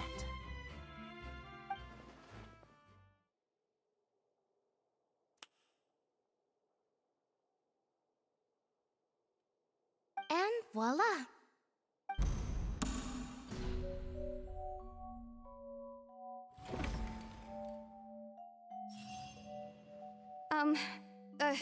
Sorry for the interruption. Wait, isn't that Halsey? So the whole thing about people dissolving wasn't true after all? To be clear, I'm only here because this person told me that if I testified, the merit of doing so would lessen my sentence. I was hiding outside this room listening to the proceedings because I was afraid that I would be the one put on trial. I was just feeling happy that no one had noticed me, and then before I knew it, she caught me. That'll teach you to underestimate us three. Where should I begin? I'm sorry. I'm the one who killed Cowell. I admit it. What? Why? Firstly, my name isn't Halsey. It's Lillian, and I'm originally from Mondstadt. I heard that Linny's show was gonna be a real thriller, but I missed the chance to buy a ticket, so I stole one. That's how I make a living. I steal stuff here and there. And I'd never been caught before.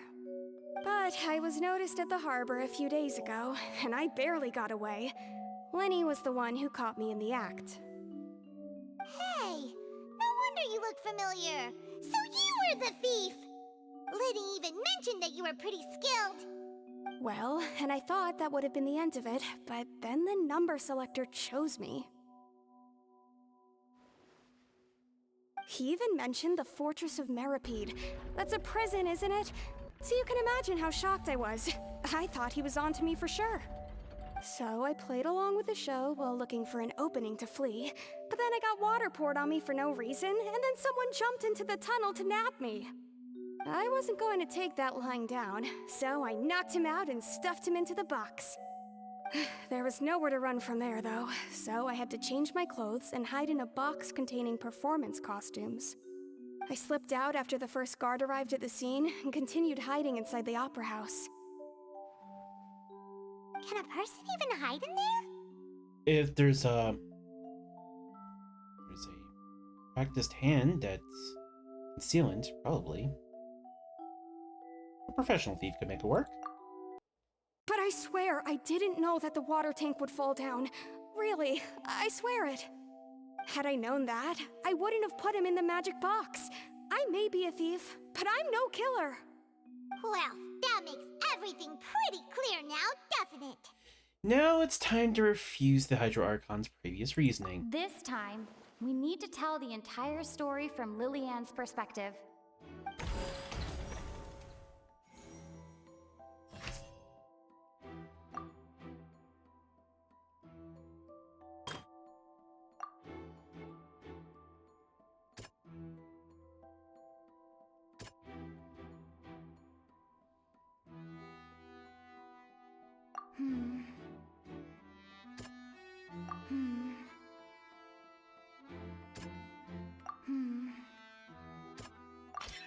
The strange sound wasn't from a fight.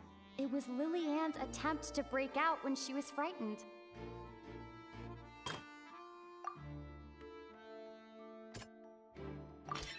The flower vase was not broken to cover anything up, but was smashed during the struggle between Lillian and Cowell.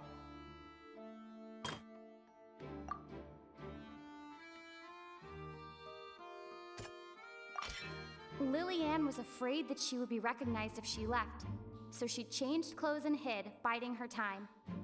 Just what one might expect of an experienced thief. And it's Ace Detective Paimon time! Paimon, calm down. Having been selected out of the blue, Lillian panicked. Her panic only intensified after she entered the tunnel and had water poured on her head. So she kicked the door open, producing the thud we all heard.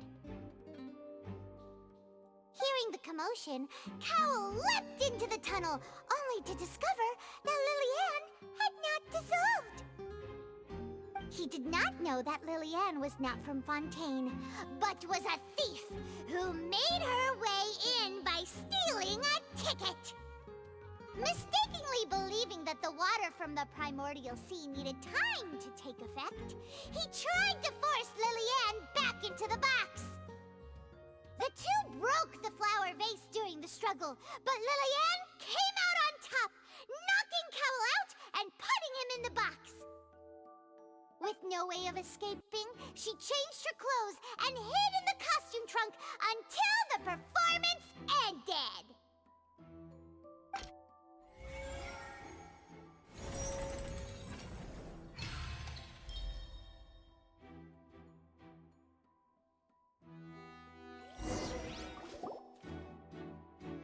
She knew that she would have to go through guard inspection if she tried to leave afterward, so she has been trapped in the Opera House these last 2 days! She had already become desperately hungry by the time we were chatting over macarons. So, she swiped 2 of them right under our noses. Talk about a sneaky thief. At this point, all the events that happened in the tunnel have now come to light! Ah, so that's the whole story. Bravo! Bravo!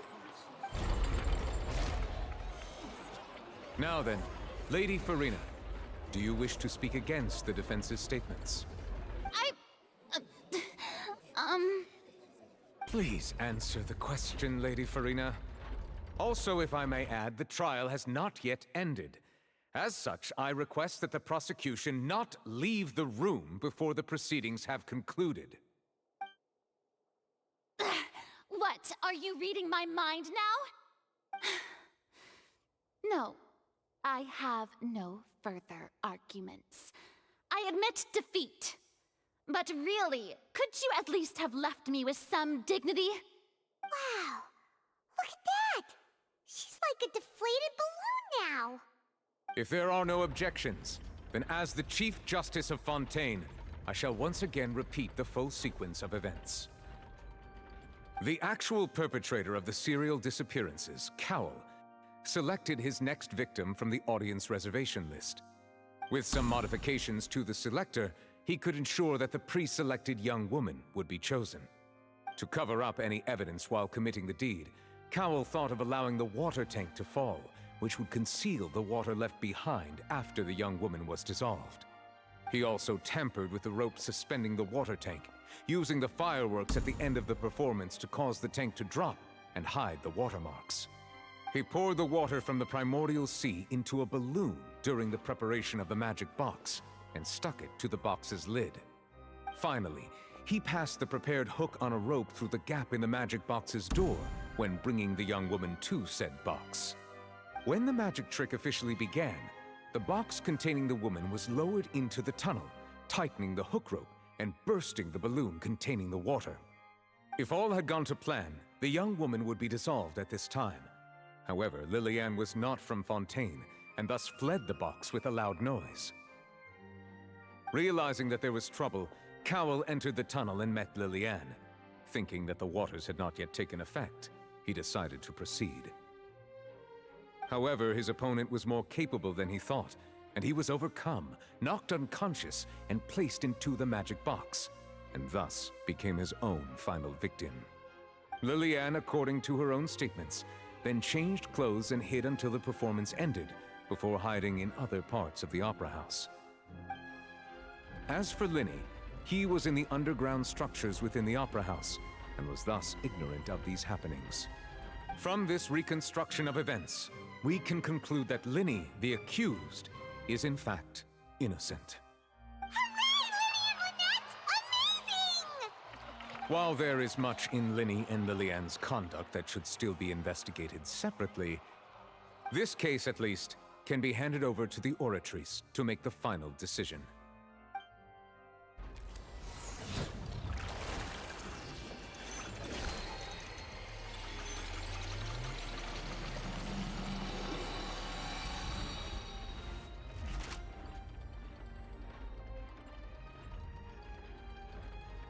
As such, Linny and Lynette are officially declared not guilty.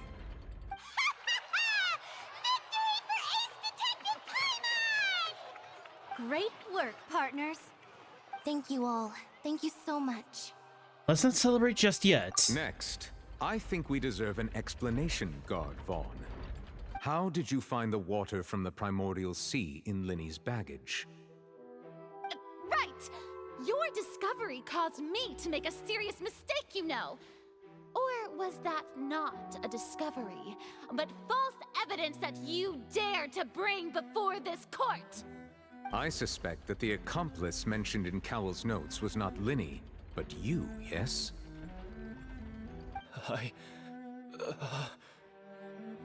I'm sure you know what you must do to lessen your sentence. Speak quickly! Unless you want to earn yourself a one-way ticket to Coupon Town. I was just following orders.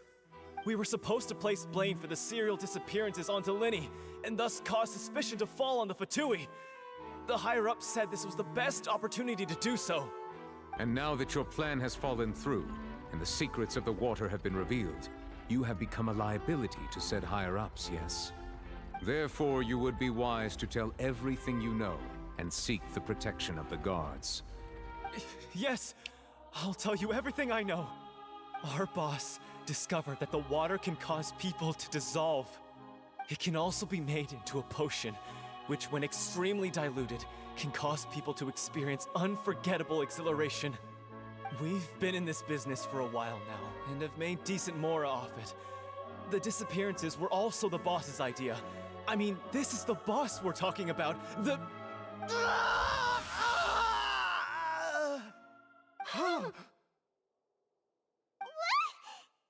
He turned into water. And now he can no longer talk. Such ruthlessness. I shouldn't have expected any less of them. An outrageous act. All present, please submit to inspection immediately.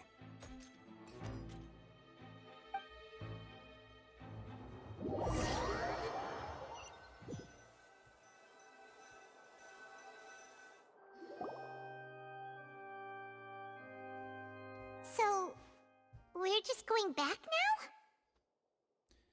The problem seems to have been solved for now.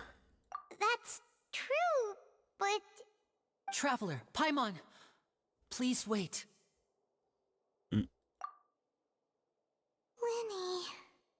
I know you may not want to speak to me right now. Maybe you don't even want to look at me.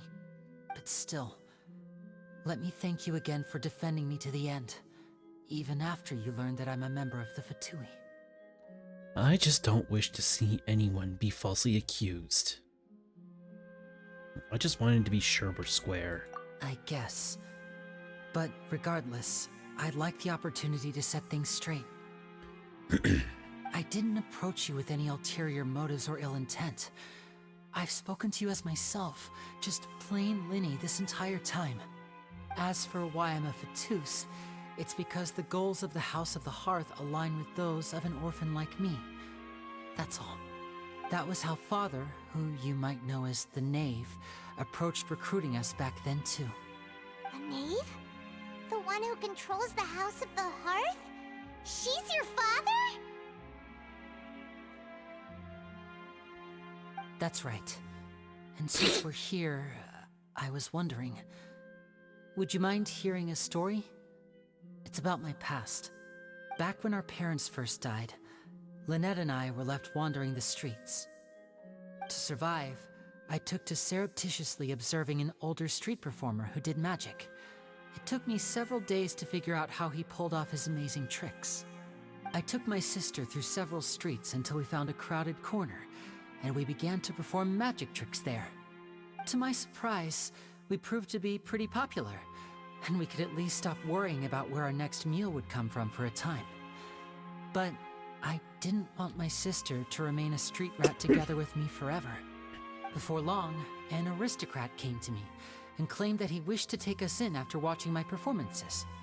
So you went from orphans to nobility just like that? That was how we felt at first, too. As if fate was on our side and we could say goodbye to those painful days.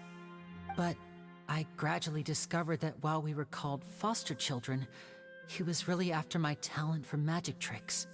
He would constantly take me to all sorts of banquets to garner attention, which he would then use to expand his social circles. That doesn't seem too bad either. Better than roaming the streets at any rate. It took a while for me to realize just how dark his heart really was. After one particular performance at a banquet, I discovered that Lynette was not on the same return vehicle as me. I waited a long time after we returned home, but she did not come back. I went to that noble's bedroom and asked him about her whereabouts. The answer he gave me was, she caught the eye of the most eminent person at the banquet, so I sent her over as a gift. I mean, you'll be able to perform your magic regardless of who your assistant is, yes? Oh no. So he was gonna... But wouldn't Fontaine's laws deal with such people? As far as outsiders are concerned, this is a relationship akin to adoption or foster care, and they have their ways of escaping the eye of the law. So what happened after that? I managed to ferret out the location of the mansion of that so-called eminent person and hurried through the night.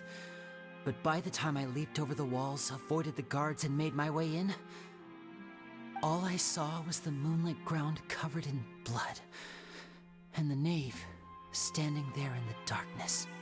So, she'd already taken care of that guy. That's right. She had rescued my sister before she could come to any harm, and had even discovered several girls hidden in a basement, all of them orphans.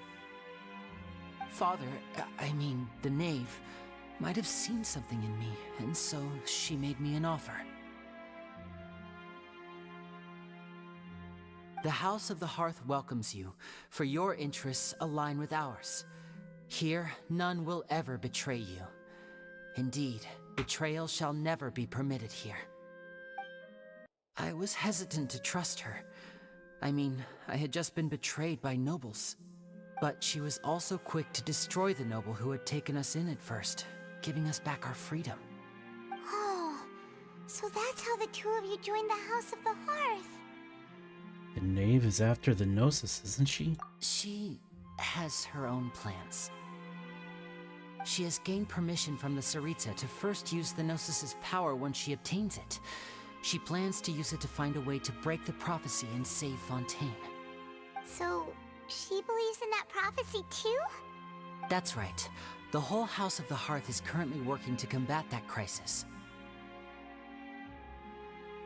Today's case has also proven that people from Fontaine can indeed dissolve into some sort of water, thus further supporting the prophecy. All of us house members here, Lady Arlecchino herself included, are from Fontaine. We won't give up on defending our homeland. To us orphans, the only connection we have left to this world, apart from our family, is our homeland. So, from small deeds like distributing magic pockets to huge schemes like stealing a Gnosis, everything is aimed at dealing with that prophecy. I'm sorry, but I can't completely trust you. It's all right. I understand. The only thing I can do is relate all this to you. I just hope you can understand that even as a member of the House, I have never stopped making my own decisions, and that I believe what I'm doing is right. If you should need anything at all in the future, feel free to find me. I will do my best to help you, as plain Lyney. I understand. Bye, Lyney!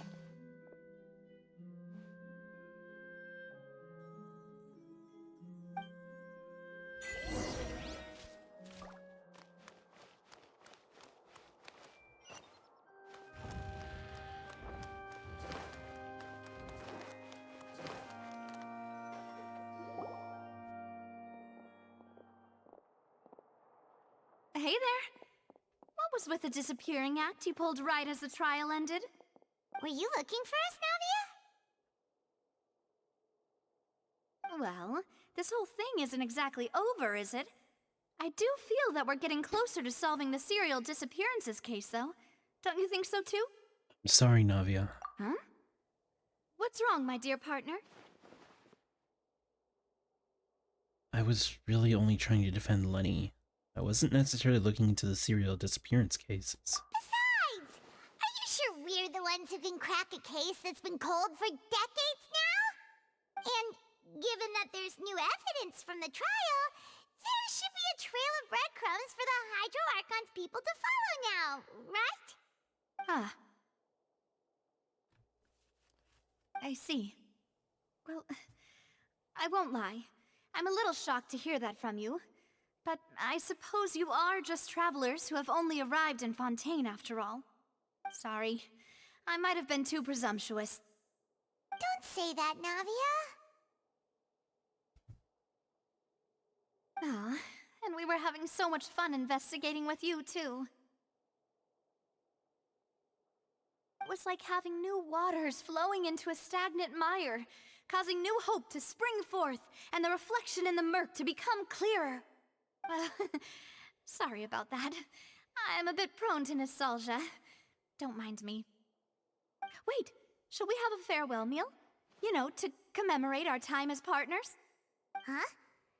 Do we really need to get that formal? Well, guess you really did treat us as partners, huh?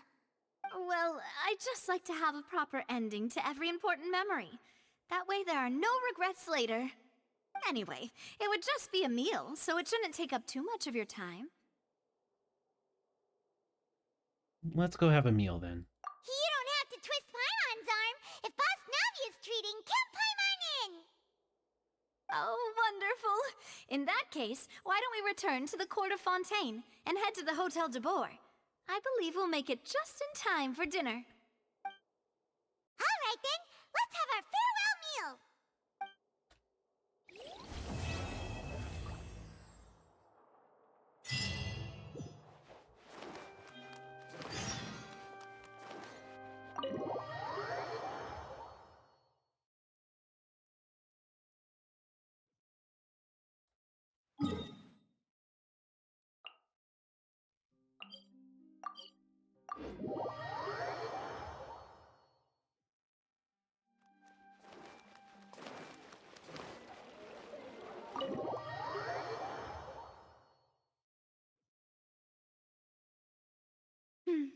I came here several times with my father when I was little, but stopped eating here as often after growing up. I hope the food here will be to your taste. Oh, don't worry. We haven't eaten at a hotel like this in a while. Paimon's getting excited already. In that case, I'll go order for us first. Please wait here a moment.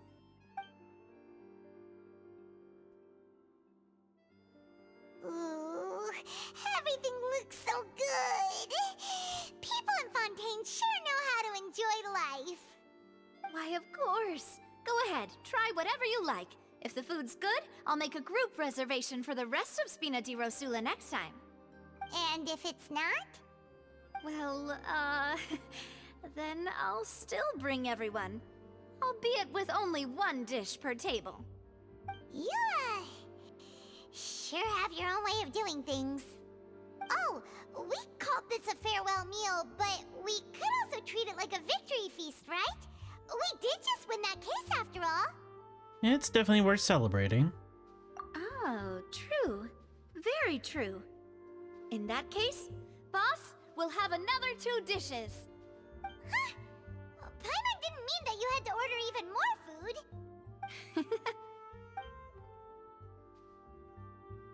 Speaking of cases, do you think that the mastermind behind the serial disappearances will get caught soon now that this has all happened?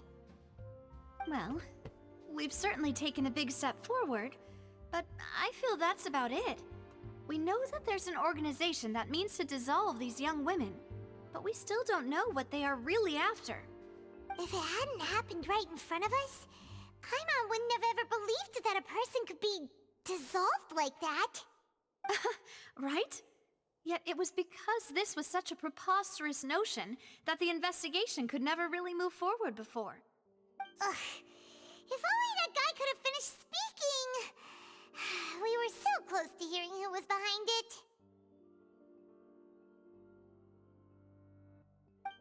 In such investigations, even the smallest step can seem like a yawning chasm if the trail of clues is cut off.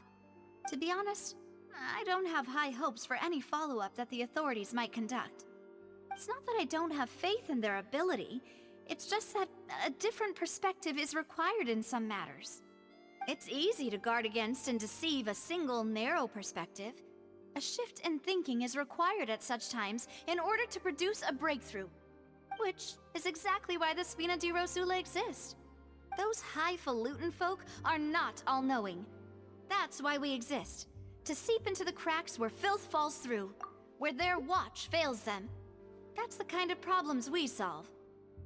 Excuse me, I had to sneeze.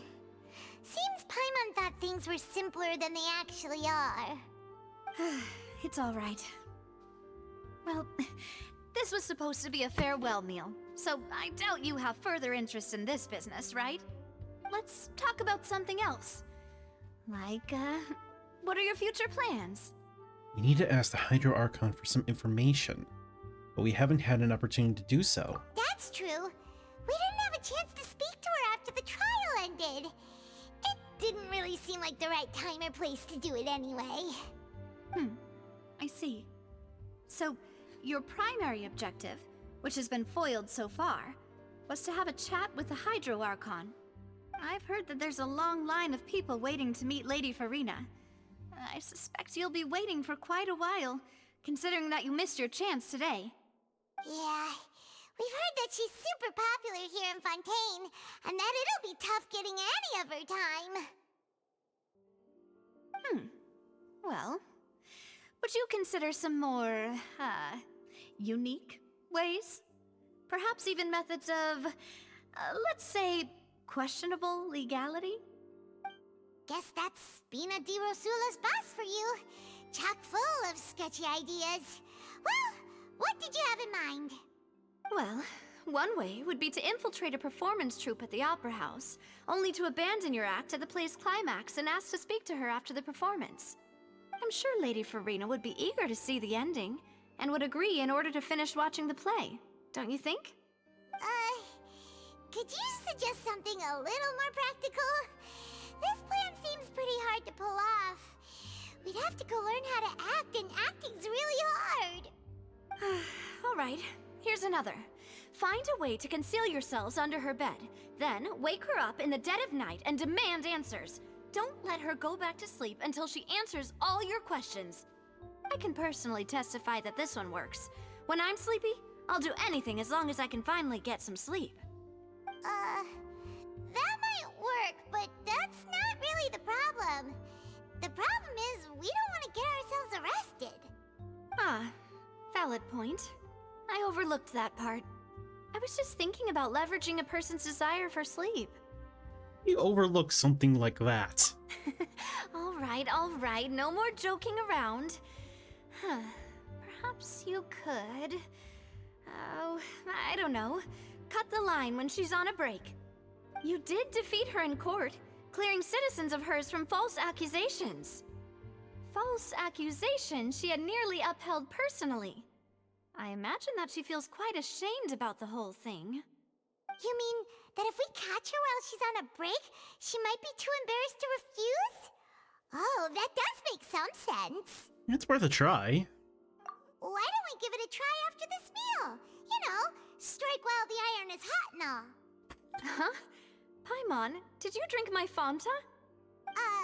Was this your drink?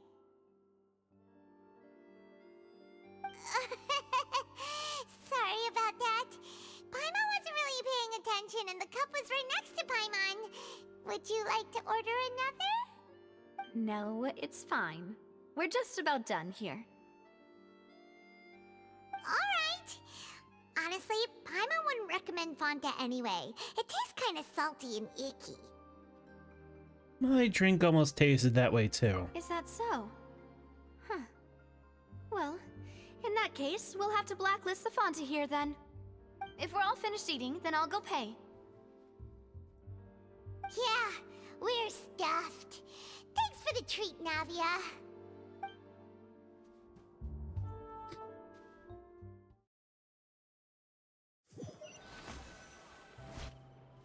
Oh, so full. Paimon can barely float anymore. You could try walking, you know. Nah, that would be so normal. You know, like you. Okay. As for expenses this month, we're left with... Hey, Navia! What are you doing over there? Oh, nothing. It was just a meal, you know? Nothing the Spina di Rosula can't cover. That was a pretty pricey meal, all thanks to Paimon. Let's get ready to try to meet the Hydro Archon again. Bye, Navia! So this is goodbye, huh? Well, if you do encounter any other trouble in Fontaine, you're always welcome to contact the Spina di Rosula. I'll give your requests the highest priority. In any case, I wish you smooth sailing. I'll see you again, partner. See ya!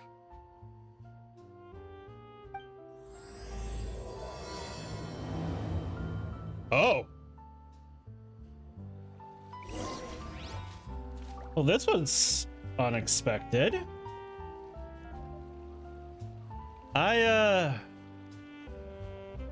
didn't expect to be swung right back into it.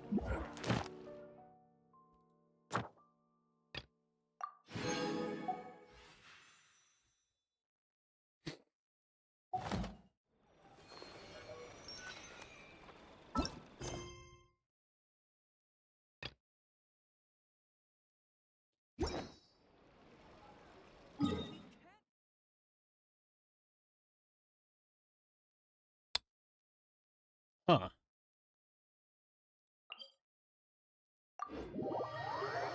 All right, okay.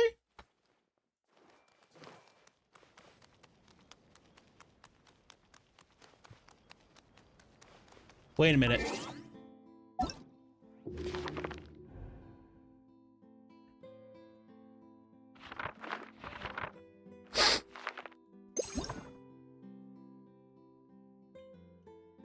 Yeah, that's what I thought.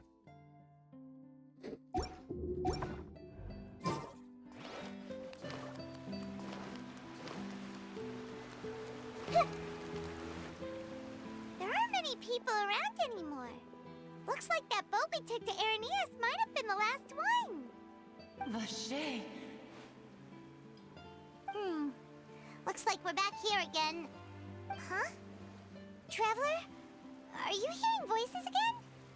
And it's clearer than it was during the day. That's kinda spooky. Are you sure we don't want to come back in the morning? Vacher? Vacher. Hey, why are you still walking towards it? There might be something nasty in the water. Things are getting a little blurry. Huh? Hang on. Paimon can kinda hear a voice. It's calling for Vacher, right? Hey, Traveler? Stop walking! Come on, wake up!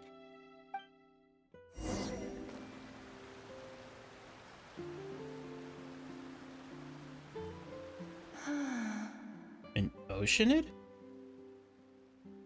Where's this? Vacher, are you my dear Vacher?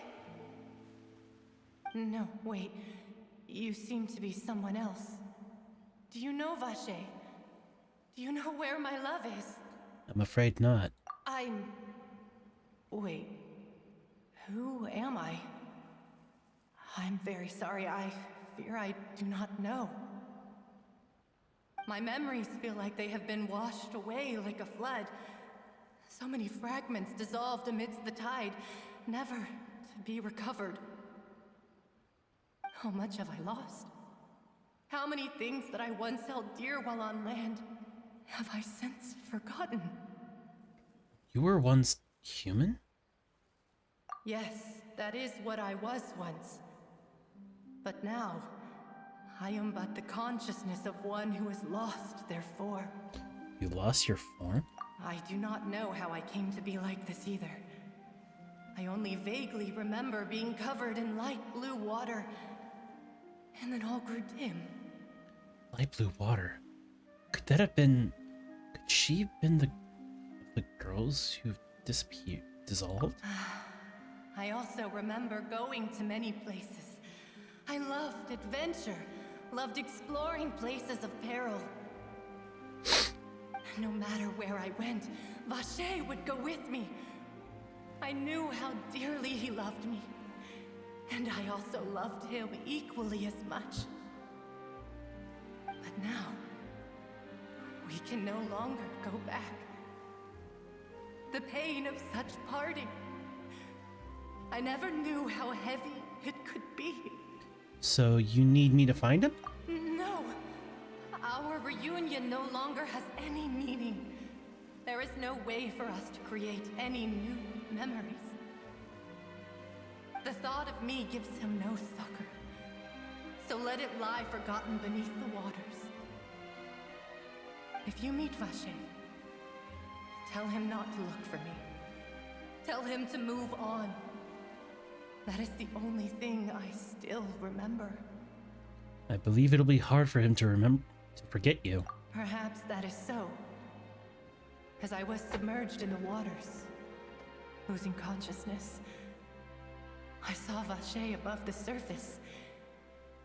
His eyes were filled with such sorrow, such longing. If only I could have comforted him, told him that I did not suffer. Indeed, I had felt a great warmth.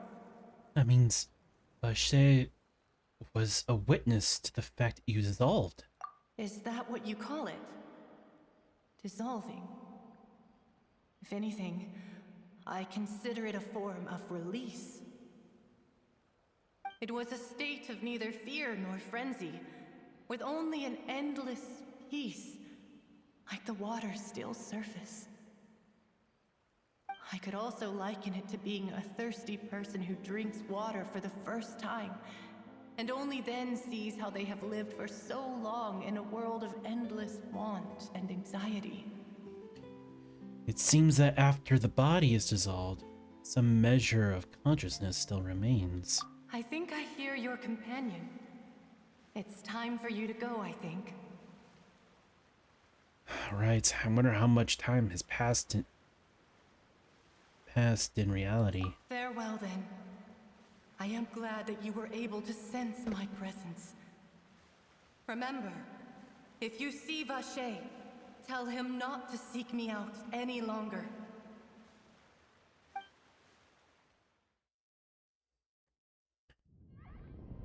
Come on, hurry! Navi is outnumbered!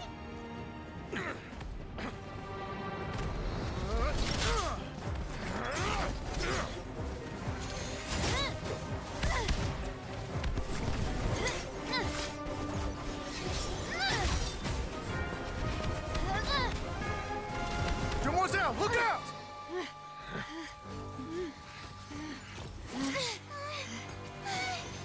Dear God, it's a whole army of Gardamex.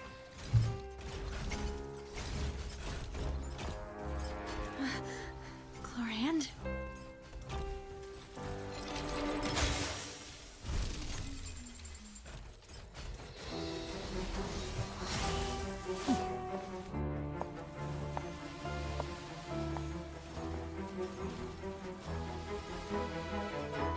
Quick, now's our chance!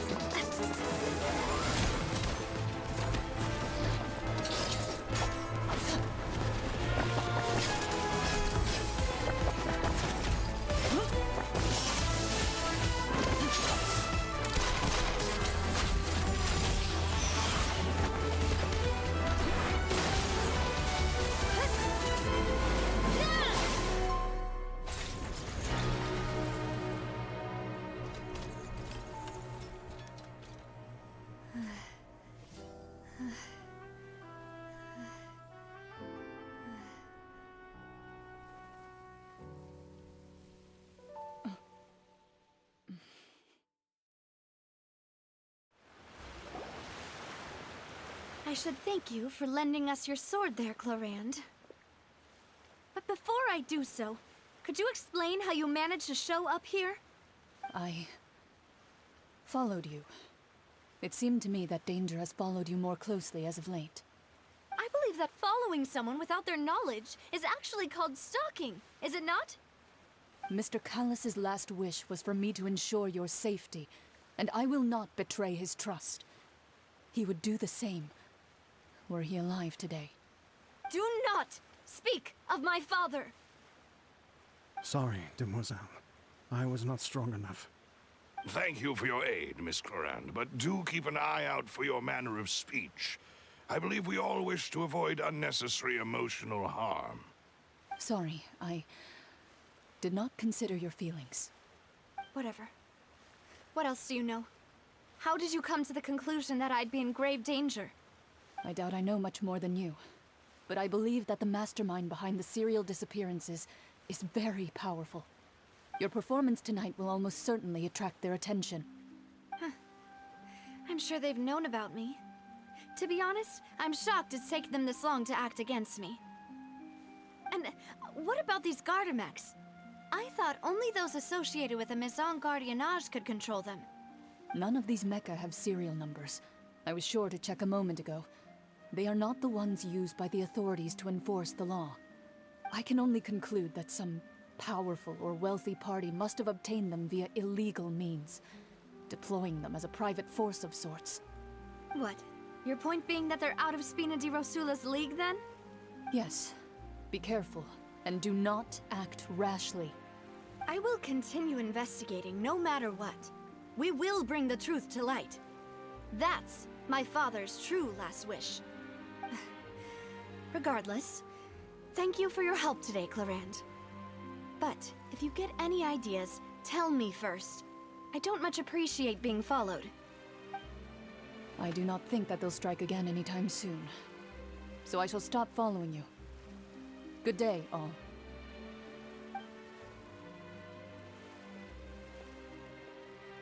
Right. I suppose that's the best news we've gotten today. Demoiselle, I believe that Miss Clorand was being sincere with you. If we tried, we could attempt to thaw relations a little. I know, she's...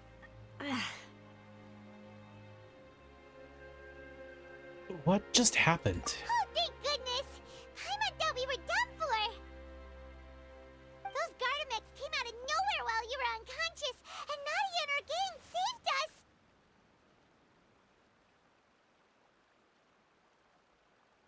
Oh, and there was that champion duelist named Clorand who came out to save us too! We got lucky there. Paimon probably couldn't have fought them off otherwise. Thanks for your rescue, Navia. Oh, come now. Forget all that polite talk. That wasn't really a farewell meal we had back there. Not for me, anyway. In truth, I hope that every meal we have together shall be a victory feast. As such, we're still partners. There's no need to thank me. It will take 50 years for me to match Demoiselle's magnanimity.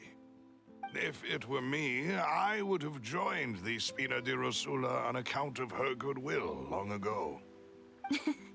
All right, you two. That's enough. Actually, Navia, how did you know that we were in danger? You sure did show up in the nick of time. Well, to be honest, you're the one who tipped us off, Paimon. Huh? Really? Paimon contributed somehow? Ooh, Paimon's even more amazing than she thought! Yes, all thanks to you grabbing my drink by mistake. How did that help? After we parted ways, I was on the way back to one of our bases when I suddenly thought of what you said. That the Fanta tasted kind of salty and icky. Wait, do you mean that... Fanta only comes in sweet flavors, so how could it have tasted salty? The color of the drink, if I recall, had also been a bit off. So the Fanta had been spiked with water from the primordial sea? Yes. So, if you hadn't drunk that cup for me... Spina di Rosula is preparing the grandest of awards for you as we speak for saving the boss.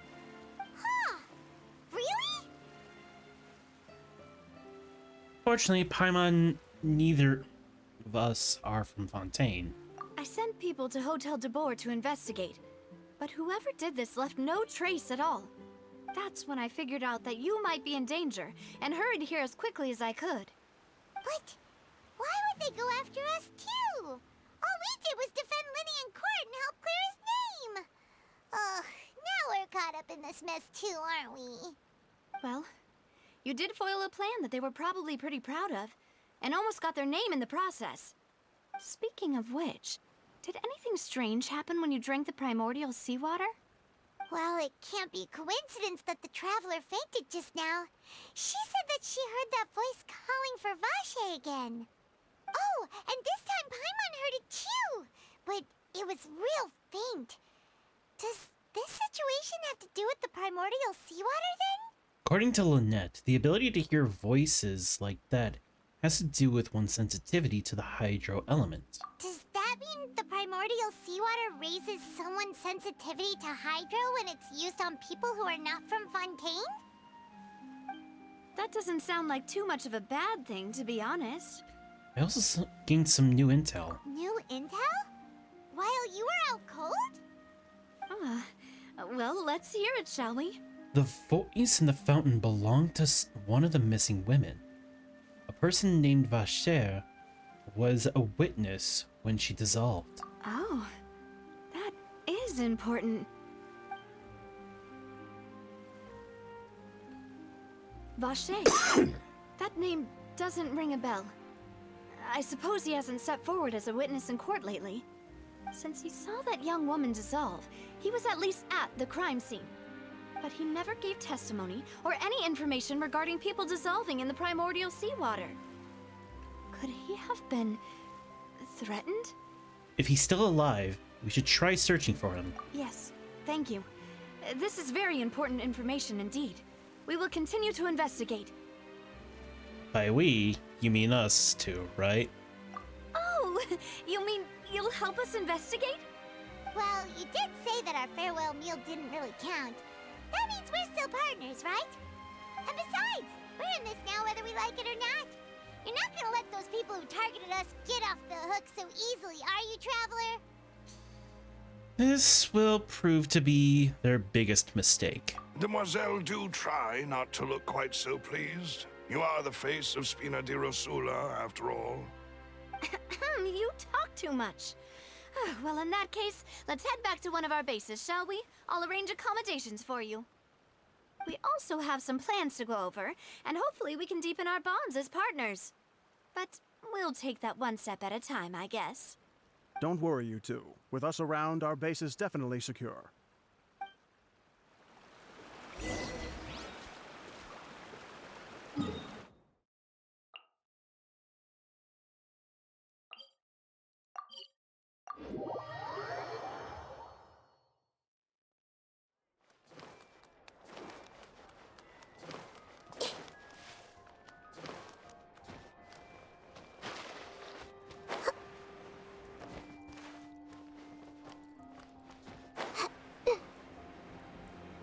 Ah, underground, huh?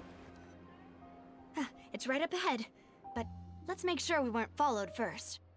I've been keeping watch, Demoiselle. I haven't spotted anyone suspicious thus far.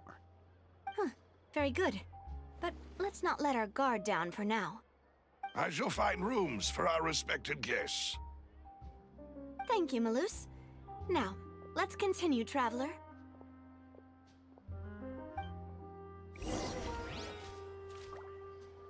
First, I wonder who this gift could be from.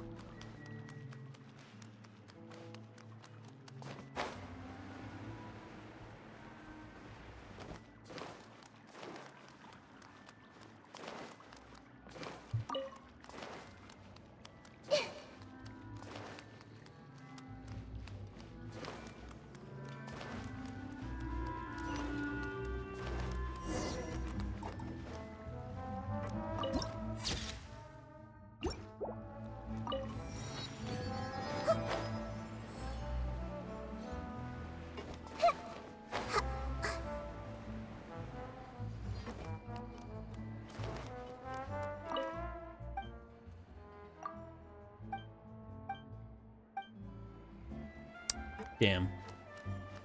I was hoping you would sell something to me.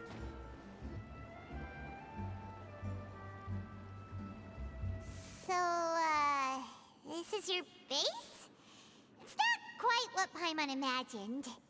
Your accommodations have been arranged. Under the present circumstances, I can confidently say it's the best we have. Oh, so much for my... Thank you. Well, our funds have been a little tight lately. After all, we don't allow illegal or unethical profiteering. In fact, our funds often come from citizenry who support us. Seems like it's tough times for everyone. But if you have the support of the people, that does sound like it's worth it. To be honest, our financial situation was a lot better back when my father was in charge a few years ago. I'm afraid I'm not quite his equal. Your father... He was the previous boss of Spina di Rosula, right? How did he... Demoiselle, if you'll allow me to explain. No. I'll explain it myself. I suppose I couldn't run from this topic forever. And as partners, this is something I hope they can understand. My father's name is Callus. Yes, the same one they call Callus the Unfaithful in the streets.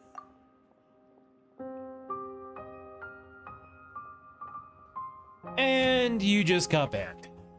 Congratulations. I hope you feel happy about that.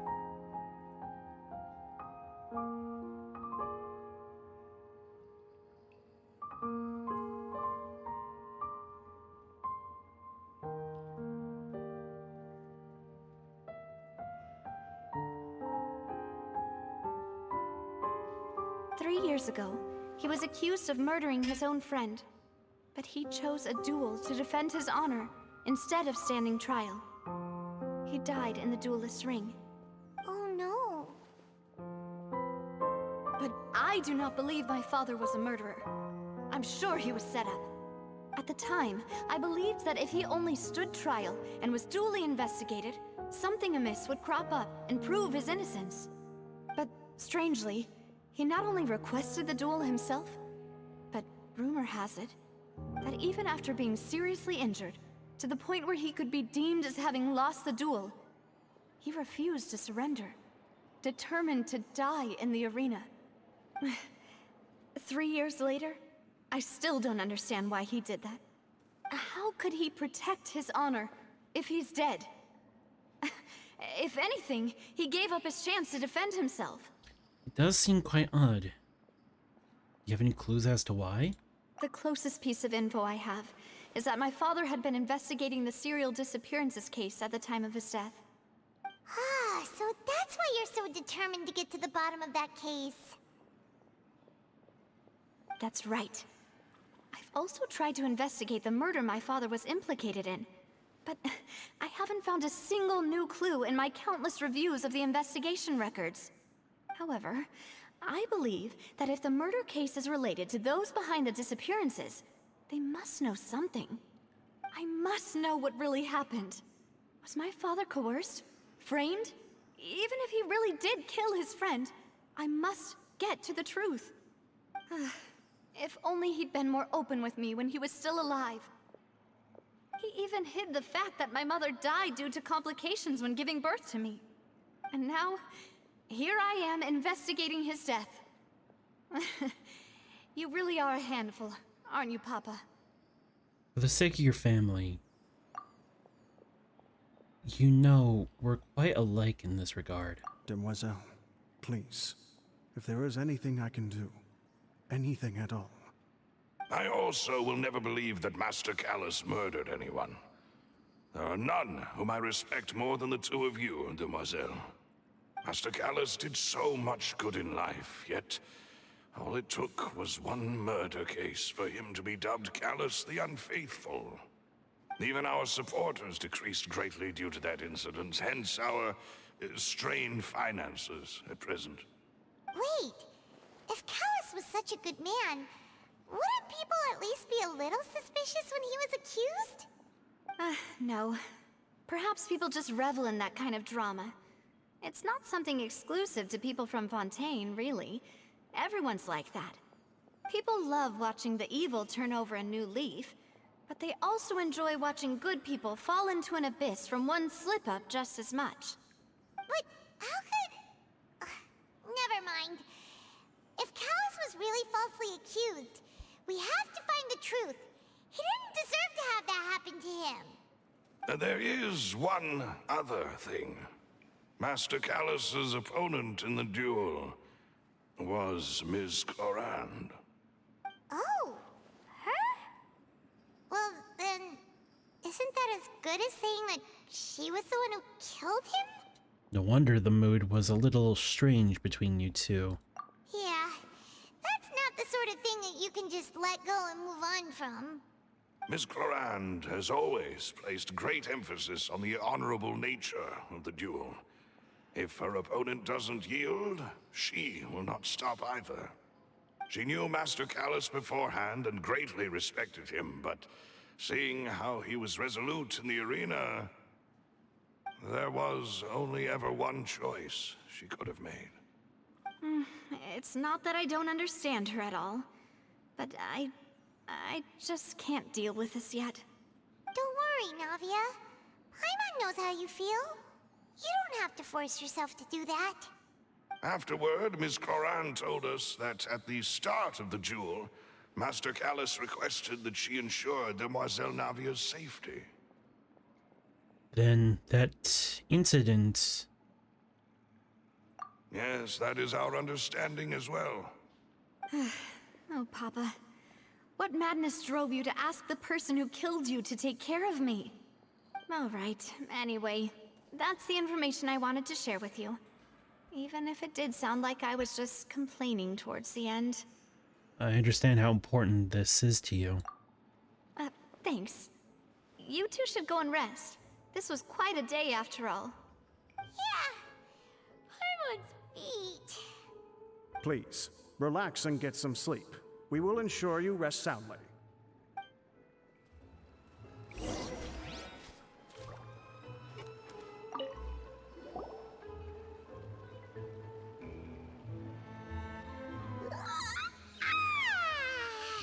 Paimon slept so well.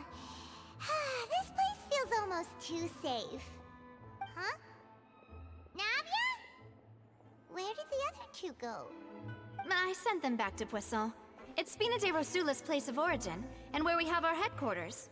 There's not much for them to do here at the moment. Paimon gets the feeling that you're just trying to get them off your back. But never mind that. When did you get back? Were you waiting here the whole time? No, I just returned after going out for a while. I did some investigating yesterday regarding the name Vacher. Wait, so you didn't sleep at all? How could I after having such critical new evidence appear? Guess Paimon wasn't speaking for everyone just now, huh? Unfortunately, this name seems to have been wiped from existence. It doesn't seem to have a match anywhere. I suspect that those behind this have already taken steps to hinder an investigation from this angle. But that does prove that this Vacher person is a key witness in the incident. Does that mean we're too late,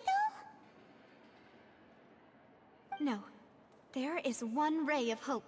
One place in Fontaine that they would find almost impossible to threaten, no matter how much they wanted to. And that is the archives kept by Chief Justice Neuvillette. A place where detailed files on all the cases in recent years are kept. If the Oceanette you met is one of the young women who went missing recently, we should be able to find some related information there. So Neuvillette maintains an archive of case files? Whew. Guess that's the hard-working Chief Justice for you. In that case, let's go talk to him, shall we? Aren't you coming along, Navia? Did you get tired? No, it's nothing. Let's go see the Honorable Chief Justice.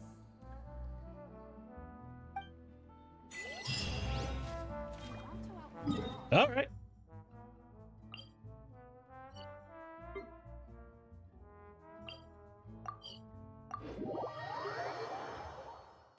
right up ahead.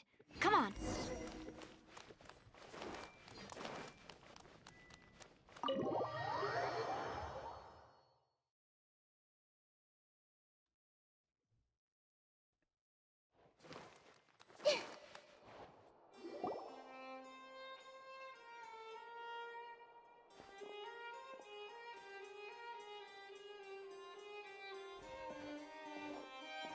Halt! Please state your business here. The Chief Justice is presently occupied with official matters. Huh. This place does look pretty heavily guarded. Guess that proves that Nervalet's files are really secure. Hey, don't you recognize us? Huh? Who are you? Just to be clear, I don't care who you are or who you might be related to. Our rules make no exceptions. See? They've got great discipline, too. Yep. Paimon can tell. If you're here just to crack jokes, I can point you towards the exit. Unlike some, we're busy, so please leave if you don't have a reason to be here. No. What I meant to say is, shouldn't you remember us from a few days ago? We were at the trial of the great magician Lyney. Oh, yes, I remember. I read about it in the Steambird. You must be Lyney's attorneys. It's all coming back to me now. We're here today to report and archive some information on a follow-up case. Huh. Is that even a thing? Of course. Don't worry. We're here on official business. You can trust us. All right then, I'll let you through. The Chief Justice is just inside. Thanks so much.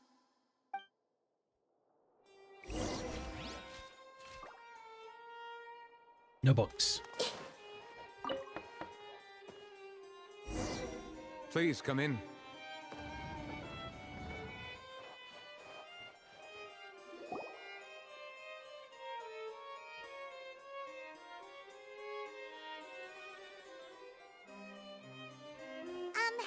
Sorry to barge in, Monsieur Nervalet. We only lied to get in because we didn't know any other way. It's all right. Please let me know how I may be of assistance to you. So you're not mad at us? We're looking for a man called Vacher. He may have been an eyewitness in the serial disappearances case. If we can find him, we may be able to unearth some key information on the case. Ah, I see. In that case, please wait here a moment while I browse through the files.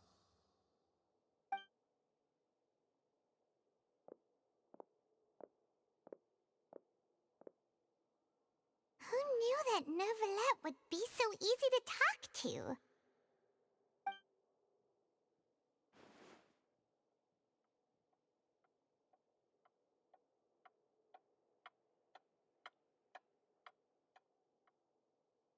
Unfortunately, I'm quite certain that no one by the name of Vacher has been involved in any case, criminal or civil, in the past several years. There are no records of him either in the files or in my memory. So we're back to square one. Traveler, what if it was really just a dream? Is that so? All right then. Thank you so much, Monsieur Neuvillette. We'll take our leave now.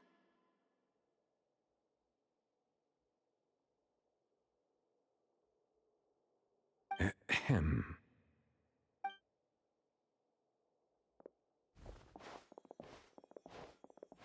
Miss Navia, I can understand how you feel. Your father, Callus, was a truly exceptional man. We deeply regret his passing.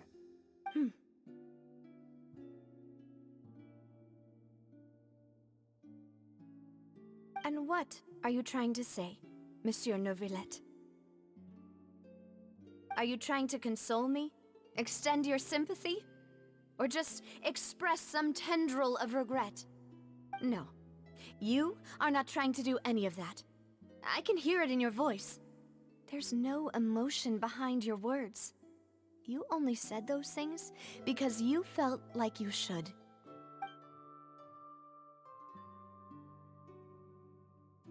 It's just like last time.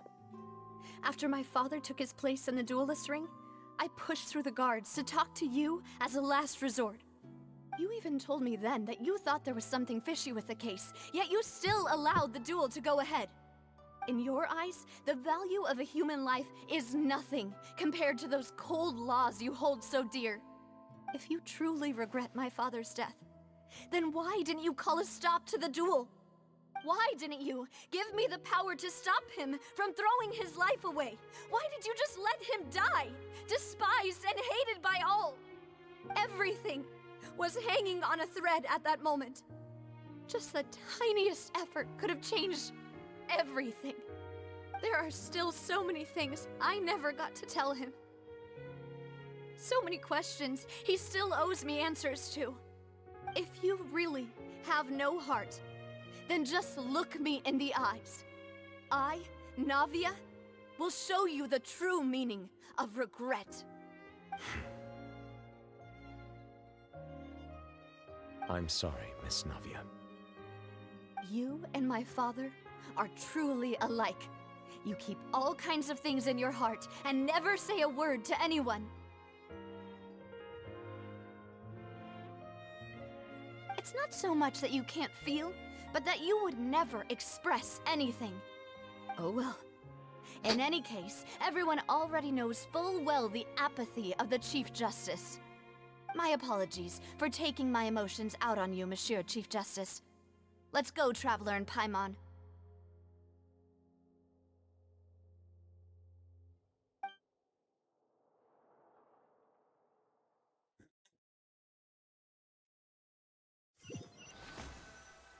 Well, that was uncomfortable.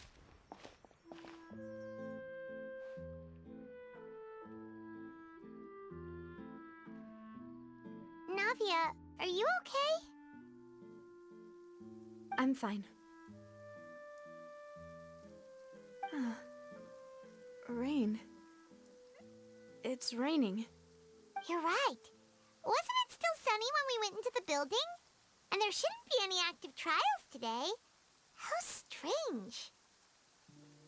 Now that I think of it, on the day my father was convicted of murder, it was also raining.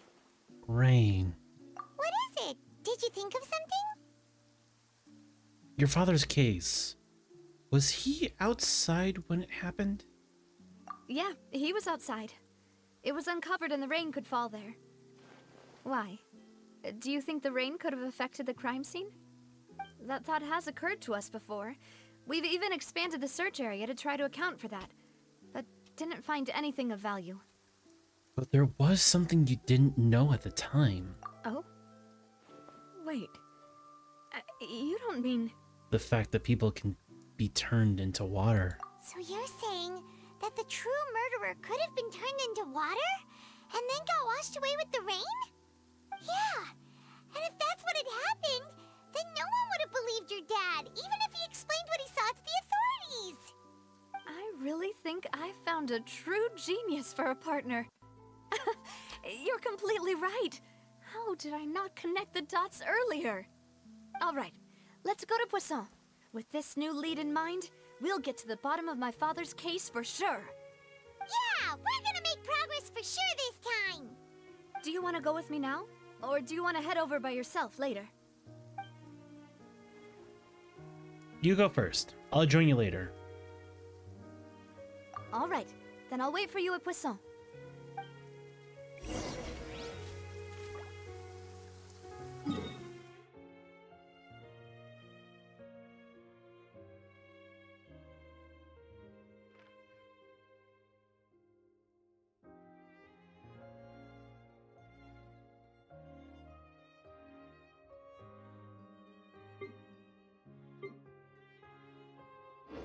What they say is true. You have to see the world for yourself to appreciate how beautiful it is. Alright. How many achievements have I gotten? Whoa, that's a lot. Alright. I think that's going to be it for tonight. I've been going for 5 hours.